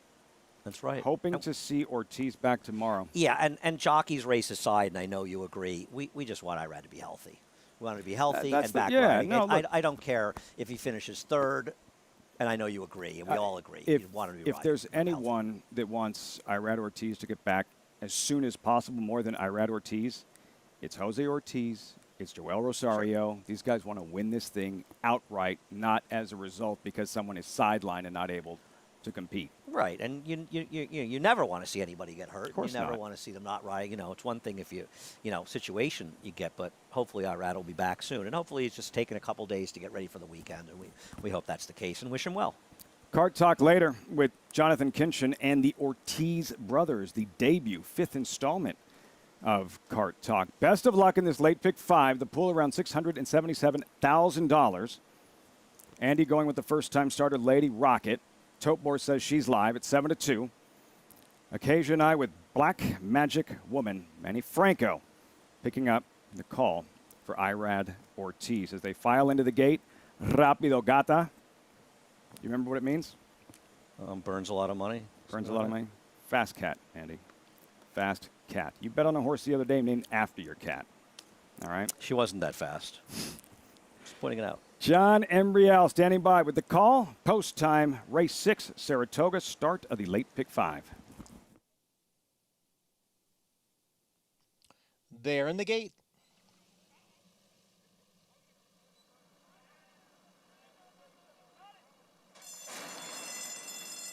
And they're off.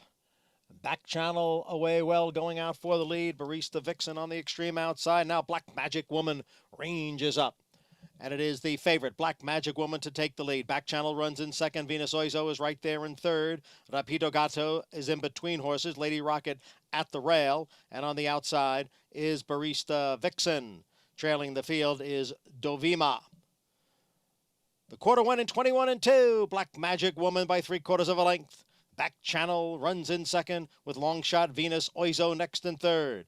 Barista Vixen's on the outside. Lady Rocket, the first time starter, down at the rail. Dovima has now advanced into sixth, and Rapido Gata is the trailer in seventh. They're all still chasing Black Magic Woman, who leads by almost a length. Back channel in second, then Venus Oizo. Dovima is on the move on the extreme outside, and Lady Rocket down at the rail. The half went in 44 3/5 seconds. It is Black Magic Woman and Back Channel. They are heads apart. Lady Rocket has moved to the outside for the final eighth of a mile. Then it is Dovima and Venus Oizo. They're inside the 16th pole. It is Back Channel and Lady Rocket. The two of them right together. Lady Rocket got it. She wins first time out. Luis Saez on his third win today. Luis Saez, third winner on the afternoon. Lady Rocket, not the best of starts, still able to wear him down in the stretch. Great selection, Andy. Thanks. It was a great ride by Luis Saez on a couple of notes. First of all, she stumbles fairly badly at the start, and we'll take a look at that, I'm sure, again. But he didn't panic, and he realized once you stumble like that, they're not going to rush up the lead because they got to take a minute to get their stride together. But he stayed on the rail as long as he could, right? So when he angled out, he had spent, about 5.5 of the 6.5 furlongs on the rail. So he angles out maybe a little less, a little over 5, actually. So she was able to get that good trip. And I got to tell you, I don't know if it's a speed type or not, it's impressive to do what she did. Now, I don't want to knock the 6 because Back Channel ran well. She's chasing outside. That was a quick pace, even at 6.5 furlongs. And you see where the favorite finished. And she still gets up and wins. That's a nice effort. Disappointing. Black Magic Woman finishing off the board, going back to the start. Lady Rocket on the inside. Luis Saez, we're expecting some speed, and she's just stumbles, leaving the gate. Yeah. Not down to her nose or anything along those lines, but it was almost like just a kind of a stumbling out of the gate start, and it cost her. Yeah. And in the end, still good enough to overcome it. Brad Cox had her cranked up and ready to roll. Another look, deep stretch. Black Magic Woman comes up small when it counts most. Back Channel, huge effort with Jose Lezcano, but Lady Rocket, Luis Saez, and watch the enthusiasm when he crosses the wire. Right there. 3 wins on the afternoon. And I would the head on, Andy, real quick. Here's the head on, and you'll see it. It's like you said, she didn't go to her nose. Lafitte and I were able to see it on the camera. That's a stumble. But that's a legit stumble. The other thing is, it took her a while to recover. I mean, it was an extended one. It wasn't one of those when you bounce up and bounce down. Cost position. And for a first-time starter who's never done this before, many debuting young horses will spit the bit right there and then. I agree, and I think in Luis Saez's case, you get her relax after that, right, as opposed to, sort of getting overexcited because the adrenaline must be going. And, I was joking with you earlier and saying, well, Luis Saez won 2 races. It's easy to win 2 races and you're riding 1 to 2 shots. He was not riding a 1 to 2 shot in this race, and he gave this horse, and I was joking more than you, but he gave this horse an exceptional ride. Difference-making ride from Luis Saez there. Lady Rocket wears down Back Channel. Dovima completes the try. Black Magic Woman off the board. Results when we come back. Also, tomorrow's Grade 1 4-go. There's a 7-year-old we love to watch. His name is Whitmore. He won the 4-go in 2018. Whitmore, if he was a human athlete, he'd refer to himself in the third person. Lexingtonian, back from California after a big runner-up effort in the Grade 1 Bing Crosby. And funny guy, the proverbial acid test for the New York bred in tomorrow's Grade 1 4-go.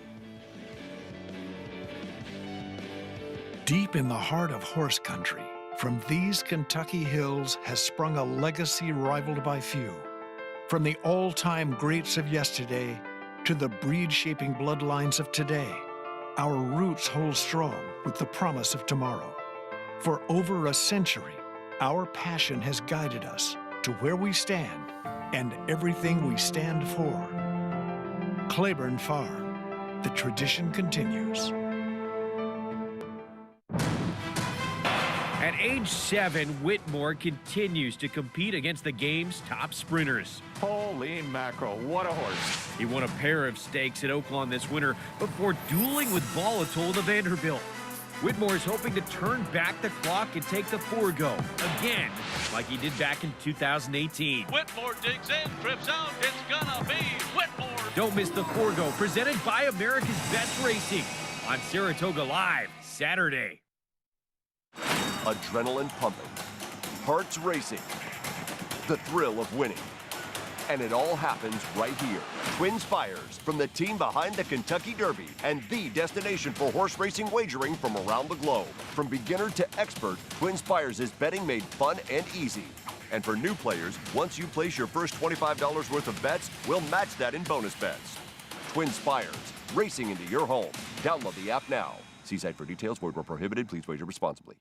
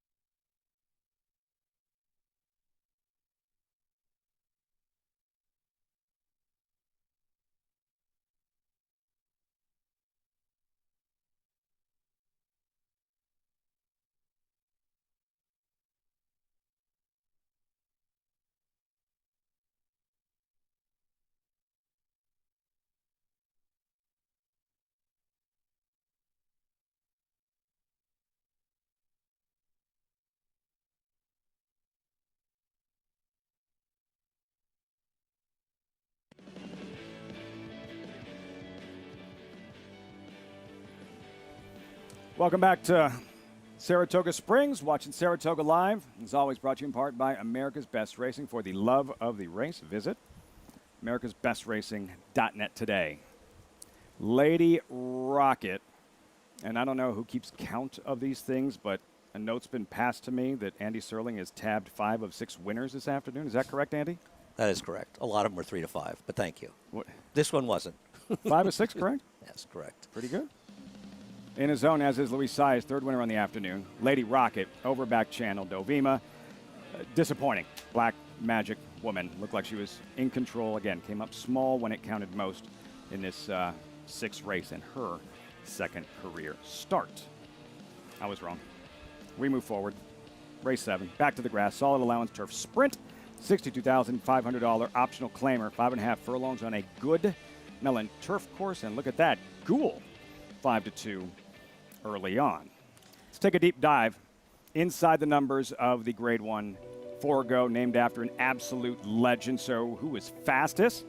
Matoli, last year, shattering the stakes record in 1:20 and 81/100ths, blinding speed. Most wins, only 2 have won twice. Groovy, speaking of fast, and Quick Call in the slot. Most wins by a trainer. Bobby Frankel, legend. You think turf, right? 4-time Forgo winner. Leading Forgo owners, Linda Stokes and Godolphin. Stokes owned 2-time winner Quick Call.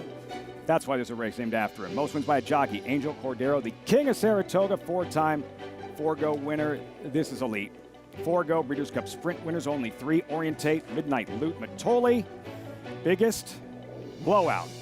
Affirmed success by 8 devastating lengths in the slop in 1998, and Forgo winners crowned champion 8 of them. Rubiano, the popular gray in the early 90s, and the stretch running sensation Aldebaran in 2003. The Forgo inside the numbers. Andy, 41st running tomorrow. Historic, prestigious. When somebody asks you about the Forgo, what's the first memory or performance that comes to mind? 1986. I loved Turkoman. And Turkoman was making his first start coming back since the Met Mile, which he had finished 4th in. And I used to come out in the mornings back then, and I saw him work out quite a bit. And he's a beautiful horse, Turkoman. I always loved him. And he met Groovy, the 3-year-old at that time.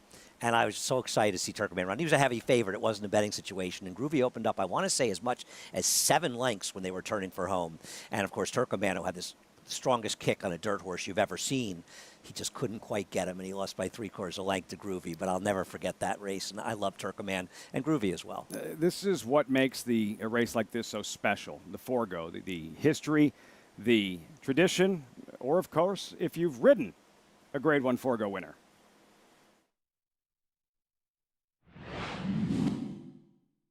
After a half in 44 1/5 seconds, A wicked half mile here between Crafty Friend and A Firm Success, and they are heads apart and driving into the stretch together. 3 lengths back, and Sir Bear is running third. Artax is coming with his run. He's still 5 lengths behind. Down toward the inside mountaintop, less than a furlong to go. Gary Stevens and Crafty Friend, they've got a narrow lead. A Firm Success, Jorge Chavez battling on. Those two heads apart, down to the line. Crafty Friend has won it.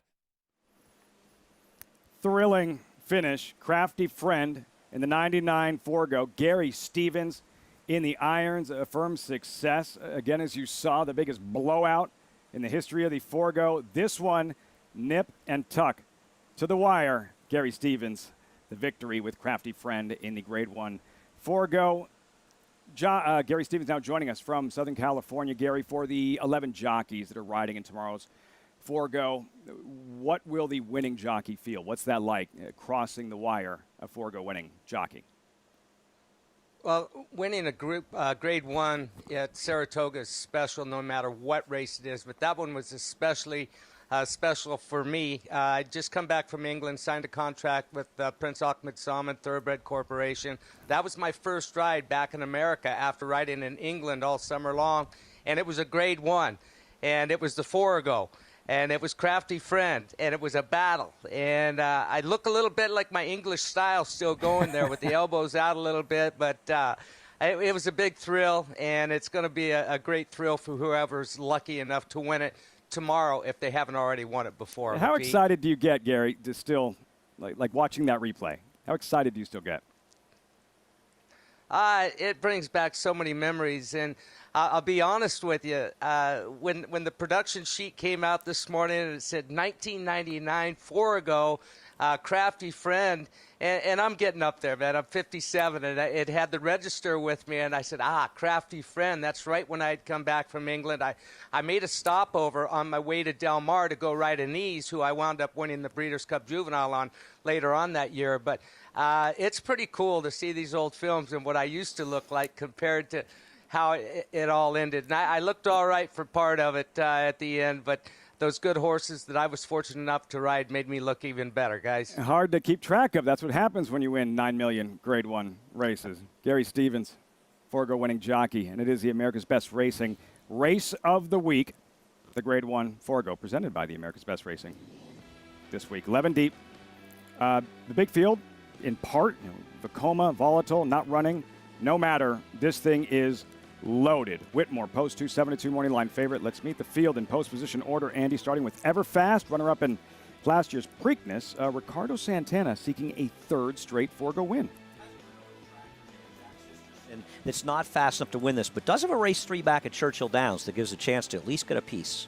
One of 3 owned by Calumet Farm, trained by Jack Sisterson. First career Grade 1 win earlier at the meet in the personal ensign. Whitmore, 2018 Forgo winner, oldest in the field, and he's just about the coolest horse in training. He's like a fine wine, right? He just keeps getting better with age. He really is an amazing racehorse, and whether you bet on him or not, you always have to root for him a little bit in races. He got a great ride and trip to win this race, but he also beat a horse that could have been horse of the year that year. Whitmore be the first to tell you, Whitmore isn't getting enough face time. Lexingtonian scratched at the gate in the Vanderbilt a week later. Second in the Grade 1, Bing Crosby at Del Mar. It shows you the difference in quality between the Grade 1 race at Del Mar and the one here. He was 28-1 when he was scratched at the gate. He has more speed. He showed times a very fast pace. I think he'd be an upsetter. Second of 3 for Calumet and Jack Sisterson. Number 4, Funny Guy, rapidly improving New York bred. Is he ready for this? I don't know, but I applaud them for taking a shot. He's run 2 fast races and coming back. This is the time you strike while the iron's hot and you try and take a shot at Grade 1. If it turns out he doesn't class up with these, there's plenty of New York bred races and other spots to run him at, but he deserves a chance. 9-2. Not sure if he should be afraid of them or they should be afraid of him. True Timber, 3rd member of the Calumet Sisterson Forgo team, ran 3rd to Maximum Security twice last year. Probably has the most speed of the runners for this Connections. I felt like he should have run better in his first race for Jack Sisterson, but maybe he needed that race. And I'm really impressed by what I've seen from Jack Sisterson. He's doing a fabulous job. Told Blood Horse it's, quote, humbling having 3 horses in a Grade 1 event. Complexity, lightly raced 4-year-old colt, Grade 1 Champagne winner at 2, just like 'Tis the Law.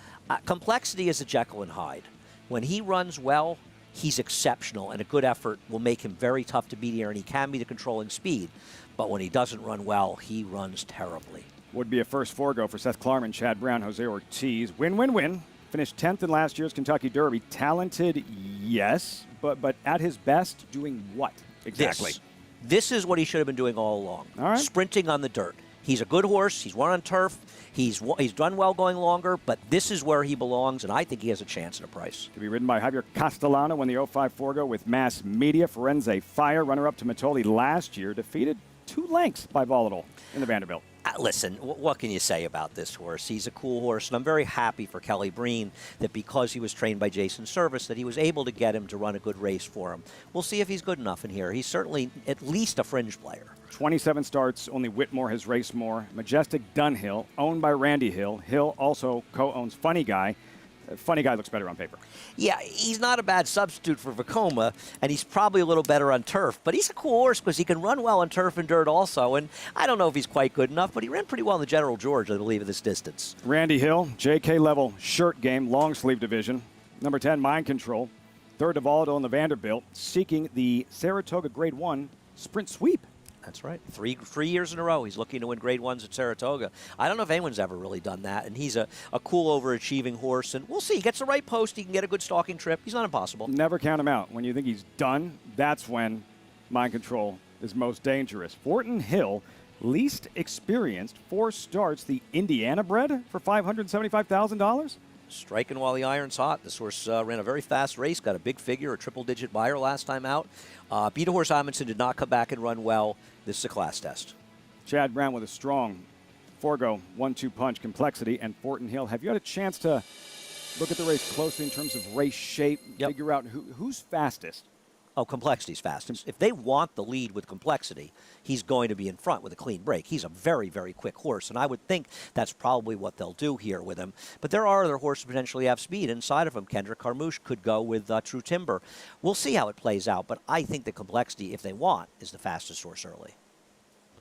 Grade 1, 41st running of the Forgo, one of 2 Grade 1 races tomorrow afternoon, shaping up as a sensational Saturday of racing at the Spa. Meantime, horses in the paddock for the 7th. Start of the late pick 4, and Saif won on opening day last year. Struggled in his lone start here this summer.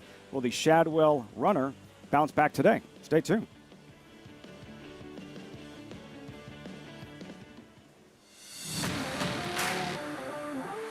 He's a very nice colt, very good mover. He's done everything we've asked as far as exercising, hand walking, and just handles everything in stride.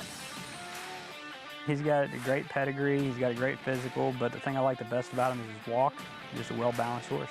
And he's one of those horses you get really excited to sell. I mean, you want to sell that kind of horse.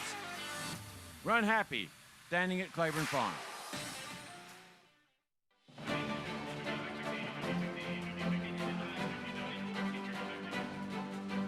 As they come down for the finish, Halliday with a front-running score in the Grade 1 4-star Dave. Swiss Skydiver is sailing home here in the Grade 1 Alabama. She's in front by 5. Gamine is a brilliant 3-year-old filly.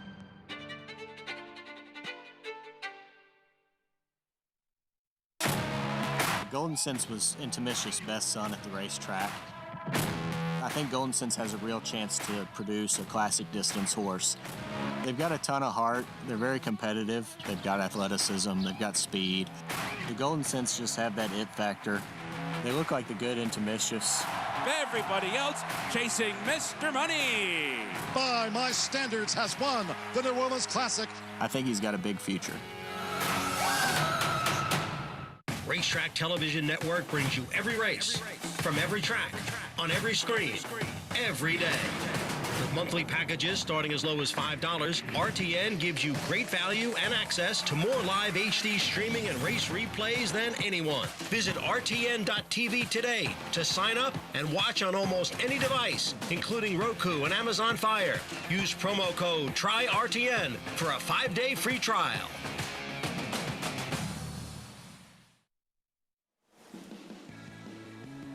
Saratoga Live brought to you in part by Hillendale at Alapa, home to some of the world's leading stallions, including Curlin and Kitten's Joy. Start of the late pick 4, field and updated odds, race 7, $62,500 allowance, optional, claiming sprint on grass, listed as good.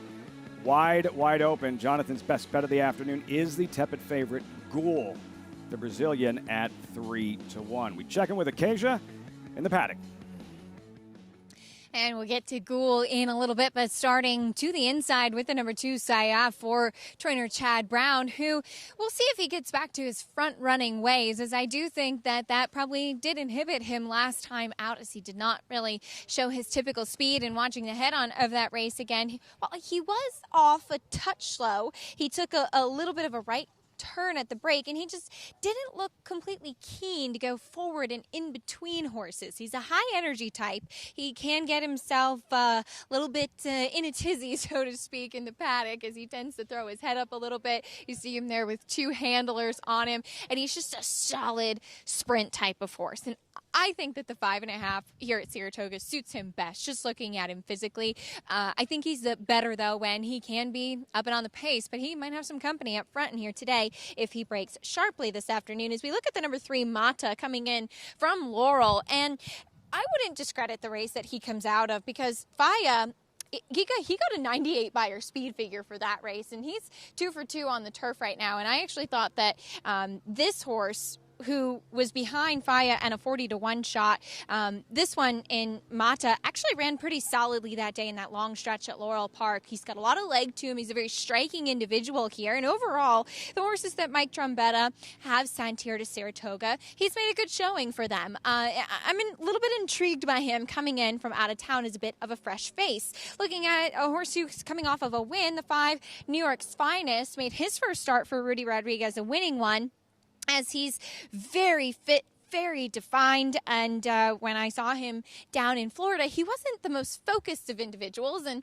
I am seeing much of the same of him. He's very much on his toes, just a little bit of that distracted side, but I love seeing that he came in and made that first start for Rudy successful. He's got a lot of speed, and to be fair, the runner-up came from far off of the pace versus his front-running trip. Looking at the number 6, Ghoul, who I had liked last time out of that July 29th race. To my eye, it looks like he's put on a little bit of weight since that last start, which I think he needed, as he was very, very light frame, and he just didn't really look like he was carrying as much condition as I would have liked. So I like that he's filled out, strengthened up a little bit, as he had shipped back to Monmouth. I might have to get back on the Ghoul train a little bit, because I very much prefer what I see from him today versus last time out when he was kind of all hot and bothered in the paddock. Lafitte? Muscled up Ghoul. Let's go back to the common race. It was right here, July 29th. And you're going to see back to his roots, saving ground. Ghoul winding up, late run on the outside, and Sayef struggling, bottled up as the favorite. Well, I would assume the reason that Javier Castellano is not riding Sayef today is that the connections were not happy with rating the lone speed. And when he rated the lone speed in this race, it enabled the winner to set a very slow pace. That actually helped the horse who finished second here back to his roots. Now, I'm not saying he's not a player that does very well, and it obviously hurt Ghoul, because Ghoul was trying to come from last. Now, Ghoul still got that patented perfect trip from Joel Rosario, saving ground and angling out sweetly. But he did close into a race that had absolutely no pace in there, so he did run well. The problem is with Sayef, he now enters a field that's got significantly more speed. He's not making the lead New York's Finest, and unless Rocket Heat falls down at the start, he has no chance to be in front, and I'm not sure he's even in front if Rocket Heat falls down at the start, because there's other speeds in here. So last time was his chance, and he's woefully, significantly overbet Sayef. That's what you're going to say. That's how fast Rocket Heat is. He could fall down at the start and still make the lead. He's pure smoke. He's a rocket ship. Battle Station, Ricardo Santana. Yeah, I don't think he's totally impossible. Now, his wins in Saratoga were for Wesley Ward, but his race 2 back was okay. Sayef, Saddle Towel 2 will break from the rail. Well, we've learned he can't win without the lead, and it's going to be pretty hard for him to get the lead here. And even if he does, he's going to be working pretty hard for it. Bad short price. Mata, John Velasquez takes over for Irad Ortiz. This is who I like here, and I feel bad if Irad loses another horse that would have won. But this horse is improving and lightly raced for Mike Trombetta. I think you look at the field, he's the one with the most upside. Honey Won't, a winner on good ground at Belmont last month. It's correct. She won't.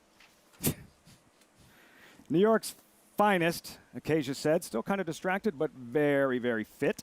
The classic last time was the time horse, and this is a much tougher spot. 9-1, tepid favorite. Jonathan's best bet of the afternoon, Ghoul.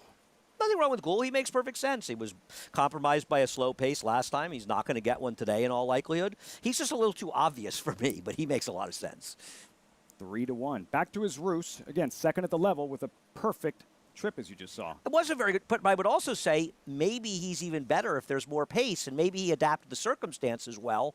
I think he's another improving horse for John Terranova and playable. You saw Rocket Heat. He's an absolute flamethrower. Fast getaway, representing more outside speed with Manny Franco. It has not run now in almost 9 months. So is he ready for a field like this? But if you could bet who would be front an eighth a mile into the race, he'd be about 2-5. Fast getaway. There's a look at number 3. Mata. Gary Stevens still with us. Mata, and John Velasquez takes over for Irad Ortiz. Gary, again, still Ortiz nursing that sore wrist. Andy took the words right out of my mouth during the post parade. As far as this horse being lightly raced, he's on the improve. He really hasn't shown a chink in his armor yet, and I think he is on the improve, has the most upside of any of these horses, and I think he's going to get a great setup with Saif to his inside, New York's Finest, and then the bottom horse, the 10-horse Fast Getaway. This race, they're going to fly early, at least on paper they should, and I think he gets the jump on Ghoul. The 6-horse. And I like Ghoul in here as well, and Ghoul's looking for this kind of setup. You know, he's won 6 races of 19 straight, but Mata, I like him. I love the way that Michael Trombetter's horses are running up here in Saratoga. This horse, as Maggie said, or Keisha said, in the paddock looks great down in there, and I'm just with Andy. A lot of upside with this colt, but should be an exciting race up front early on. Lafitte? On paper, a lot of speed. How are you treating this turf course, Andy? How much give is in it, and how much is that affecting your approach in terms of handicapping? Well, the first race was on the same course, the Mellon, and I'm going to tell you, 143 and change for those horses, I would say it's good. And we've had a very warm, nice afternoon, so I don't think it's in terrible shape. They went quickly, the pace in there. I mean, if this was a firm course, they'd probably go around 101 in here. You'd probably see Rocket Heat go around 21 flat, believe it or not, the first quarter. So that might be a measure, 21, somewhere between 21 flat and 21.3. So if you see 21.6 or so, that's Rocket Heat. He blazes away. And what I love about good turf sprinters with speed, they can go fast early and they can finish. And he can do just that. Rocket Heat, Ghoul at 5-2 does have a win on a good turf course. Not all turf courses are created equally. Good might not be as good somewhere else. That was at Santa Anita. But again, on his resume, Ghoul with the win on a good turf course. The 3-1 lukewarm favorite in this exciting 7th race. Here's the problem, and I'm not knocking Ghoul. He's a very logical horse, and I think in a lot of ways he's kind of the horse to beat, though. I'm sort of hopeful the 3 can improve, though 4-1's not a great price on him either. Everything worked out for Joel last time as far as staying on the rail, angling out, getting that smooth run, and it happens more often than not for Joel. But you're still dealing with a deep closer in a big field. And sometimes, traffic, no matter how good you are, it doesn't work out quite as smoothly. But he really did run well last time. There's no doubt about it. He does a pretty good job of navigating these things typically. Joel Rosario always seems to be in the right place at the right time. And aboard Ghoul here, Joel Rosario seeking a 3rd win on the afternoon, struck with Timeless Journey and rejected again earlier today. Here's another look at number 7, back to his roots. We'll hear from John Terranova shortly, back to his roots. The 2nd place finish in his last start. How much do you think he would have to improve off of that to win today? Well, that's a good question. I don't know, not that much, to be honest, because, while he worked out a very, very good trip, he worked it out under the circumstances. And maybe today he's got enough speed. See, unlike a horse like Ghoul, he has enough speed to put himself in position regardless of how the race shape is. So that gives him a sort of something extra over a deeper closer. I always like to have a horse with enough speed to stay close if the pace doesn't develop, though even around here, how does this pace not develop, Lafitte? It has to. With one of the most underrated riders in the country, Jose Lezcano, back to his roots, trained by John Terranova standing by live with Acacia. He is nice enough to give us a little bit of time today. And John, back to his roots. Big performance from this horse last time out. Looking like there could be a little bit more speed in here today. Do you think that's a positive for your horse? You know, I think wherever weight sets up. Last time we thought that on paper, and really nobody jumped well from the gate, and he fell into a good position. But wherever he gets comfortable, I tell Jose, he's ridden him a couple of times now. He knows him. So, and he's been very consistent. So he's been a fun horse. I noticed Jose gave him a nice, easy warm-up. He has a really fluid stride to him. How did you settle on keeping him sprinting? You know, we did try him at a route one time, but we've always thought along since we had gotten him that the shorter distances were his thing, and obviously the turf. Once we switched there, that's where he's been running his best. But he's versatile. He'll probably get a little bit more ground in front of him, but at some point when we get to another track. But he's been successful and ultra consistent. Like I said, it's been real fun. Talk about a horse that's been ultra consistent. Funny Guy tomorrow in the Forgo, coming off of a pair of wins. Tell me how he's doing coming in, obviously, for his big test now, stepping up to Grade 1 company. Yeah, I mean, we've been very happy with him. Everything's gone really well, so we're just grateful and happy and thankful about that. So it's all up to him now. Everything's gone really well, so we're looking forward to it. How meaningful have those last couple of wins been for you? As he's just been so impressive. You know, he has, and it's nice because it's translated from what we've been seeing in the morning and all year this season as he's grown and turned into, gotten to be a 4-year-old and developed and everything. So nice when they go out there in the afternoon and you see what you're seeing in the morning and it develops into that. And we're just really proud of him and just happy to have him. John, as always, thank you so much. Best of luck with your runners coming up. Oh, thanks so much. Thank you. And really looking forward to seeing Funny Guy. As John said, it's all up to him now in that Grade 1 Forgo for his biggest test. But one thing we do know, Lafitte, he's in top form right now. Summer of New York breds. 'Tis the law. New York bred, bound for the Kentucky Derby. Ran up to score in the Run Happy Travers. I guess the same question I just asked you about, back to his roots. How much do you think Funny Guy would have to improve to beat those horses he's facing in tomorrow's Grade 1 Forgo? I mean, based on speed figures, not really that much. No. It's just, I am a believer in speed figures. I believe they are the most important factor because at the end of the day, your horse needs to be fast enough to win. A horse can get a perfect trip and all things to work out and still not be good enough. But I also believe a little bit in class. I think as I've been involved, I used to turn my nose to it and say it doesn't matter. The fast horse could always win.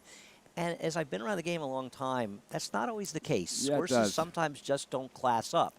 And I'm not trying to knock him and say he doesn't because he's got to show us. Sure. And he's beaten some good horses in those New York bred races, but he's running against a different level of horse. So whether or not he can duplicate that performance, I think if he runs his last race, he's a player. But can he do it against this kind of field? We'll see. As you look at these selections, Andy, Acacia, both with Mata, Gary Stevens.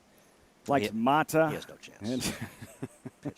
As tomorrow afternoon with it, and again, we want to see Vekoma volatile perhaps at some point, but again, their absence, the upside, the result is this big, wide open. We've seen a lot of graded stakes races with small-ish fields, 11 in that Grade 1 Forgo, and you can make a case for several. Yeah, and my feeling in these races is when you get this one big favorite and the field is 5 horses because the big horse keeps everybody away, give me a field of 10 or 11 when there's a lot of talent in this race. I mean, I don't want to dismiss other horses in here, but without a heavy favorite, nobody got scared away here, and those are the more interesting races going forward. Love those races. 7-2 morning line favorite Whitmore, the 7-year-old, trying to win the Forgo for the second time in 3 years as the horses have crossed over to the turf course. And he started this late pick 4, pool around $477,000. Gould continues to reign as the tepid choice. Gould, the Brazilian.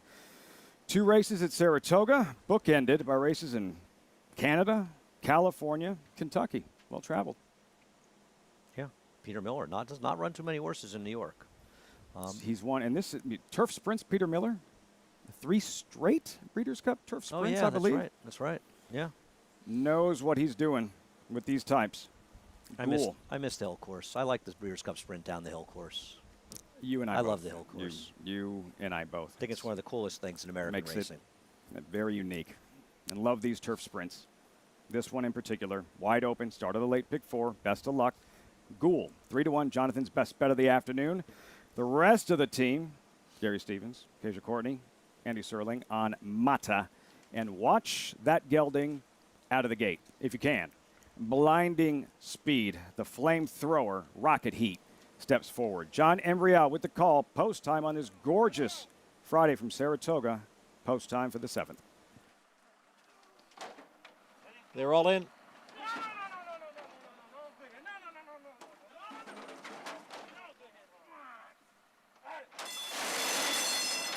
And they're off.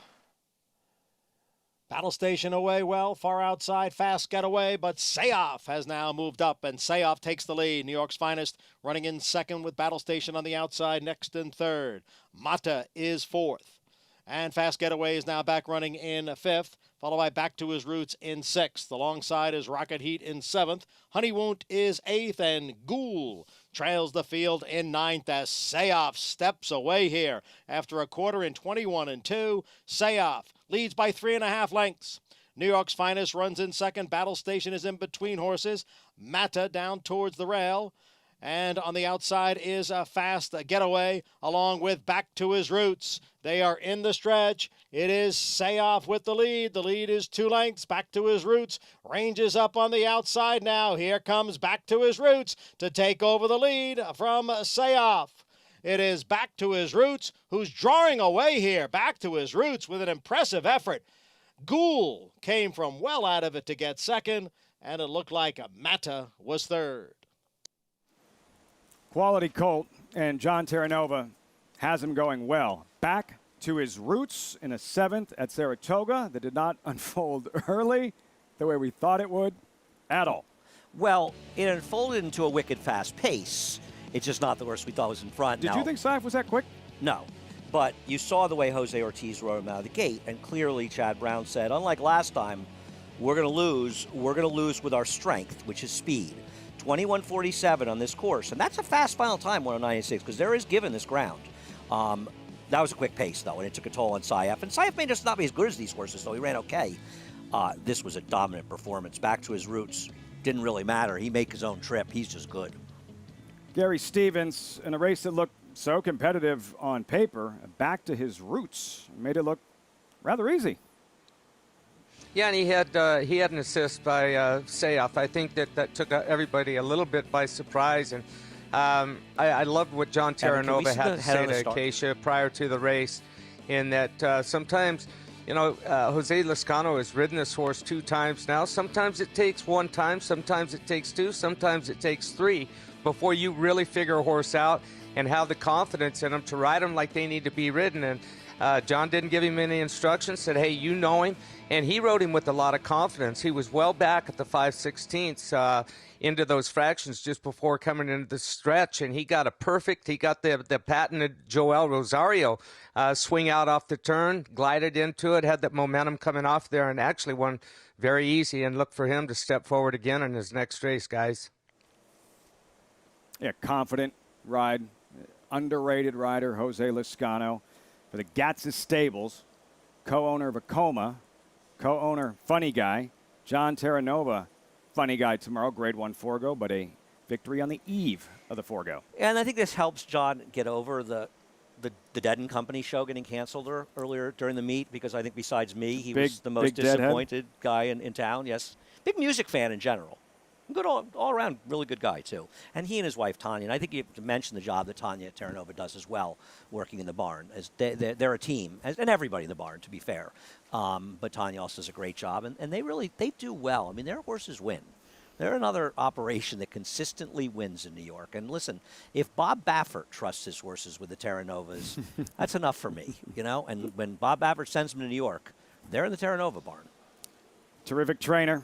Had Back to His Roots. Ready to roll today. Easy win, 7, 6, 3, 4 results. Reaction when we return. And the brothers Ortiz. We can debate all day long who the better rider is. Both superstars, right? But what about the stuff that matters? Shoes, video games, favorite teams. The worldwide debut of Cart Talk. Installment 5 is next.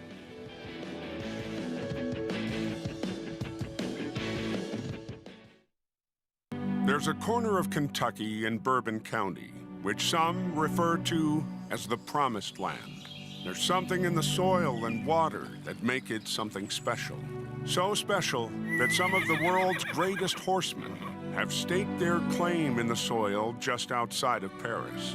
Iconic names such as Claiborne, Coolmore, Stone, and Darley grace the fence lines which have housed champions for generations. The name Alapa shines as a tribute to the Gilded Age, sharing the stature and grandeur of its neighbors. Born from the wealth, passion, and imagination of Edward Sims, no expense was spared to fulfill his vision. Sims was in the same league as John Madden and Arthur B. Hancock Sr. as a commercial breeder. The torch has been passed. Welcome to Hill and Dale at Alapa. No sport in the world brings the wins home like racing. It's one-of-a-kind, high-speed, high-stakes action, and Naira Bets takes you there. Place your bets and watch the races live from anywhere. With Naira Bets, make easy, secure deposits and promotions every day to earn reward points or cash. Download the Naira Bets app or visit nairabets.com. Sign up now for a $25 free play and up to a $200 deposit match with promo code Derby25.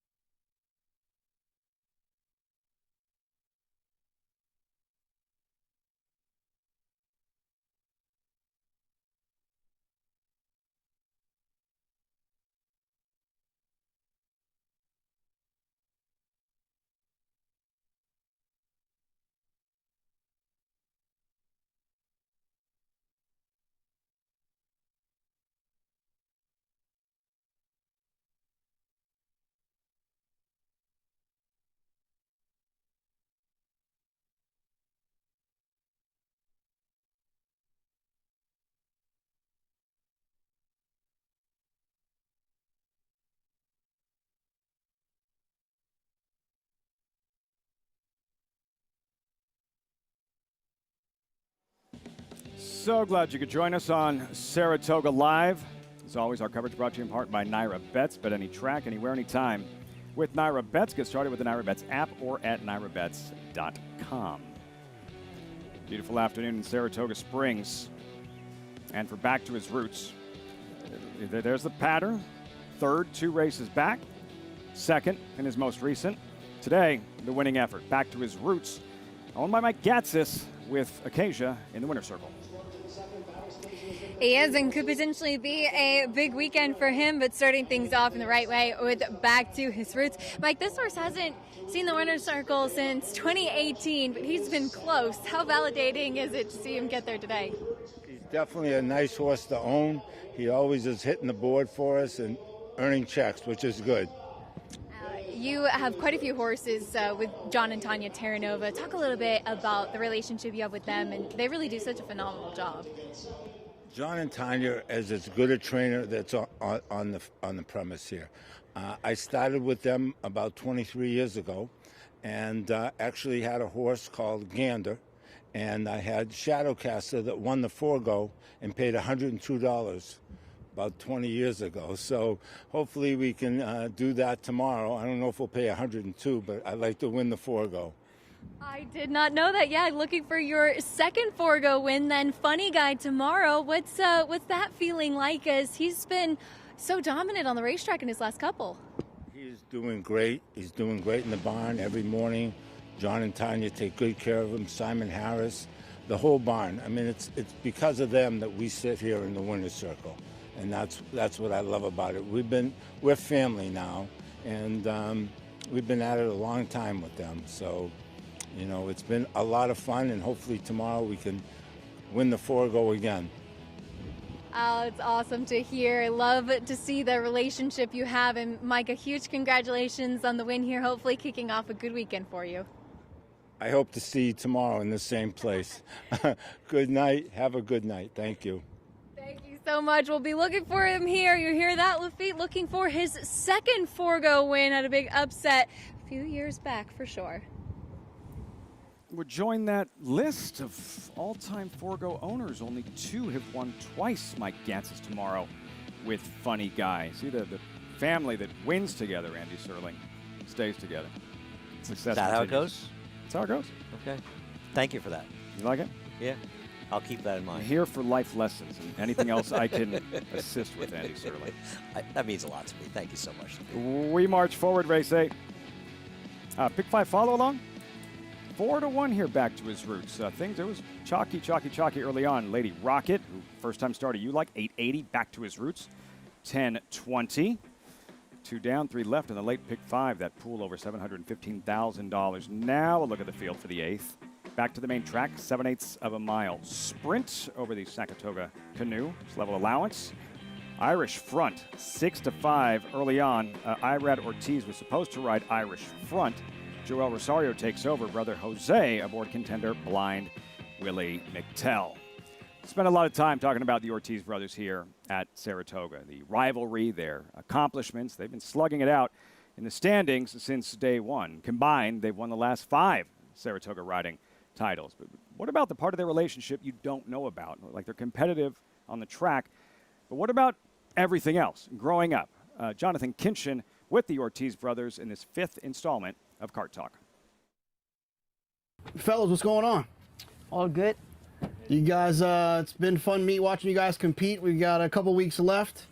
The question everybody wants to know the answer to is who would win in a fist fight? We don't fight. We don't fight. We never fight. We never fight. What about when you guys were kids? Who used to get the best of Irad picked on his little brother? Yeah. He was bigger. I mean, but never fight, like we never throw punches. Nah. Yankees or Mets? Jose's a Mets fan. I'm rooting for Edwin Diaz, but other than that, I'm Yankee fans. I don't hate the Yankees. Who has a better shoe collection? Irad. By Irad? far. Really? Yeah. The shoes? Yeah. I love them. I love them, By far.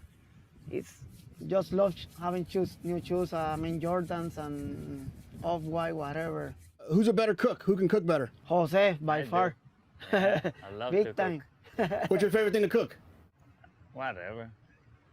He does on the filet mignon. I like to do steaks and stuff in the grill outside. I hear that the video games can get a little rough around the house. Call of Duty. Who's better at Call of Duty? Irad. I've been playing a little more time than him. He's been playing longer than me. He's coming. Now he's getting used to the play. He likes the game, so he will be we will match soon, so almost the same level. What about the baseball game, the show? Who's better at that? Jose told me he had to stop playing because you kept beating you. It's not true. I don't practice that much. He don't want to play anymore. I don't play too much the game. So Last time we played in Florida, he quit. That was it. We haven't had fans here at Saratoga. When you guys are in the stretch and you're, chirping at your horses and trying to get your horses to finish, can you tell there's no crowd there? I just, when you are trying to win a race, trust me, you just concentrate on the wire, on your horse, and try to win the race. You don't care about nobody else. After the wire, so you probably can celebrate and you feel the fans and all that, but in a stretch, I just concentrate on myself and my horse, on whatever I gotta do to get the reaction of my horse. So.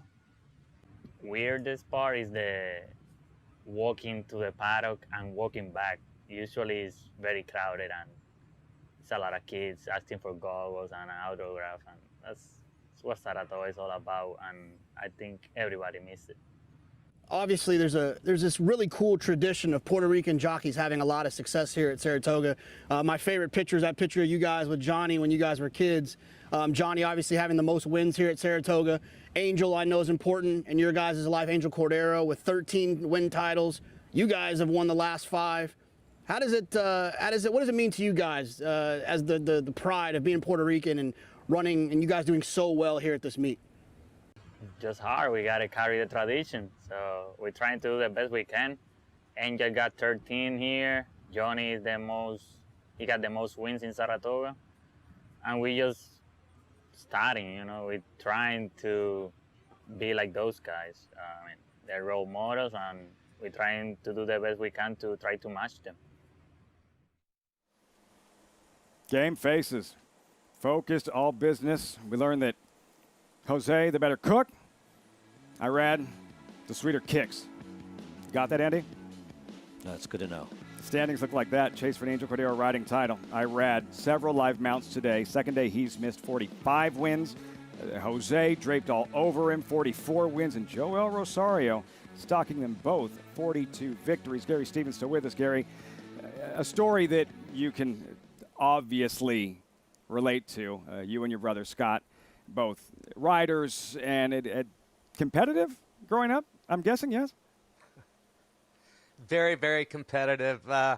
Different relationship off the racetrack than on the racetrack. But I can tell you one thing, Lafitte, with Irad, with this wrist injury that he has, Jose does not want to be leading rider because of that. It actually takes the wind out of your sails.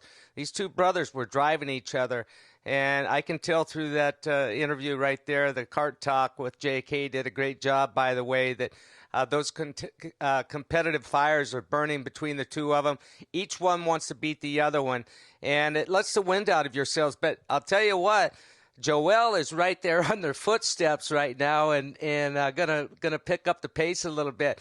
And I was actually going to reach out to Irad this morning. And you know what? He wasn't going to tell me the truth anyway about how his wrist was doing. He's tough. He's going to figure out a way to ride. And, you know, I went through it. And you tell yourself mentally, I'm all right. I'll be all right tomorrow. Let me work through this one more day. You tell your agent, let me figure out a way to get this thing right where I will be competitive. If I can't be competitive and help these horses, I'm not going to compete. But believe me, it's mind over matter, mind over injury. These guys are tough, been through it before. They've been through it before, and they are carrying on a great tradition. They've got great role models in Angel Cordero and John Velasquez, and they're well on their way to carrying it on, guys. You bring up a great point. We discussed this earlier. If anybody wants to get back as much as Irad Ortiz does, anybody wants him to be back riding, it is his brother, Jose. Again, he wants to win this thing competing against the best. That is Irad Ortiz. That is his deep riding colony. And you don't want to do it with him sidelined. You don't want to do it with the guy you're battling for leading rider not riding. We look forward to seeing Irad back before long. Horses in the paddock for the 8th. There's blind Willie McTell to be ridden by Jose Ortiz. Ortiz run to victory in last year's Mike Lee Stakes. A victory here, and he would tie his brother Irad atop the jockey standings.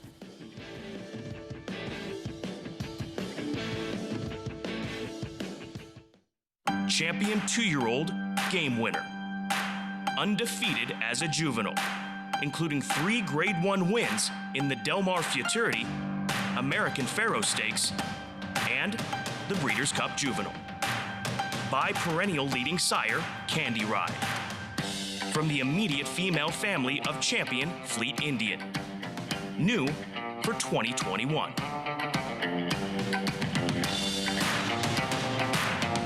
From America's #1 auction company by percentage of Grade 1 winners sold, including these selected yearling graduates: Bast, 4-Wheel Drive, Honor AP, Perfect Alibi, Rushing Fall, Sharing, Speech, and 'Tis the Law, comes an unprecedented showcase of quality.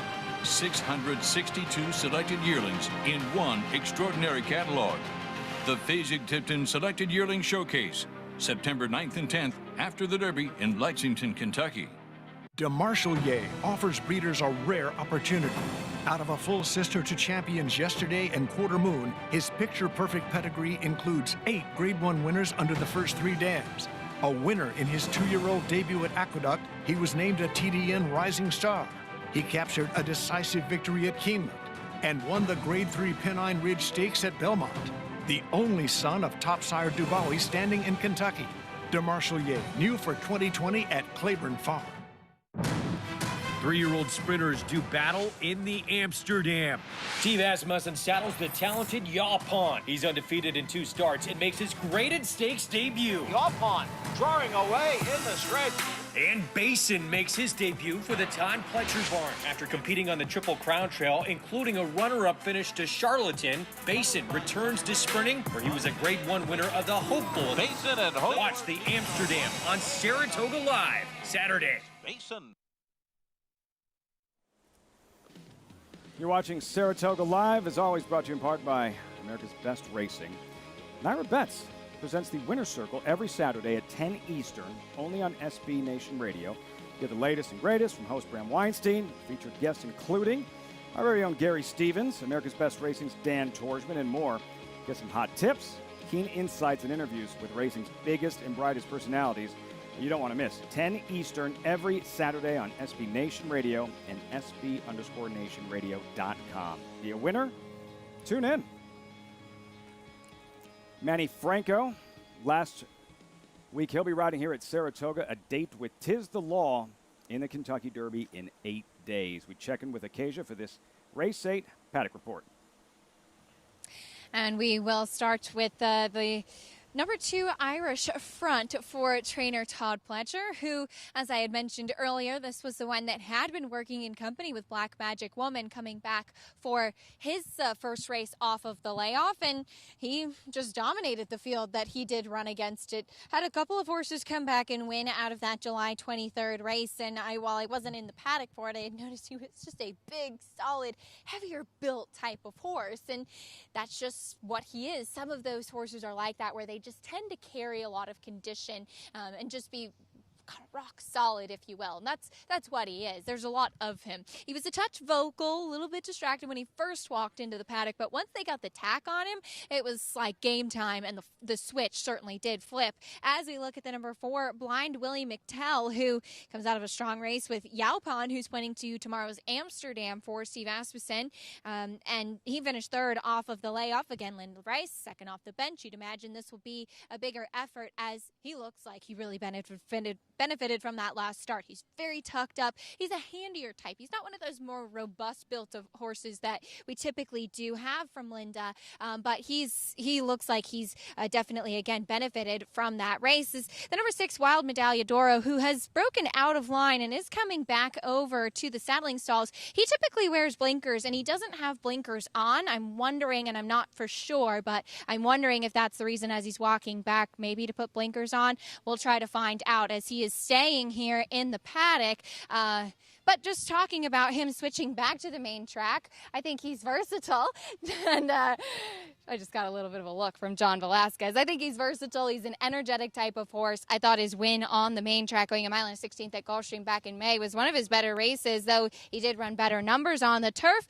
So I'll see what's going on with the equipment for Wild Medaglia d'Oro, Lafitte.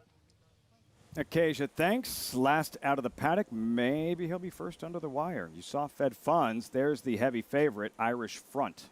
The track will help him if he's able to control on the front end, and he was impressive breaking his maiden, but he's got to come back and beat some more difficult horses he met last time. The Sakari, 52-1 Benji Hernandez, and no worse for wear after that fall yesterday.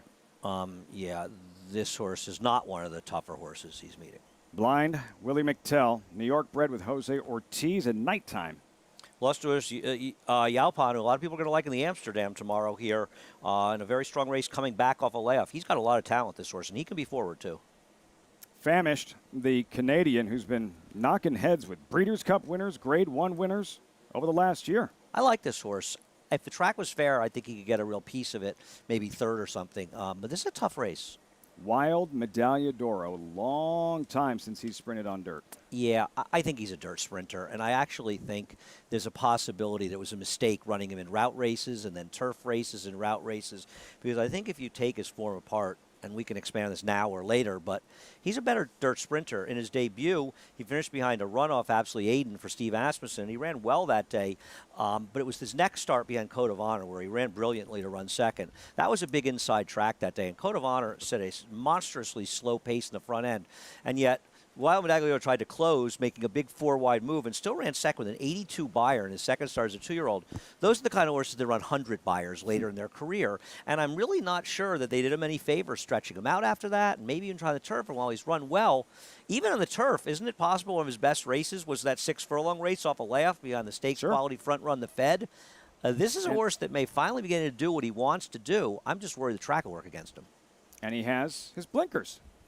That was the issue. Blinkers on Wild Medaglia d'Oro by a former Travers winner, Medaglia d'Oro. Gary, there's Irish Front, Joel Rosario, Joel Rosario, taking over for Irad Ortiz. It could be a big swing in the jockey standings. How impressed were you by Irish Front in that big maiden win?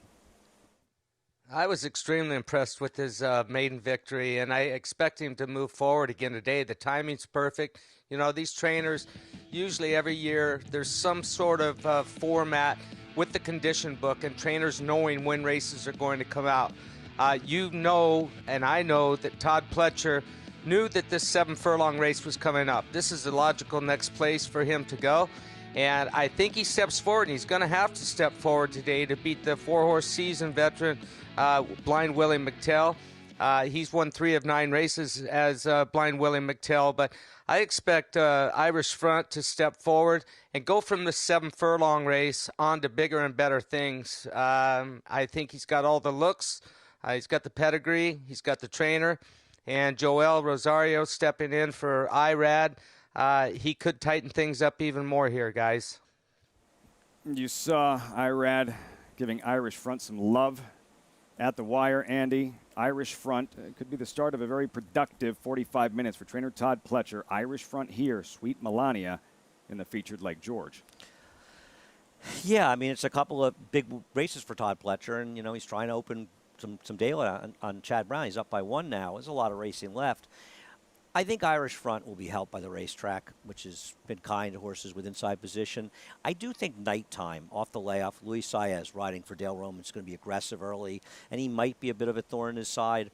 Irish Front might be a really nice horse. He ran a fast race and ran very well last time. Todd Pletcher has high percentage coming off of maiden wins or Southern maiden wins, but a bad ROI because they're short prices like Irish Front. And if you're winning at a 30% clip even, but you're 4 to 5, you're not making money as a gambler, and I'm a gambler, and I think he's very vulnerable here at a short price. I think the track is his biggest asset here, the way the track is playing, because I think he's meeting some very tough rivals in both Blind Willie McTell and the 6. Overly impressed by what we just saw in that maiden win here on the 23rd of July? Well, I mean, the favorite didn't show up. No, it was a very good effort. I'm not knocking him. It was a very good effort. Okay. But that's, as a bettor, that was the day to have him. You got $950 against a bunch of maidens, and Frank was one of the few winners I had early in the meet. Now he's meeting some proven talented horses, and he's 4 to 5. So from a gambling standpoint, he's a horrible bet. What he has going for him is inside speed on a track that's kind inside, horses on the inside. Not going to argue. Not going to push back. Thank you. Saw what You happened can. with Black Magic Woman. No, not going down that road again. Irish Front. Here's number 7, Famished. Manny Franco aboard. And again, you look at the company Famished has been keeping, Andy. No, I agree. And he didn't even get the cleanest of trips last time. I thought he ran pretty well to be 3rd. And John Kimmel's sort of been trying to find the right spot for a horse who can handle the grass, but he's probably better in the dirt. And I think 7 furlongs in the dirt is perfect. The problem is when you're in non-winners of 1, and you're running in Saratoga especially, you're running in non-winners of 1 races, you're not going to run against a bunch of bums. And he's going to keep meeting tough fields. And I just don't know if he's quite as good as the horse he's running against. But I do think he's actually a pretty good horse. And I think this is where he belongs in 7 furlong races. Famished. And jockey Manny Franco riding in 5 of 6 graded stakes races over the next 2 days, then off to Louisville to ride this White Blaze New York bred superstar. 'Tis the Law, Andy. You know, we've heard like horses aren't machines, right? 'Tis the Law has been machine-esque. Oh, he has. No, you're right. I mean, it's like they hit the top of the stretch and he just says bye-bye every time he runs. The Florida Derby, Belmont, Travers, at the top. You're right. The race is horses aren't supposed to win those races that easily. Yeah. Ways made it look. And for people like me who wanted to see that breakout race, okay, I saw it. The Travers, 109 buyer speed figure. That puts him in some pretty good company with some very, very good horses. I think that's a better fig than a horse that Gary rode named Thunder Gulch. This is a very good, and he's improving for an extraordinary trainer. Manny Franco's done everything right with him. What's not to like? Great story. And the New York bred, 'tis the law. So what post will he break from in the Kentucky Derby? Find out on Tuesday. Join us for the draw of the 146th Kentucky Derby next Tuesday, September 1st. How is it almost September? Kentucky Derby draw. Live right here on MS2. I still think the draw is, he's just bet. I think it would negate any concern about 'tis the law, and I did, and Richie reminded me of this, that his first career win at Saratoga, he was inside of horses. You go back to his loss in the Kentucky Jockey Club, and on a wet track, and bottled up inside of horses for a long time, and actually still ran very well. I just think he would be probably better suited, and Gary would be better off to comment on this, better suited with an outside draw. Listen, if you want, we know why he's the best horse in the race. The question is, why are you thinking he can lose? And he's had perfect trips in his last bunch of starts. And one of the reasons is speed and putting himself in position, a much bigger field in the Derby. A lot of different things can happen. So if he draws outside, it can mitigate the possibility of him getting himself into trouble. So even if he doesn't have a problem inside, I think you're right there. More of an outside draw only works in his favor, keeps him out of trouble. The draw right here, FS2 on Tuesday. Acacia, final thoughts as they march towards the starting gate. We just wanted to wrap up on what happened with the number 6 Wild Medaglia d'Oro as he was leaving the paddock without blinkers on, as he typically does wear blinkers. And you might have noticed that the blinkers he does have on now say Naira on them, and that means that I'm not sure if they had planned to try switching with no blinkers today. But if you want to take blinkers off or put them on, that has to be reported when the entry is made before they come over here to the paddock. It can't just be a last-minute decision. So our paddock judge, Pete Fitzgerald, he checks every horse's equipment. He noted that there was something amiss there. They had to go back, and luckily they keep a few spare pairs of blinkers by the paddock. So he is now outfitted with a house pair of blinkers for Wild Medaglia d'Oro. But wanted to talk about a long shot in the number 5 Nighttime. For those who noticed horses shipping in, and if the trainer comes as well, Dale Romans, the one and only, on the grounds here at Saratoga today. Always nice to see Dale. And this one, I thought last time out at Churchill, was really taken out of his comfort zone. He was really pulling Corey Lannery. He looked very uncomfortable at the back, and he did get bumped on either side when he broke out of the gate, but I think he's better when he can be a little bit more forwardly placed. Owned by Mark Holliday's Blue Devil Racing, who told me in the paddock that his come dancing, pointing to the honorable miss. So looking forward to seeing her then as well. Feet. Nighttime, Acacia. Luis Saez won 5 races last Thursday, working on a 4th. 3 wins thus far for Luis Saez. Win or lose, this favorite at 3-5 is about as overbet as a horse I've seen this entire meet. Irish Front, odds on 3-5. Post time for the 8th at Saratoga. John Embrial standing by. And they're off. Blind Willie McTell and Irish Front. Irish Front with a head in front of Blind Willie McTell. And then it is Nighttime next in 3rd. The Sakari runs in 4th. Wild Medaglia d'Oro in 5th. At the back are Famished and Fed Funds. Irish Front, the odds-on favorite, leads here by 3/4 of a length. Blind Willie McTell, and on the outside is Nighttime. Those two are heads apart, 2nd and 3rd. The Sakari, Wild Medaglia d'Oro, they're together, 4th and 5th. Then it is Famished in 6th, and Fed Funds is the trailer. They head for the far turn. The quarter went in 23 seconds. Irish Front holding a narrow lead here over Nighttime. Irish Front at the rail, Nighttime on the outside, and Wild Medaglia d'Oro is just in behind in 3rd after a half and 45 and 3/5 seconds. Irish Front pressured here by Nighttime. The two of them come to the top of the stretch together. Then it's Wild Medaglia d'Oro towards the rail, Blind Willie McTell and the Sakari as they pass the 3/16 pole. It's Nighttime on the outside and Irish Front on the inside. Irish Front and Nighttime. Nighttime and Irish Front with a 16th to the finish. Long shot Nighttime. The favorite Irish Front, it's going to be the long shot Nighttime. And Luis Saez is having a fabulous Friday. His 4th win of the day. Dale Romans is here, as Acacia pointed out. Nighttime shows up in a big way for wins on the afternoon for star jockey Luis Saez. Big man comes to town, and he gets the money. And now we can say with Luis Saez, particularly, he's not winning aboard a bunch of 3 to 5 shots. I mean, this is a ridiculously slow first quarter. And by the way, this is a bad loss for the favorite because he had everything his own way because they're walking on the front end. And Luis Saez just sort of, he was actually not as aggressive as he normally is. He just sort of sat outside this horse, and frankly, he just ran him down. He's just the best horse in the race. You mentioned Irish Front. You thought he was overbet 4 to 5 in the end. They're head-to-head, nose-to-nose. Nighttime lengthens his stride, puts away the odds-on favorite, and it's time to celebrate with Santa? a victory cigar. Dale Romans in the Saratoga winner circle. What'd you think, Gary? I love it. I love that right there. I love the beard. I love the cigar. I love the look, and that's a happy man right there. I was looking this morning, and I said, look, Dale Romans has only run a handful of horses at Saratoga. This horse on paper did not fit with this group. That's a proud man right there that had a plan, and the plan came through. This horse really stepped it up today. Listen, Irish Front, he ran a huge race as well, third time out, but this was only Nighttime's 5th lifetime start. He had broken his maiden, and he came here with some purpose today. He's reaching at the end, and well played, Dale Romans. Well played. Light up the cigar.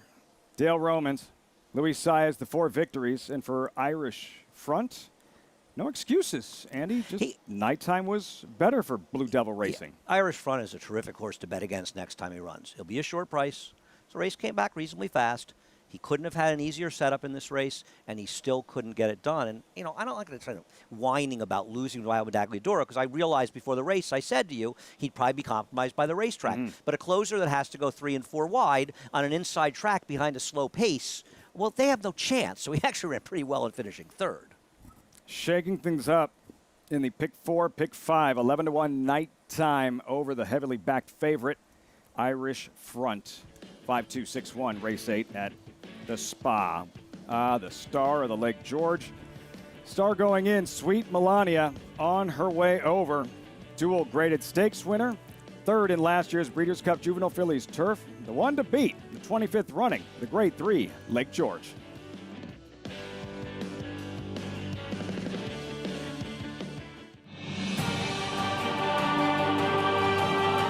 Into the final furlong of the Claiborne Breeders' Futurity, and Classic Empire wins it in style. Here's the Meyer, Classic Empire. He's a champion 2-year-old. Here's the champ, Classic Empire, Classic Empire.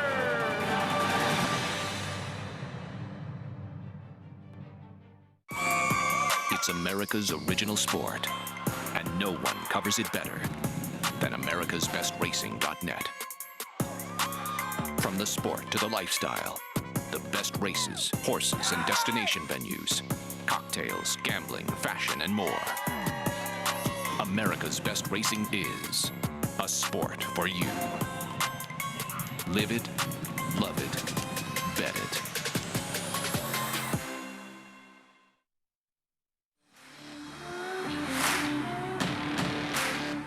This particular colt has a lot of stretch and scope about him. Looks like he'll have a lot of 2-turn ability. Look forward to seeing how he's perceived at the next sale. This is a beautiful filly by Run Happy. Gets over ground very well, very athletic, very smart, big eye. She's going to be one of the most athletic looking fillies at the sale. I don't think anybody's going to be disappointed when they look at her. Run Happy, standing at Claiborne Farm.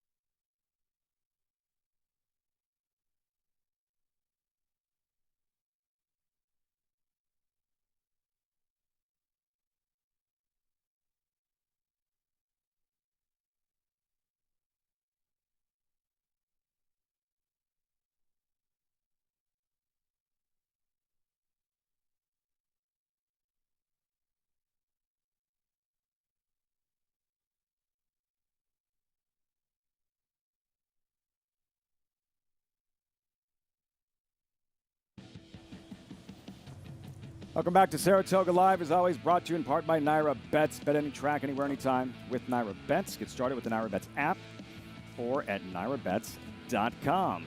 Down to Acacia in the winner's circle. Special guest, Dale Romans, the one and only. Glad to see him in town at Saratoga today. And Dale, now 29 years that you've won a race in Saratoga. That's a tremendous accomplishment. Not an easy thing. It's something that might mean nothing to anybody else, but I'm proud of it. The first year we came up here, when I pulled out of the gate, my father told me people like us don't win at Saratoga. And I've won 29 years in a row. And I had already kind of thrown in the towel this year and prepared myself mentally, but nighttime came through.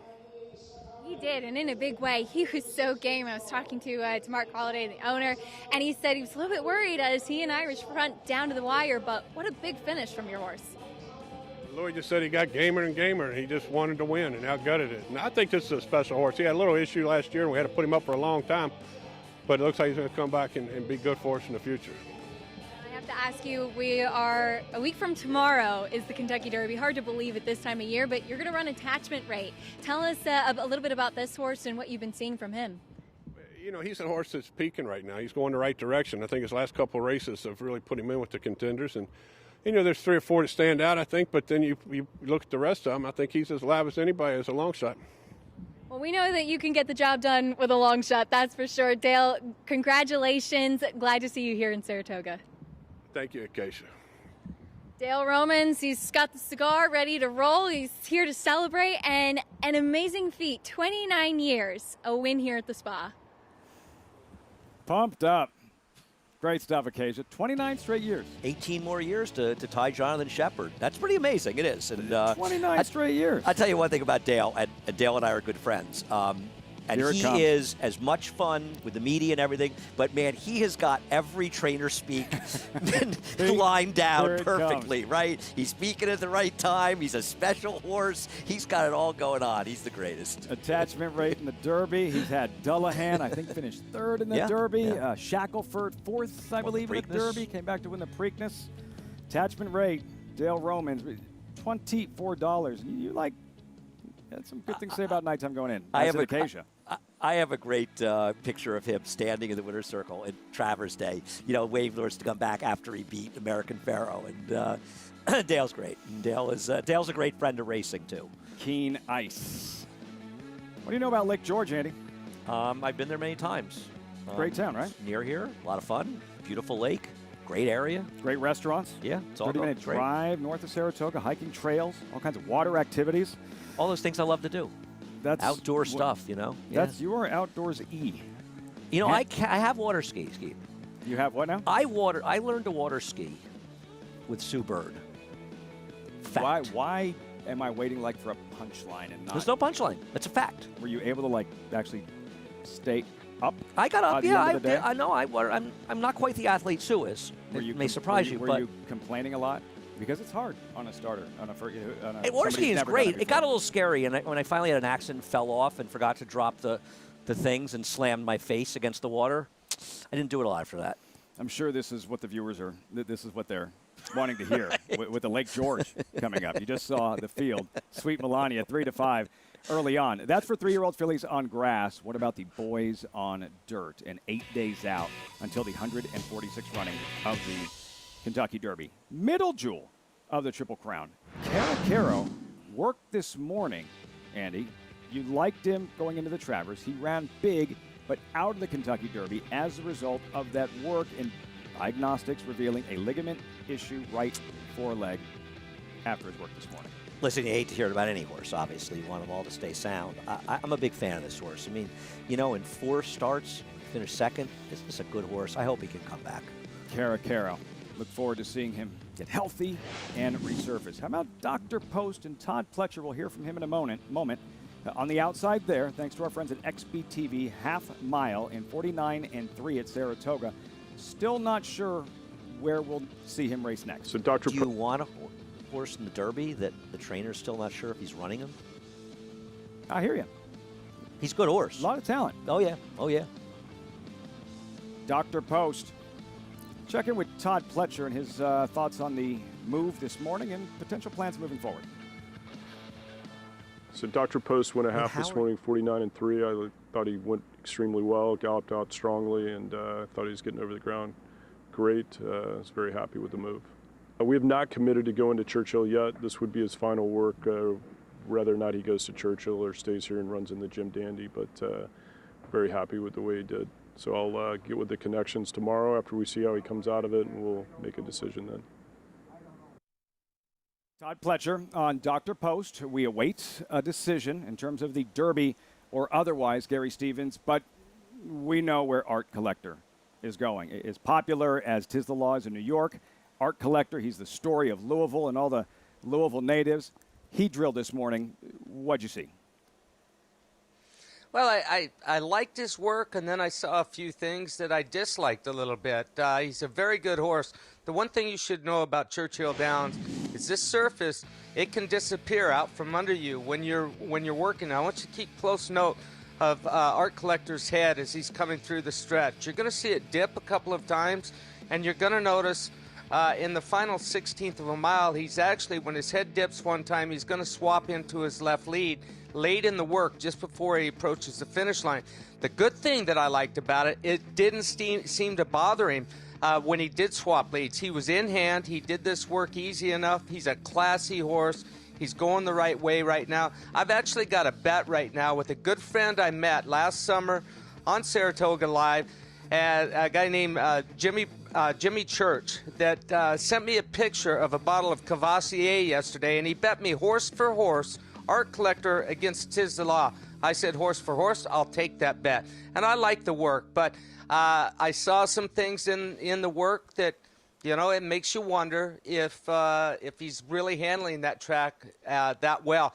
It's not going to be the same track today as it's going to be on Derby Day. I can guarantee you that. They tightened that track up a whole bunch on Derby Day. I don't expect any less this year, even though the race is running the first Saturday in September instead of the first Saturday in May. That's just how it is on Derby Day. It's going to be a fast track, depending on the weather, but it will be different than what he worked on this morning, Lafitte.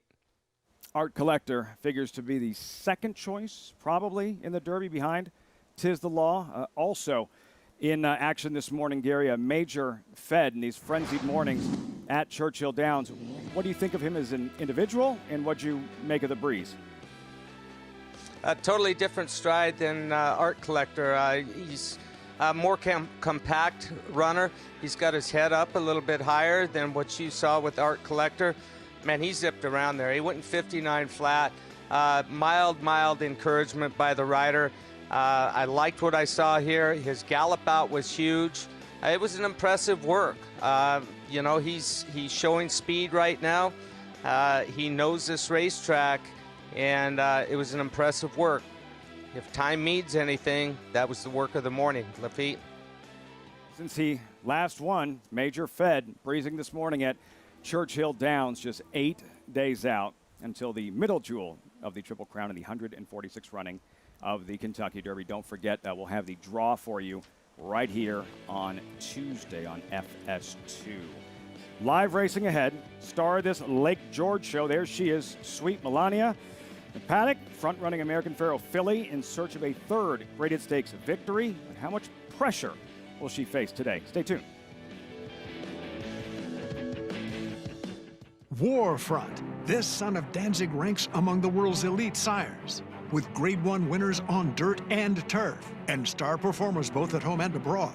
Warfront's success as an international super sire is unmatched. Recent stars include War of Will, a classic winner on dirt and now a Grade 1 winner on turf. In the auction ring, Warfront was the #1 sire by highest average at Keeneland September, with yearlings bringing up to $2.9 million. Warfront, standing at Claiborne Farm. Sadler's Joy seeks redemption after the Bowling Green. Sadler's Joy got there. Sadler's Joy does it again. I thought there was some contact down the lane between the 6-horse Sadler's Joy and Cross Border, who's trying to sneak through in the white cap. Please hold all tickets. We've seen bumps like that before that don't result in changes. To me, if I'm the steward upstairs, this is a no-brainer. The 6 comes down. I'll have to see what they decide to do. Ladies and gentlemen, we're going to have a disqualification here. They took him down. We do have a change. Don't miss the Sword Dancer Saturday.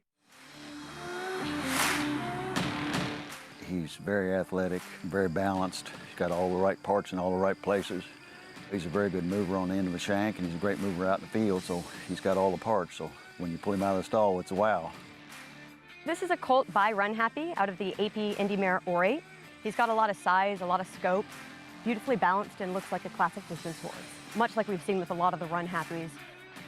Run Happy, standing at Claiborne Farm. Whether you like it hearty, hot and spicy, smooth and creamy, or loaded with veggie flavor, the Petaluma Creamery offers the highest quality 100% organic, non-GMO cheese money can buy. Made with the utmost respect for our happy cows and the land they roam free. Visit SpringHillCheese.com and shop our extensive line of delicious cheeses and dairy products. Pick your favorites and we'll ship them right to your front door. Petaluma Creamery, the best dairy products come from the happiest cows.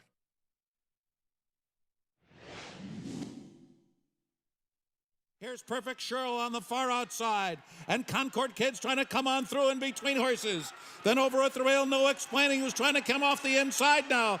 Then Crescendo Neon Light down to the finish now. Perfect Shirl coming down to the line, and it is Perfect Shirl the winner, Exclusive Love second. And come late, but it is not rain. Dubawi Heights is right there, and from last, here comes Misty for Me. Misty for Me, extreme outside is Perfect Shirl. It's a driving finish. Perfect Shirl gonna get up. Perfect Shirl to win it. What a ride from John Velasquez. Perfect Shirl, 27-1 in the Breeders' Cup Filly Mare Turf in 2011. She's coming off a big trip, actually, in her prior race. No, seriously, she was. And it's funny, speaking of Dale Romans, I remember I was with his son Jake, and Jake made a big score using her in the pick four that day. That doesn't surprise me she was, at all. She's from that killer family, the Shakespeare family, where it's just amazing. In fact, there's another one.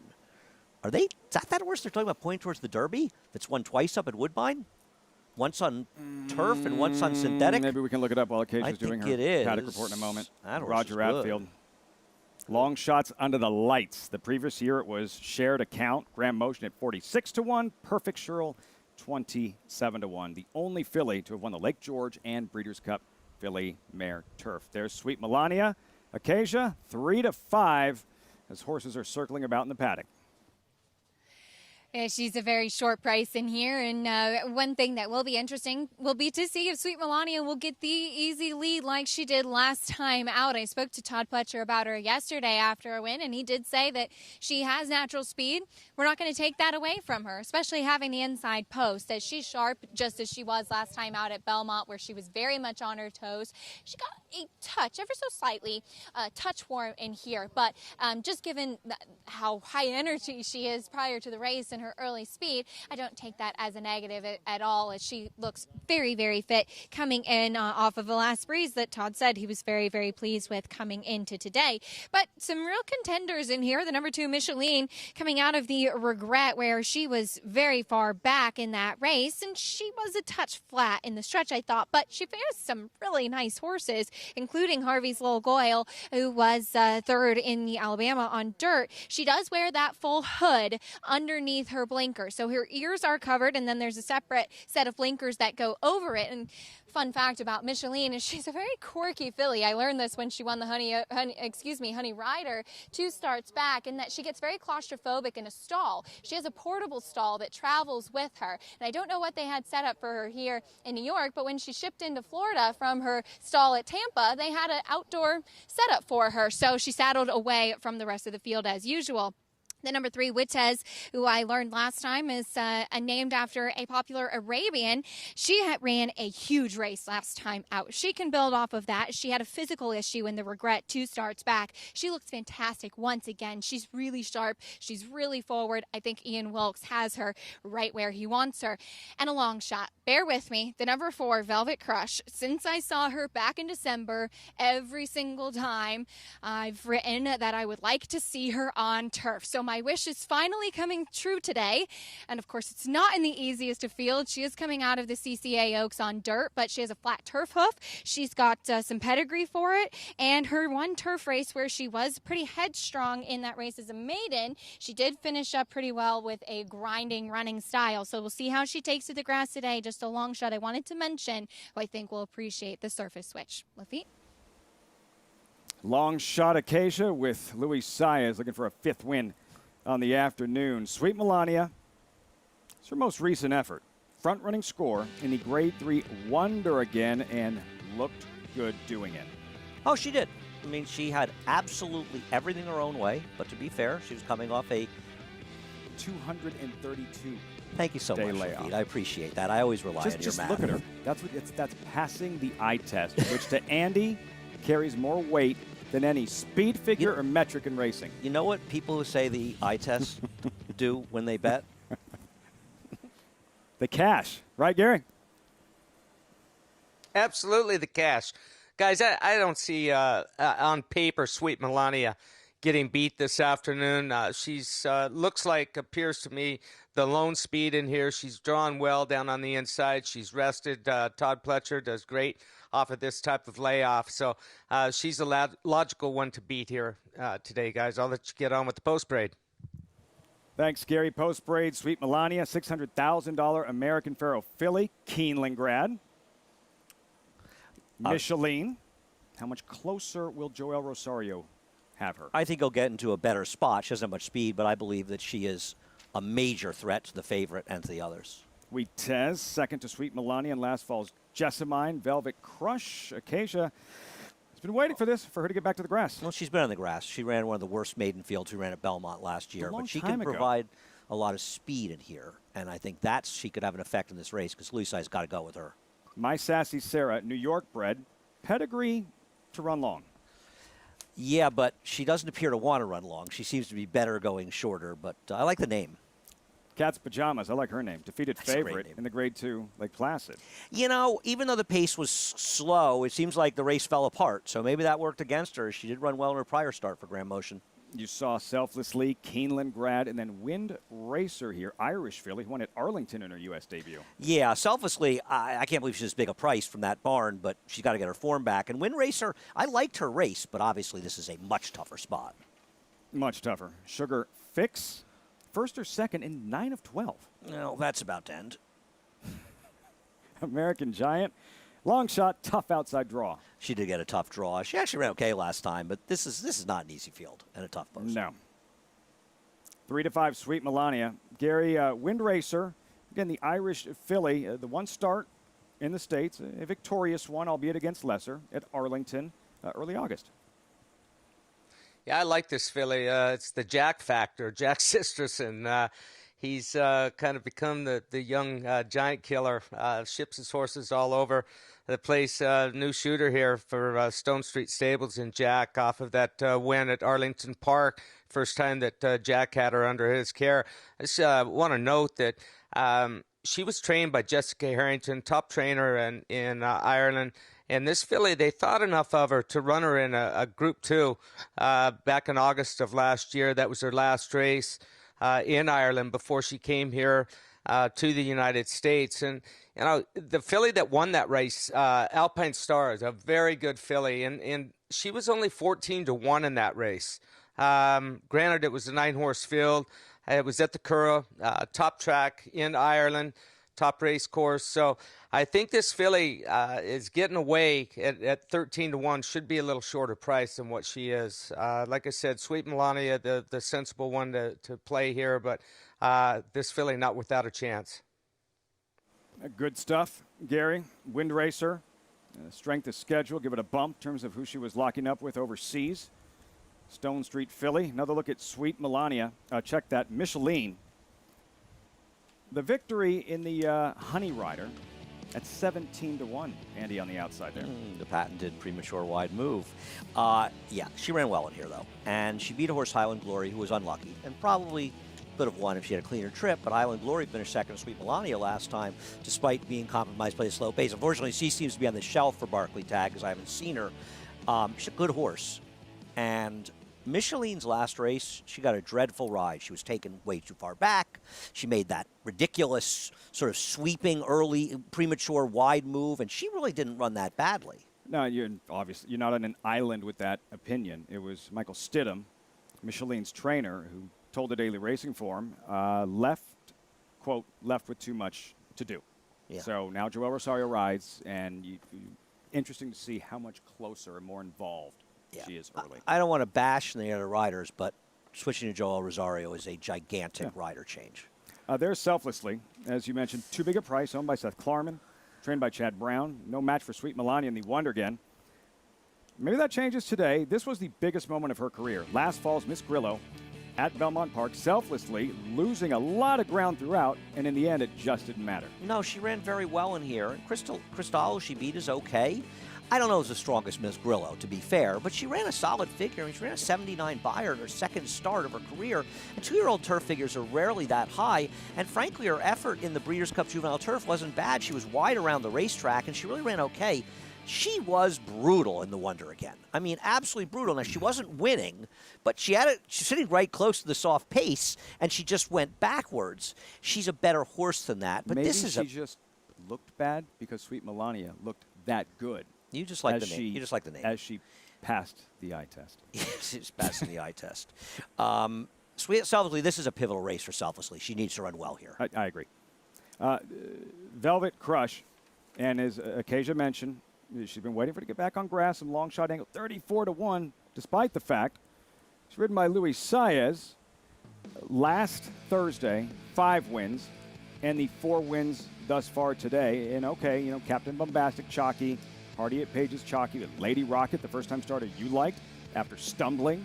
Beautiful ride. And moments ago, Nighttime, $24 for Dale Romans, who still smoking that cigar after his 29th consecutive year with a victory at Saratoga. Right. Nighttime did have some credentials. It's not as though that horse was bad as a 2-year-old. This horse is one turf race as a 2-year-old was atrocious. I mean, it was second in a very weak field. I mean, Indochine is a Chad Brown horse that went on front terribly in a couple races. That has not been a particularly good race. I don't want to be too hard on her, but she's got to be a different horse. Now, she's improved. There's no doubt about it. She's a better horse since then. So maybe the improvement is just general improvement, and she can transfer it to the turf. I'll believe when I see it. She's got enough turf pedigree, and she lost all chance she got left last time out. If she breaks, Saez is going with her. He's not going to take her back. Her weapon is her speed, and they should use it. Nothing else. We had just a thorn in the side of Sweet Melania Acacia selflessly. And supposed to be Irad Ortiz, Chad Brown, tabs David Cohen to sub for Irad Ortiz. And he's an aggressive rider. And look, I'm a fan of David Cohen. I think he can get the most out of his horses and be aggressive as this one. I think it is true that, yes, she did not finish up as well in the Wonder again last time as you would have liked to see. She did lose any potential chance as she stumbled at the start. Oh, poor Micheline. She's got a lot of weight on her today with Andy and I landing there.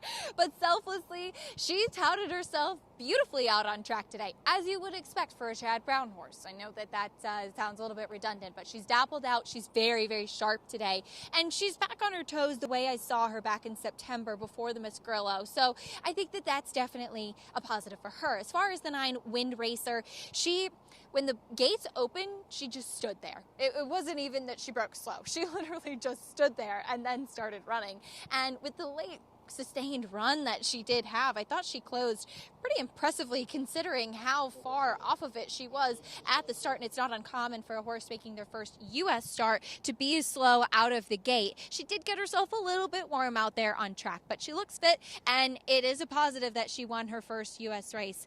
Look, we have a 2-5 favorite. I'm just trying to give a few notes on some of the bigger price horses in here. Somebody's got to potentially pick up the minors, or you never know if there could be an upset here at Saratoga, Lafitte. 1-2. Acacia, Sweet Melania steps forward. And for Todd Pletcher, it's such a big meet, but a couple of short-priced horses that have come up a little bit short today. A Black Magic Woman in the 6th race.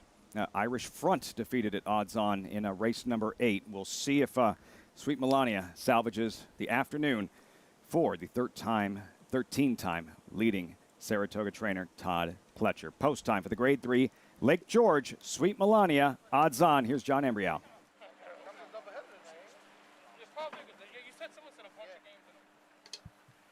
Waiting for My Sassy Sarah, An American Giant.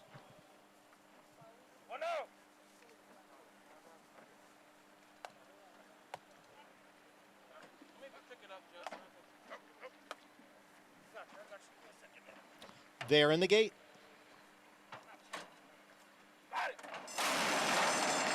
And they're off. good beginning for Sweet Melania. Widtez is there. Now Sugar Fix moves up along with Wind Racer.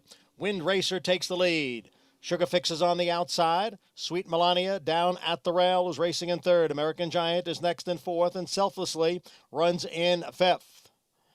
Then it is Cat's Pajamas, followed by Widtez in seventh. My Sassy Sarah is in eighth. Micheline is ninth. And Velvet Crush trails the field in 10th as these 3-year-old fillies move up the backstretch. The quarter went in 23 and 4/5 seconds. And the leader is Wind Racer by 3/4 of a length. Sugar Fix on the outside, second by 2.5 lengths. And the big favorite, Sweet Melania, tracks in third. On the outside is American Giant, next in fourth, followed by Selflessly in fifth. Then it is Cat's Pajamas. Then we come back to Widtez and My Sassy Sarah, Micheline, and Velvet Crush is the trailer. Half mile, 48 and 2/5 seconds, with Long Shot Wind Racer on top by a little more than a length.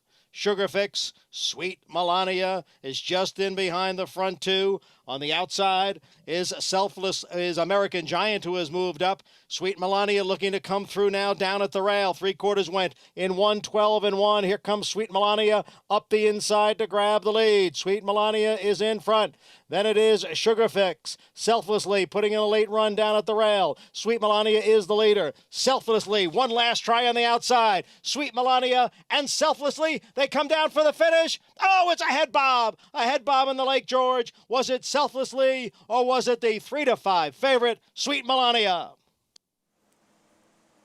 Fireworks in the stretch of the Grade 3 Lake George, the favorite, Sweet Melania, in front, reaching for the wire, Selflessly, plugging away. At first glance, Andy, I thought Selflessly picked Sweet Melania off. Let's slow it down.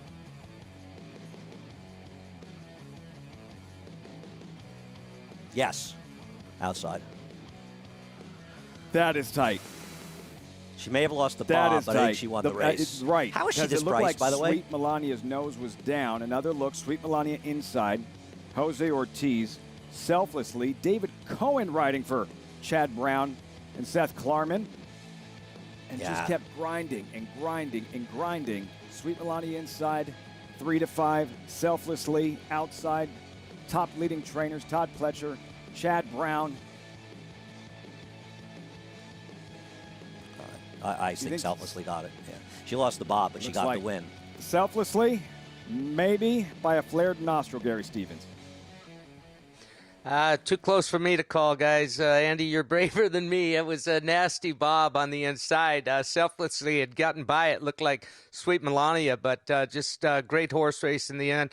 And, hey, hats off to David Cohen and the ride that he got there, or gave there for Chad Brown. Not many times that David gets the opportunity to ride for Chad Brown. And, you know, it just goes to show you, a talented rider, if you've got the horse underneath you. He rode a great race, splitting horses right there, coming through, and not a lot of room there. He's a brave rider, and this filly finished up fast, finished up strong, and she had a lot of work to do inside the last 100 yards of the race, and she was relentless. Her rider was relentless, and look, Sweet Melania, she ran a huge race, and looks like the 8 got it, guys. Yeah, Gary, it is Selflessly by a nose over Sweet Melania. I wanted to ask you because I don't remember ever having seen David Cohen, and I'm sure he has. I don't remember having seen him in the Seth Klarman red and white riding for Chad Brown. Gary, how significant is this for David Cohen to win a graded stakes race at Saratoga for these connections? Hey, there were certain times that I got to put silks on for the first time, of famous silks and owners that win races consistently, are consistently leading owners in the United States. And definitely Seth Klarman fits that mold right here. So it was always an honor, and to get that opportunity, and it made you rise to a higher level, and really made you a better rider. You were like, you felt that pressure, but it made you can either collapse under that pressure or you can move forward.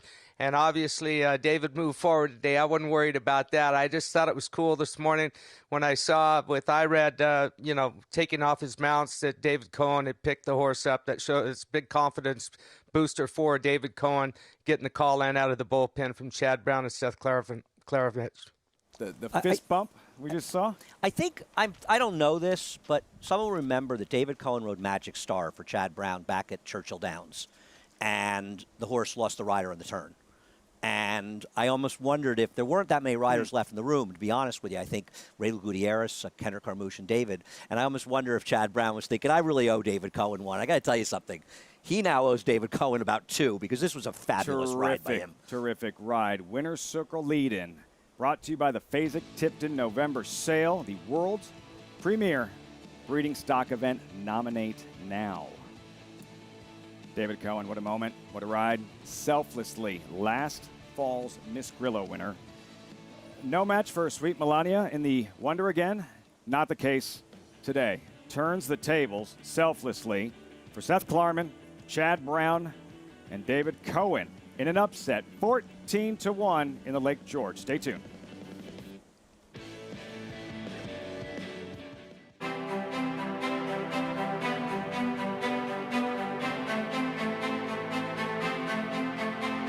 Crystal Ball continues to battle on down towards the rail. On the outside, it's Paris Lights. Antoinette is in third, and now they're inside the 8th pole. And it is Crystal Ball and Paris Lights. And we've got a thrilling stretch duel in the Coaching Club American Oaks. The 2 fillies come down for the finish, and it's going to be Paris Lights.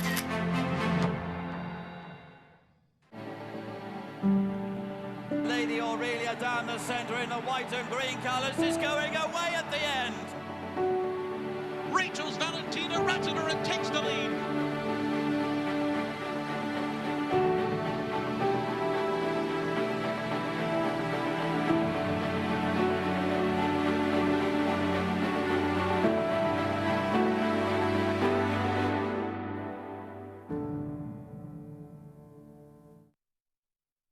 Welcome to the 2020 Keeneland September Yearling Sale. Though these are challenging times, they are indeed a time of great opportunity.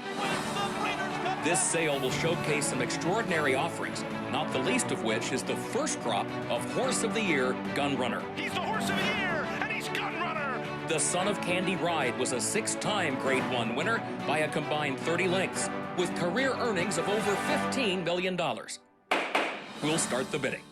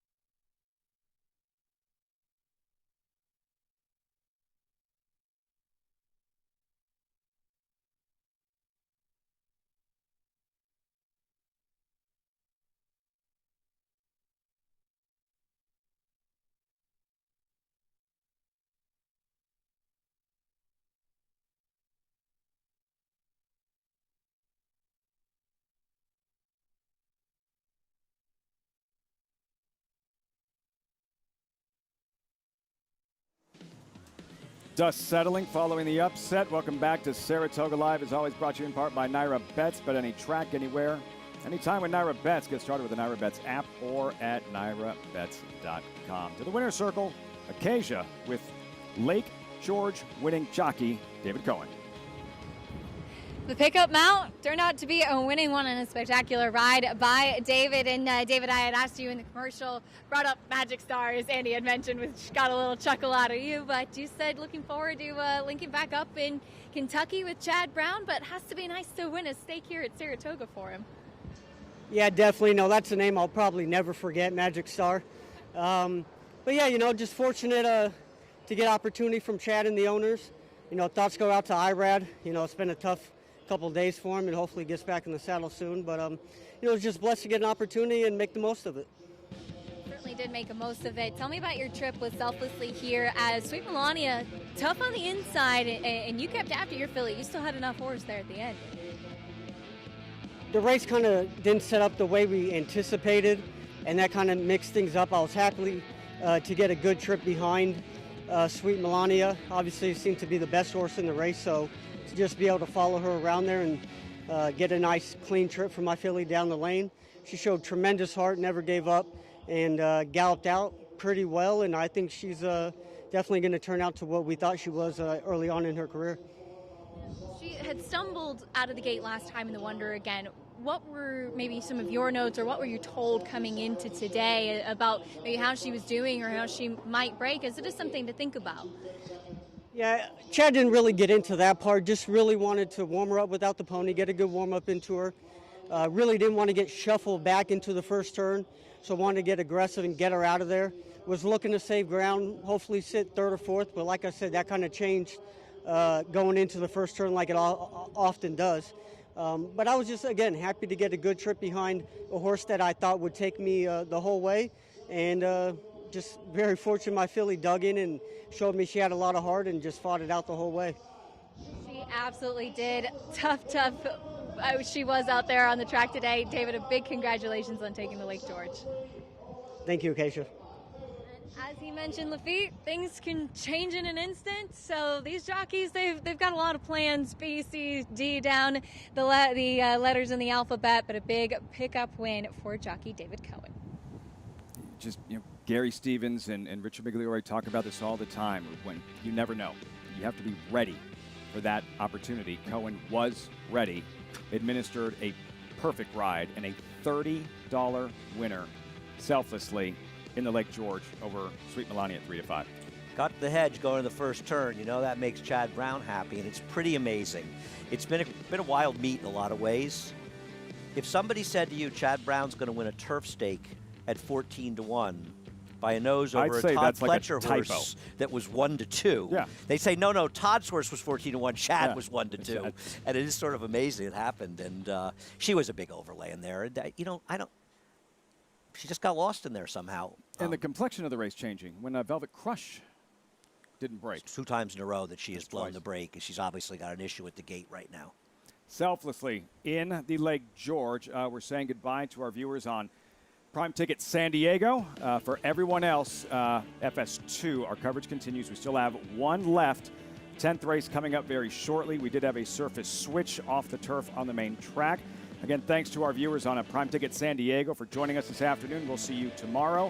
Viewers on FS2 staying right here. We'll be right back with the nightcap and the Michelob Ultra Performance of the Day. Wins a maiden special weight at Saratoga, Del Mar, or Kentucky Downs, you shall receive a $100,000 bonus. Remember, win an extra $100,000 in 2020 when your Run Happy 2-year-old wins a maiden special weight at Saratoga, Del Mar, or Kentucky Downs. Be happy and run happy. Hello, you've reached the offices of West Point Thoroughbreds. Please leave your name and your number, and we'll get back to you as soon as we can. Okay, starting to move now. He's fourth. He's on the outside now. He's pressing him now. There's the 1, the 7, and the 6. He's on the lead. There's another horse on the inside of him. He's pulling away. He's going to win this race.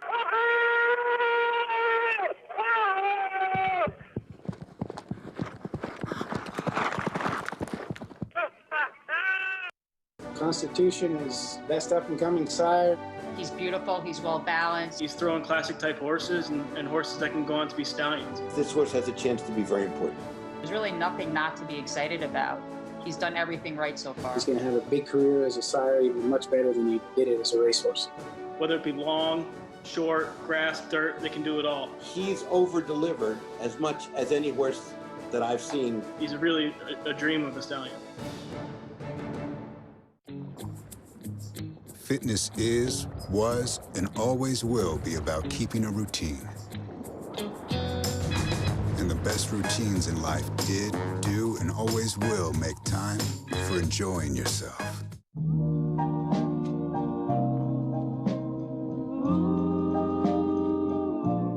You look like a flower, each and every way.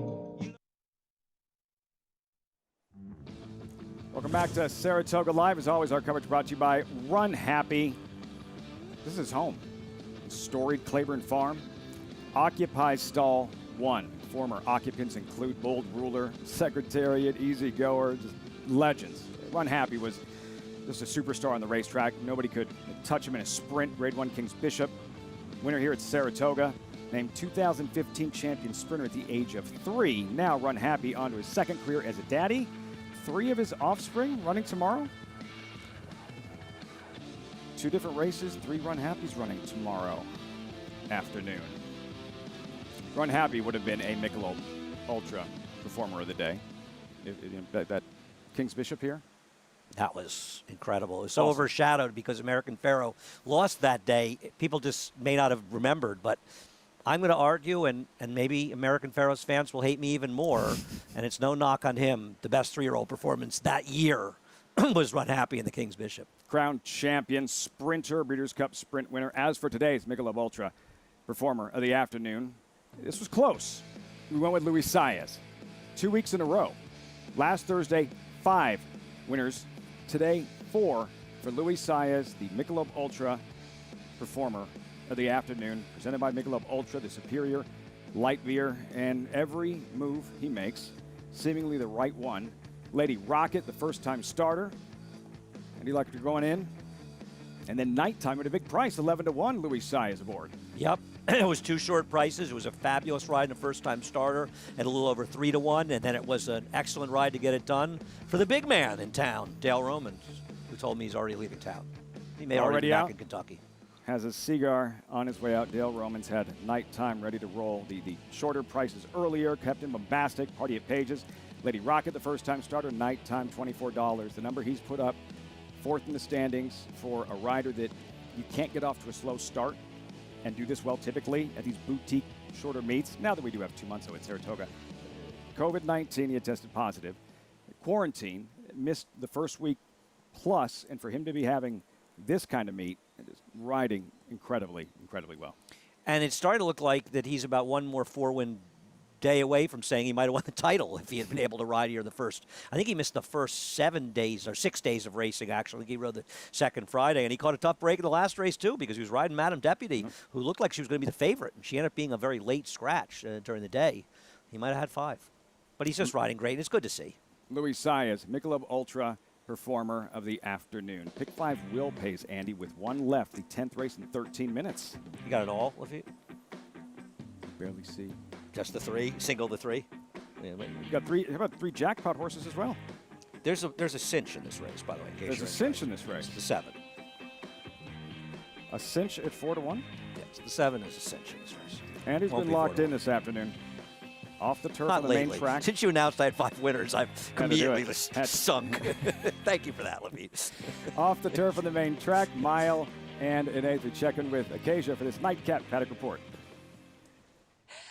Oh, Lafitte, you put the hoodoo on him for sure. But let's see. I once again, I agree with Andy here in the nightcap, so we'll see if that's not too much weight, but we'll get there momentarily. Starting on the inside with the number 1, Little Red Button, who has had 1 dirt race. It was sprinting, and it was terrible. That was, though, against maiden special weight competition, and I think that she has found the right level of company. I think her last 2 races were actually okay. I had liked her stretching out last time. I don't mind her on the dirt. In fact, she's got some pedigree to suggest that she should actually be a little bit more of a dirt horse. She has 7 siblings that won on the main track, including multiple stakes winner Uno Mas Modelo, though his best races were 7 furlongs to a mile, and he actually just retired. Living his life out now in Connecticut with my mother at Racing for Home. So Uno Mas Modelo, I know him quite well, and they look very similar as she's on the smaller side as he is. And again, I don't mind her switching to the main track, though a 1 1/8 miles could be a bit of a stretch for her. That's my biggest concern. The number 6, Beyond Brown, has speed, which is always a positive, and has a race where she did finish second, though a distant second, in a pretty poor field, I certainly will say, and in a small field at that, but she can handle the distance. She is one that races with that full hood underneath her bridle. That's in addition to her blinkers, very short cheater cups, as again to muffle out the sound here. But she's quick out of the gate, and she looks like she's coming in good condition after that last race. She's very forward, she's sharp, as she always is, and as you'd like to see, as it appears the number 3 Della Loop being a bit vocal here in the paddock. As we'll go to the number 7 Spin Your Partner. She too had come in with a full hood on over a bridle. They take it off. That's some things that some trainers do just to keep horses settled prior. She looks fit. She had a very good race last time out on a wet fast track at Delaware, going a mile. She has had to conquest Hard Candy, who's a turf runner, and so I can understand why they've tried her on the grass a couple of times, but she's a standout in the paddock to me here. I think Arnaud Delacour does a fantastic job. Ricardo Santana will be aboard, and she did show a bit of speed last time as well. Repeat. Acacia said I hexed you, Andy. No, I think it was bad picking on my part, actually, that led to me. Just wait till you try to start your car. I don't have a car. What car? Wait till you see what happens on your walk. My bike? Did you say to my bike that I should know about? Horses in the paddock, the 10th and final. Coming up next as our coverage continues on Saratoga Live on the eve of a big Saturday. 4 graded stakes races tomorrow, 2 Grade 1 events. The nightcap when we return. Catalina Cruiser. He won 7 of 9 starts coast to coast, with 6 triple-digit buyers and 5 dominating graded stakes wins, including a record in the Grade 2 True North Stakes. A son of leading 5th crop sire, Union Rags. A $370,000 yearling with an imposing physical, and one of the best of his generation. There's only one Catalina Cruiser, now standing at Lane's End. Whether you have Derby dreams or Midsummer Derby dreams, this is Tom Durkin to tell you a registered New York bred can take you there. Diversify. That New York bred Exact and the Whitney by multimillionaires Diversify and Mind Your Biscuits shows the kind of quality that allowed New York breds to earn more than $93 million on the world stage last year. On-track successes have spurred New York bred sales result. At the March OBS sale, Chestertown sold for $2 million. And this New York bred 2018 yearling brought $1 million at Saratoga. So get with the program at nybreds.com. I was born in Southwest Delta. When you win, has taken command close to home. Win, you win. I was raising horses. They come down to the wire, and Minute to Stardom upsets them at 20-1.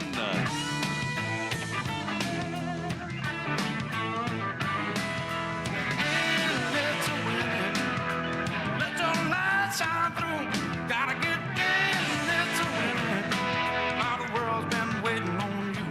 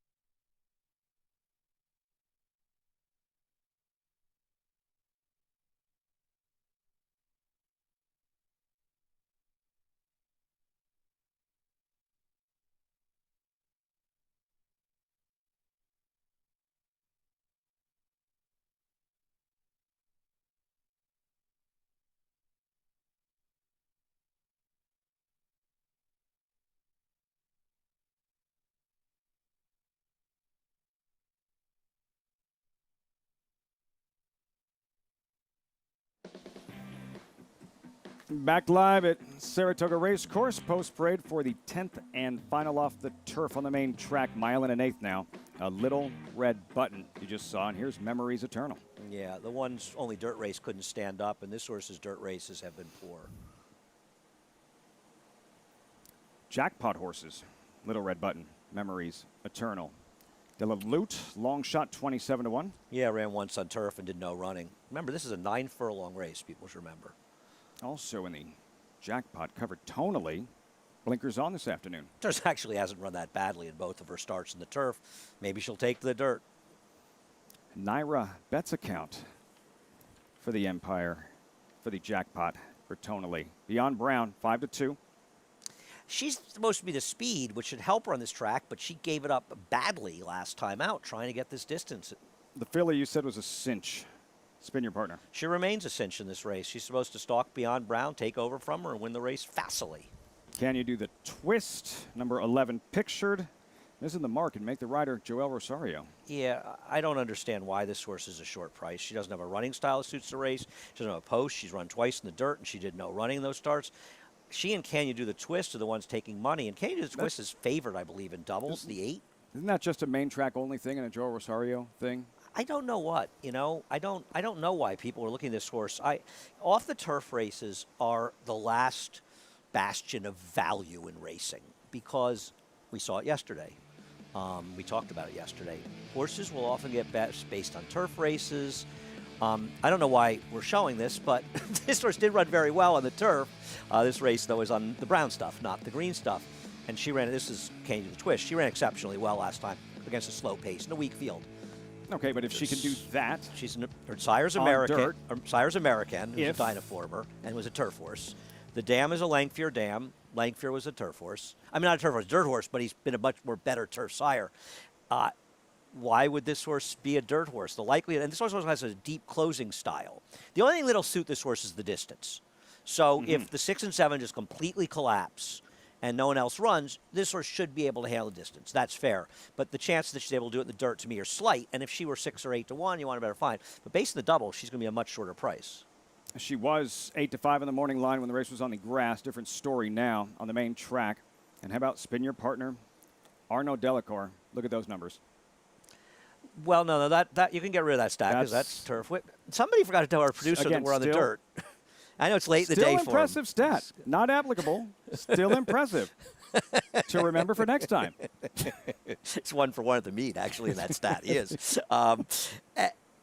I thought this was race at Delaware, which is better than these. And I think that Ricardo Santana should be aggressive and try to get the lead from Beyond Brown. If he can't, sit second and just take over when Beyond Brown falls apart like he did last time. I don't know. Spin Your Partner, 5-2. Going back to, you were talking about yesterday and the value that can be represented and some handicapping when there's an off-the-turf race and often still treated like it's on the grass. Yeah, it presents opportunities. Well, I mean, look at Missing the Mark, okay?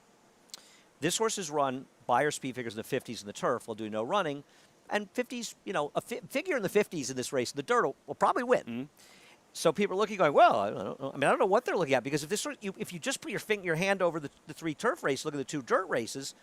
This horse was running a 29 buyer and a 25 buyer, trying to go a mile back in the winter at Aqueduct. I hear you. It just doesn't make this horse remotely competitive yet. It's 5-1 in here. And Can You Do the Twist? She's coming down from that 5-1. That's a certainty. And maybe she'll handle the turf, but her trainer probably had her up here and figured, what the heck, it's off. Yeah. I'll still run her back when they bring the race back on the turf next time, and I'll take a shot. It's a big purse. Why not take a shot? But the likelihood she wins is pretty slight. Let's check in with Acacia. Yeah, I can see taking a shot, but everything about this filly just screams turf. So I'm with you, Andy. I'm a little bit dubious about her in here, though. Again, physically, you're going to look at a horse, and you can see that high knee action she has. She moves like she wants to be on the turf. She's got a big flat hoof on her. Look, stamina is not going to be a problem. She is getting a little bit warm, but she looks like she can handle the distance without any problem. So that's the thing that I think is a feather in her cap, and maybe she will handle the dirt okay. She does have a couple of works on the main track here at Saratoga, which is a positive, but those weren't the fastest. And again, she just overall pedigree and appearance looks more like she wants to be on the turf. But this is a mile and an eighth, and that's something that the number 11, Missing the Mark, also has in her corner, and I'm guessing that could be the reason for her taking some attention too, is that she's a very leggy type. She's ran a third, going a mile and an eighth. In fact, behind Can You Do the Twist on the turf 2 starts back. So she has those distances under her belt. She's got a lighter frame to her, but again, a lot of legs. She looks like distance is what she wants. I just don't think this is her surface either, even though she was MTO. I actually liked her a little bit better on the turf, and I just think still that the number 7, Spin Your Partner, is a better alternative in here. Ricardo kept her with the pony for a while, then took her away, so that's where I'm going to land. I know that she's the favorite right now, but to me, guys, just on track and back in the paddock, she was the biggest standout. Spin Your Partner, Andy and Acacia, going with the same filly. Should she win, that would have been a 4th winner today at Saratoga that Irad Ortiz was originally named on. Yeah, and that's tough, and I feel for Irad. Yeah. I do. You know, it's hard, and we all hope he's healthy, and that's the important thing. Nobody and I more think frustrated than he is. I think Irad probably watched the last race and said to himself, I wish I'd been on that horse, but I'm not sure I could have ridden him as well as David did. Can't imagine too much of a better ride. He couldn't have ridden him any than better, Cody and I think Minister. Irad would say the same thing to you. But, you know, we want to see Irad back and healthy. And we just want to see him healthy. It's not even about the jockey's race, honestly. Of course. It's just about, you know, seeing people back. You don't want to see anybody get injured, and hopefully he'll be back soon. Ricardo Santana takes over. There's Spin Your Partner. Santana, who won the Forgo the last 2 years. Back to Matoli and Whitmore. Luis Saez will be riding. I think it's Saez on Whitmore tomorrow. I don't know, but you got enough papers over there that it's got to be in there somewhere. Yeah, What it's is in here going on over somewhere. there? It's in here somewhere. It is Saez on Whitmore. See? Who's Is there a? who's Size right? Okay. Is there a? And also, we saw Rosario a date with Yaupon in the Amsterdam. Is there a race or a horse in particular you're looking forward to most tomorrow? 4 graded stakes races. Well, I'm looking forward to the Forgo a lot, and I'm excited about Complexity. I mean, personally, I'm excited about seeing him run. And I think he is one of the 2 McLean's Musics to win Grade 1s. The other one, of course, being Cloud Computing, won the Preakness. Right. Both of them trained by Chad Brown, both of them owned by Klarovich. Or Seth Klarman. I want to get the names correctly. They took down the Lake George for the weekend. That's 1 graded stakes race down, 5 to go. 4 tomorrow, the 2 Grade 1 events, and the Chouvy on Sunday. Hope you can join us here on Saratoga Live. Great weekend on tap, winding things down. The 7th weekend, the 7th week of 8. First, this 10th and final. One final time, John Embriel standing by with a live call. The nightcap from the Spa.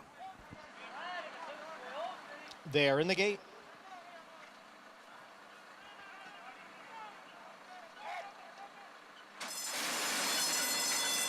And they're off. Spin Your Partner, Beyond Brown, Little Red Button from the rail. Little Red Button down on the inside has a narrow lead over Beyond Brown, and on the outside, Spin Your Partner is next in 3rd. Then it's Memories Eternal, who's at the rail in 4th. Missing the Mark on the outside runs in 5th. Tony Lee is 6th. Can You Do the Twist is running in 7th, and it's a big break. Back to Della Lute, who trails the field in 8th. First quarter, 23 and 2/5 seconds. Little Red Button leads here by a head. Beyond Brown, right there on the outside, runs in 2nd, with Spin Your Partner just off the front 2 in 3rd. Then it's a break of 2 to Missing the Mark and Memories Eternal. Another 4 lengths back to Can You Do the Twist, followed by Tony Lee, and way back is Della Lute in 8th. Half mile went in 47 and 1. It's still Little Red Button who has the lead here by a length over Beyond Brown. Now it's almost 3 lengths. Back to Spin Your Partner in 3rd. Memories Eternal is 4th as the field goes around the far turn. Dropping way back there is Missing the Mark. Little Red Button is on the inside and Beyond Brown's on the outside. And now the 2 of them are heads apart for the lead. Coming for the top of the stretch, they have 4.5 lengths on Spin Your Partner in 3rd, and down on the inside is Memories Eternal in 4th. 3 quarters went in 1:11 and 1. Little Red Button on the inside, and on the outside it is Beyond Brown. Beyond Brown and Little Red Button. The rest of the field far behind with 1/8 of a mile to the finish. Here is Beyond Brown now to take over from Little Red Button. Beyond Brown gets clear in front as they come on for the finish, and it will be Beyond Brown. 2.5 lengths at the end. Little Red Button was 2nd. Farther back, Memories Eternal and Can You Do the Twist.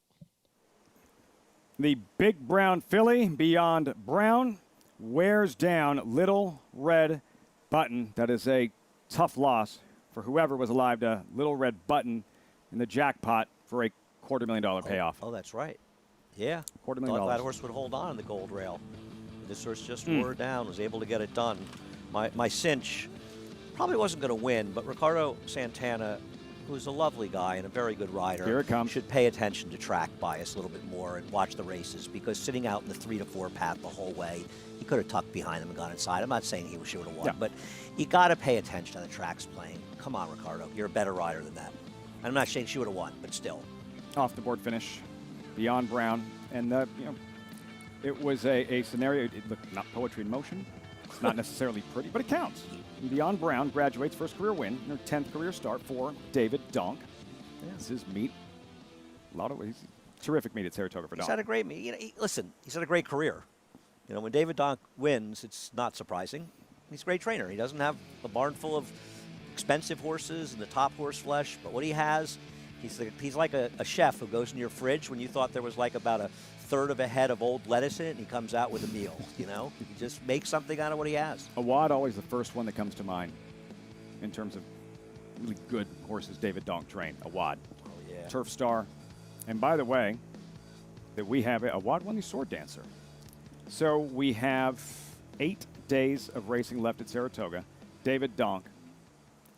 Got him, get him another hat. Whenever we talk to him, again, get him I have nothing against the Jets. A Raider hat in these interviews will be much more enjoyable. Not like you. I don't think he'd be very receptive to that. Yeah, I really don't think he would be either, Lafitte. I really don't think he would care at all. But if do you want to get him a Raider hat, did you say? A Raider hat. Aren't they moving to Las Vegas? They are.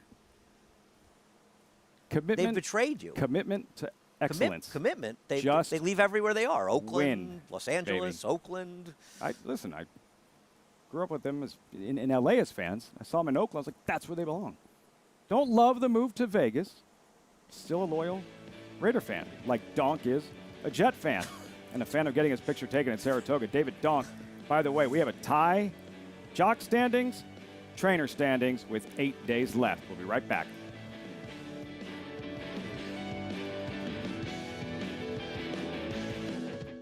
An undefeated graded stakes winner on the track, Algorithms has sired over 70% winners from starters. His top runners include multiple stakes winner and Grade 3 victor Recruiting Ready, multiple stakes winner and graded stakes performer Taylor Spirit, and juvenile stakes winner South Bend. In the Pennsylvania Derby, Algorithms notched his first Grade 1 winner with a thrilling victory by Math Wizard. In the ring, his juveniles sold up to $275,000. Algorithms, standing at Claiborne Farm. Nobody wants to fall into a safety net, but when adversity or hardship presents itself, it beats the alternative. Since 1943, the Jockey Club Safety Net Foundation has been serving those individuals and families in need across every facet of the thoroughbred industry. Help us continue to be the safety net and catch those most in need. Visit tjcfoundation.org to learn more. As the world faces unprecedented challenges, our faith and resolve have been challenged like never before. But tough times never last, tough people do. Thanks to all the fans, the backstretch workers, trainers, owners, breeders, veterinarians, and countless others behind the scenes. We are inspired daily by your commitment, and we applaud your passion for this great sport. Together we'll rise above this, and soon we will all run happy again. Racetrack Television Network brings you every race, from every track, on every screen, every day. With monthly packages starting as low as $5, RTN gives you great value and access to more live HD streaming and race replays than anyone. Visit RTN.tv today to sign up and watch on almost any device, including Roku and Amazon Fire. Use promo code TRYRTN for a 5-day free trial.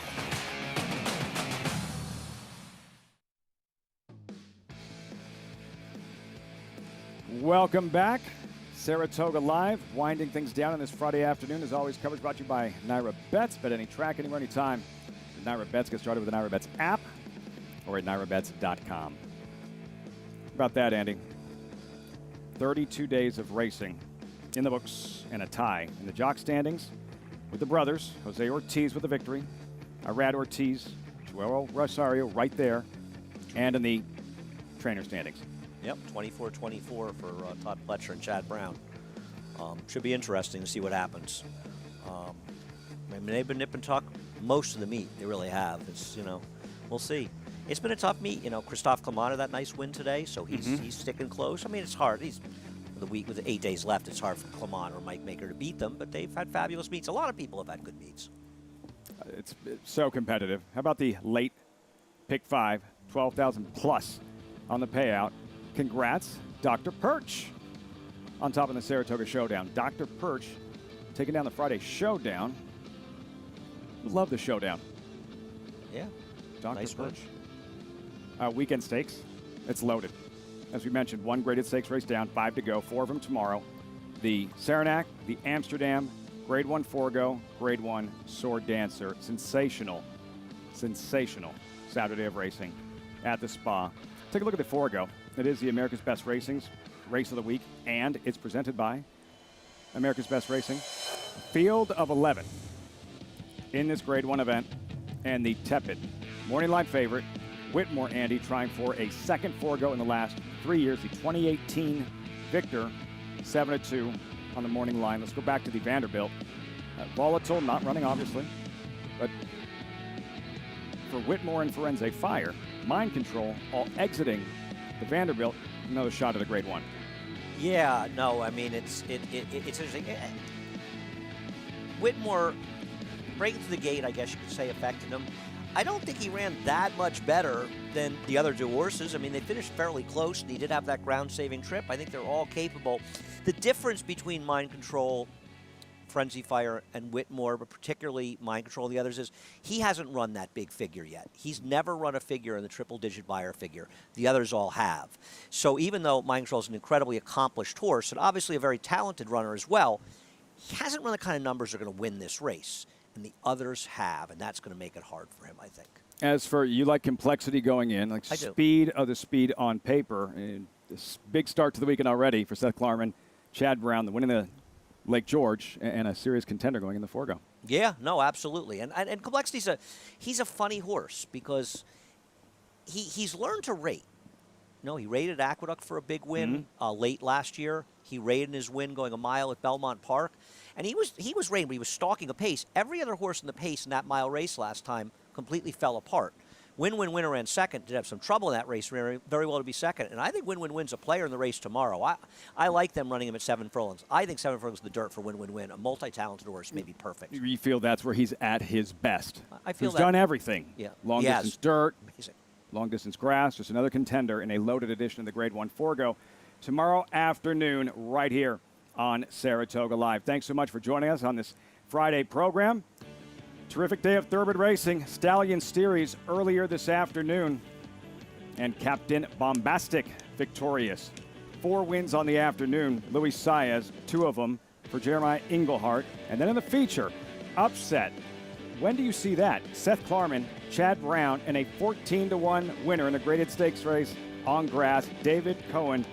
Beautiful ride, selflessly in the Lake George. We'll see you tomorrow.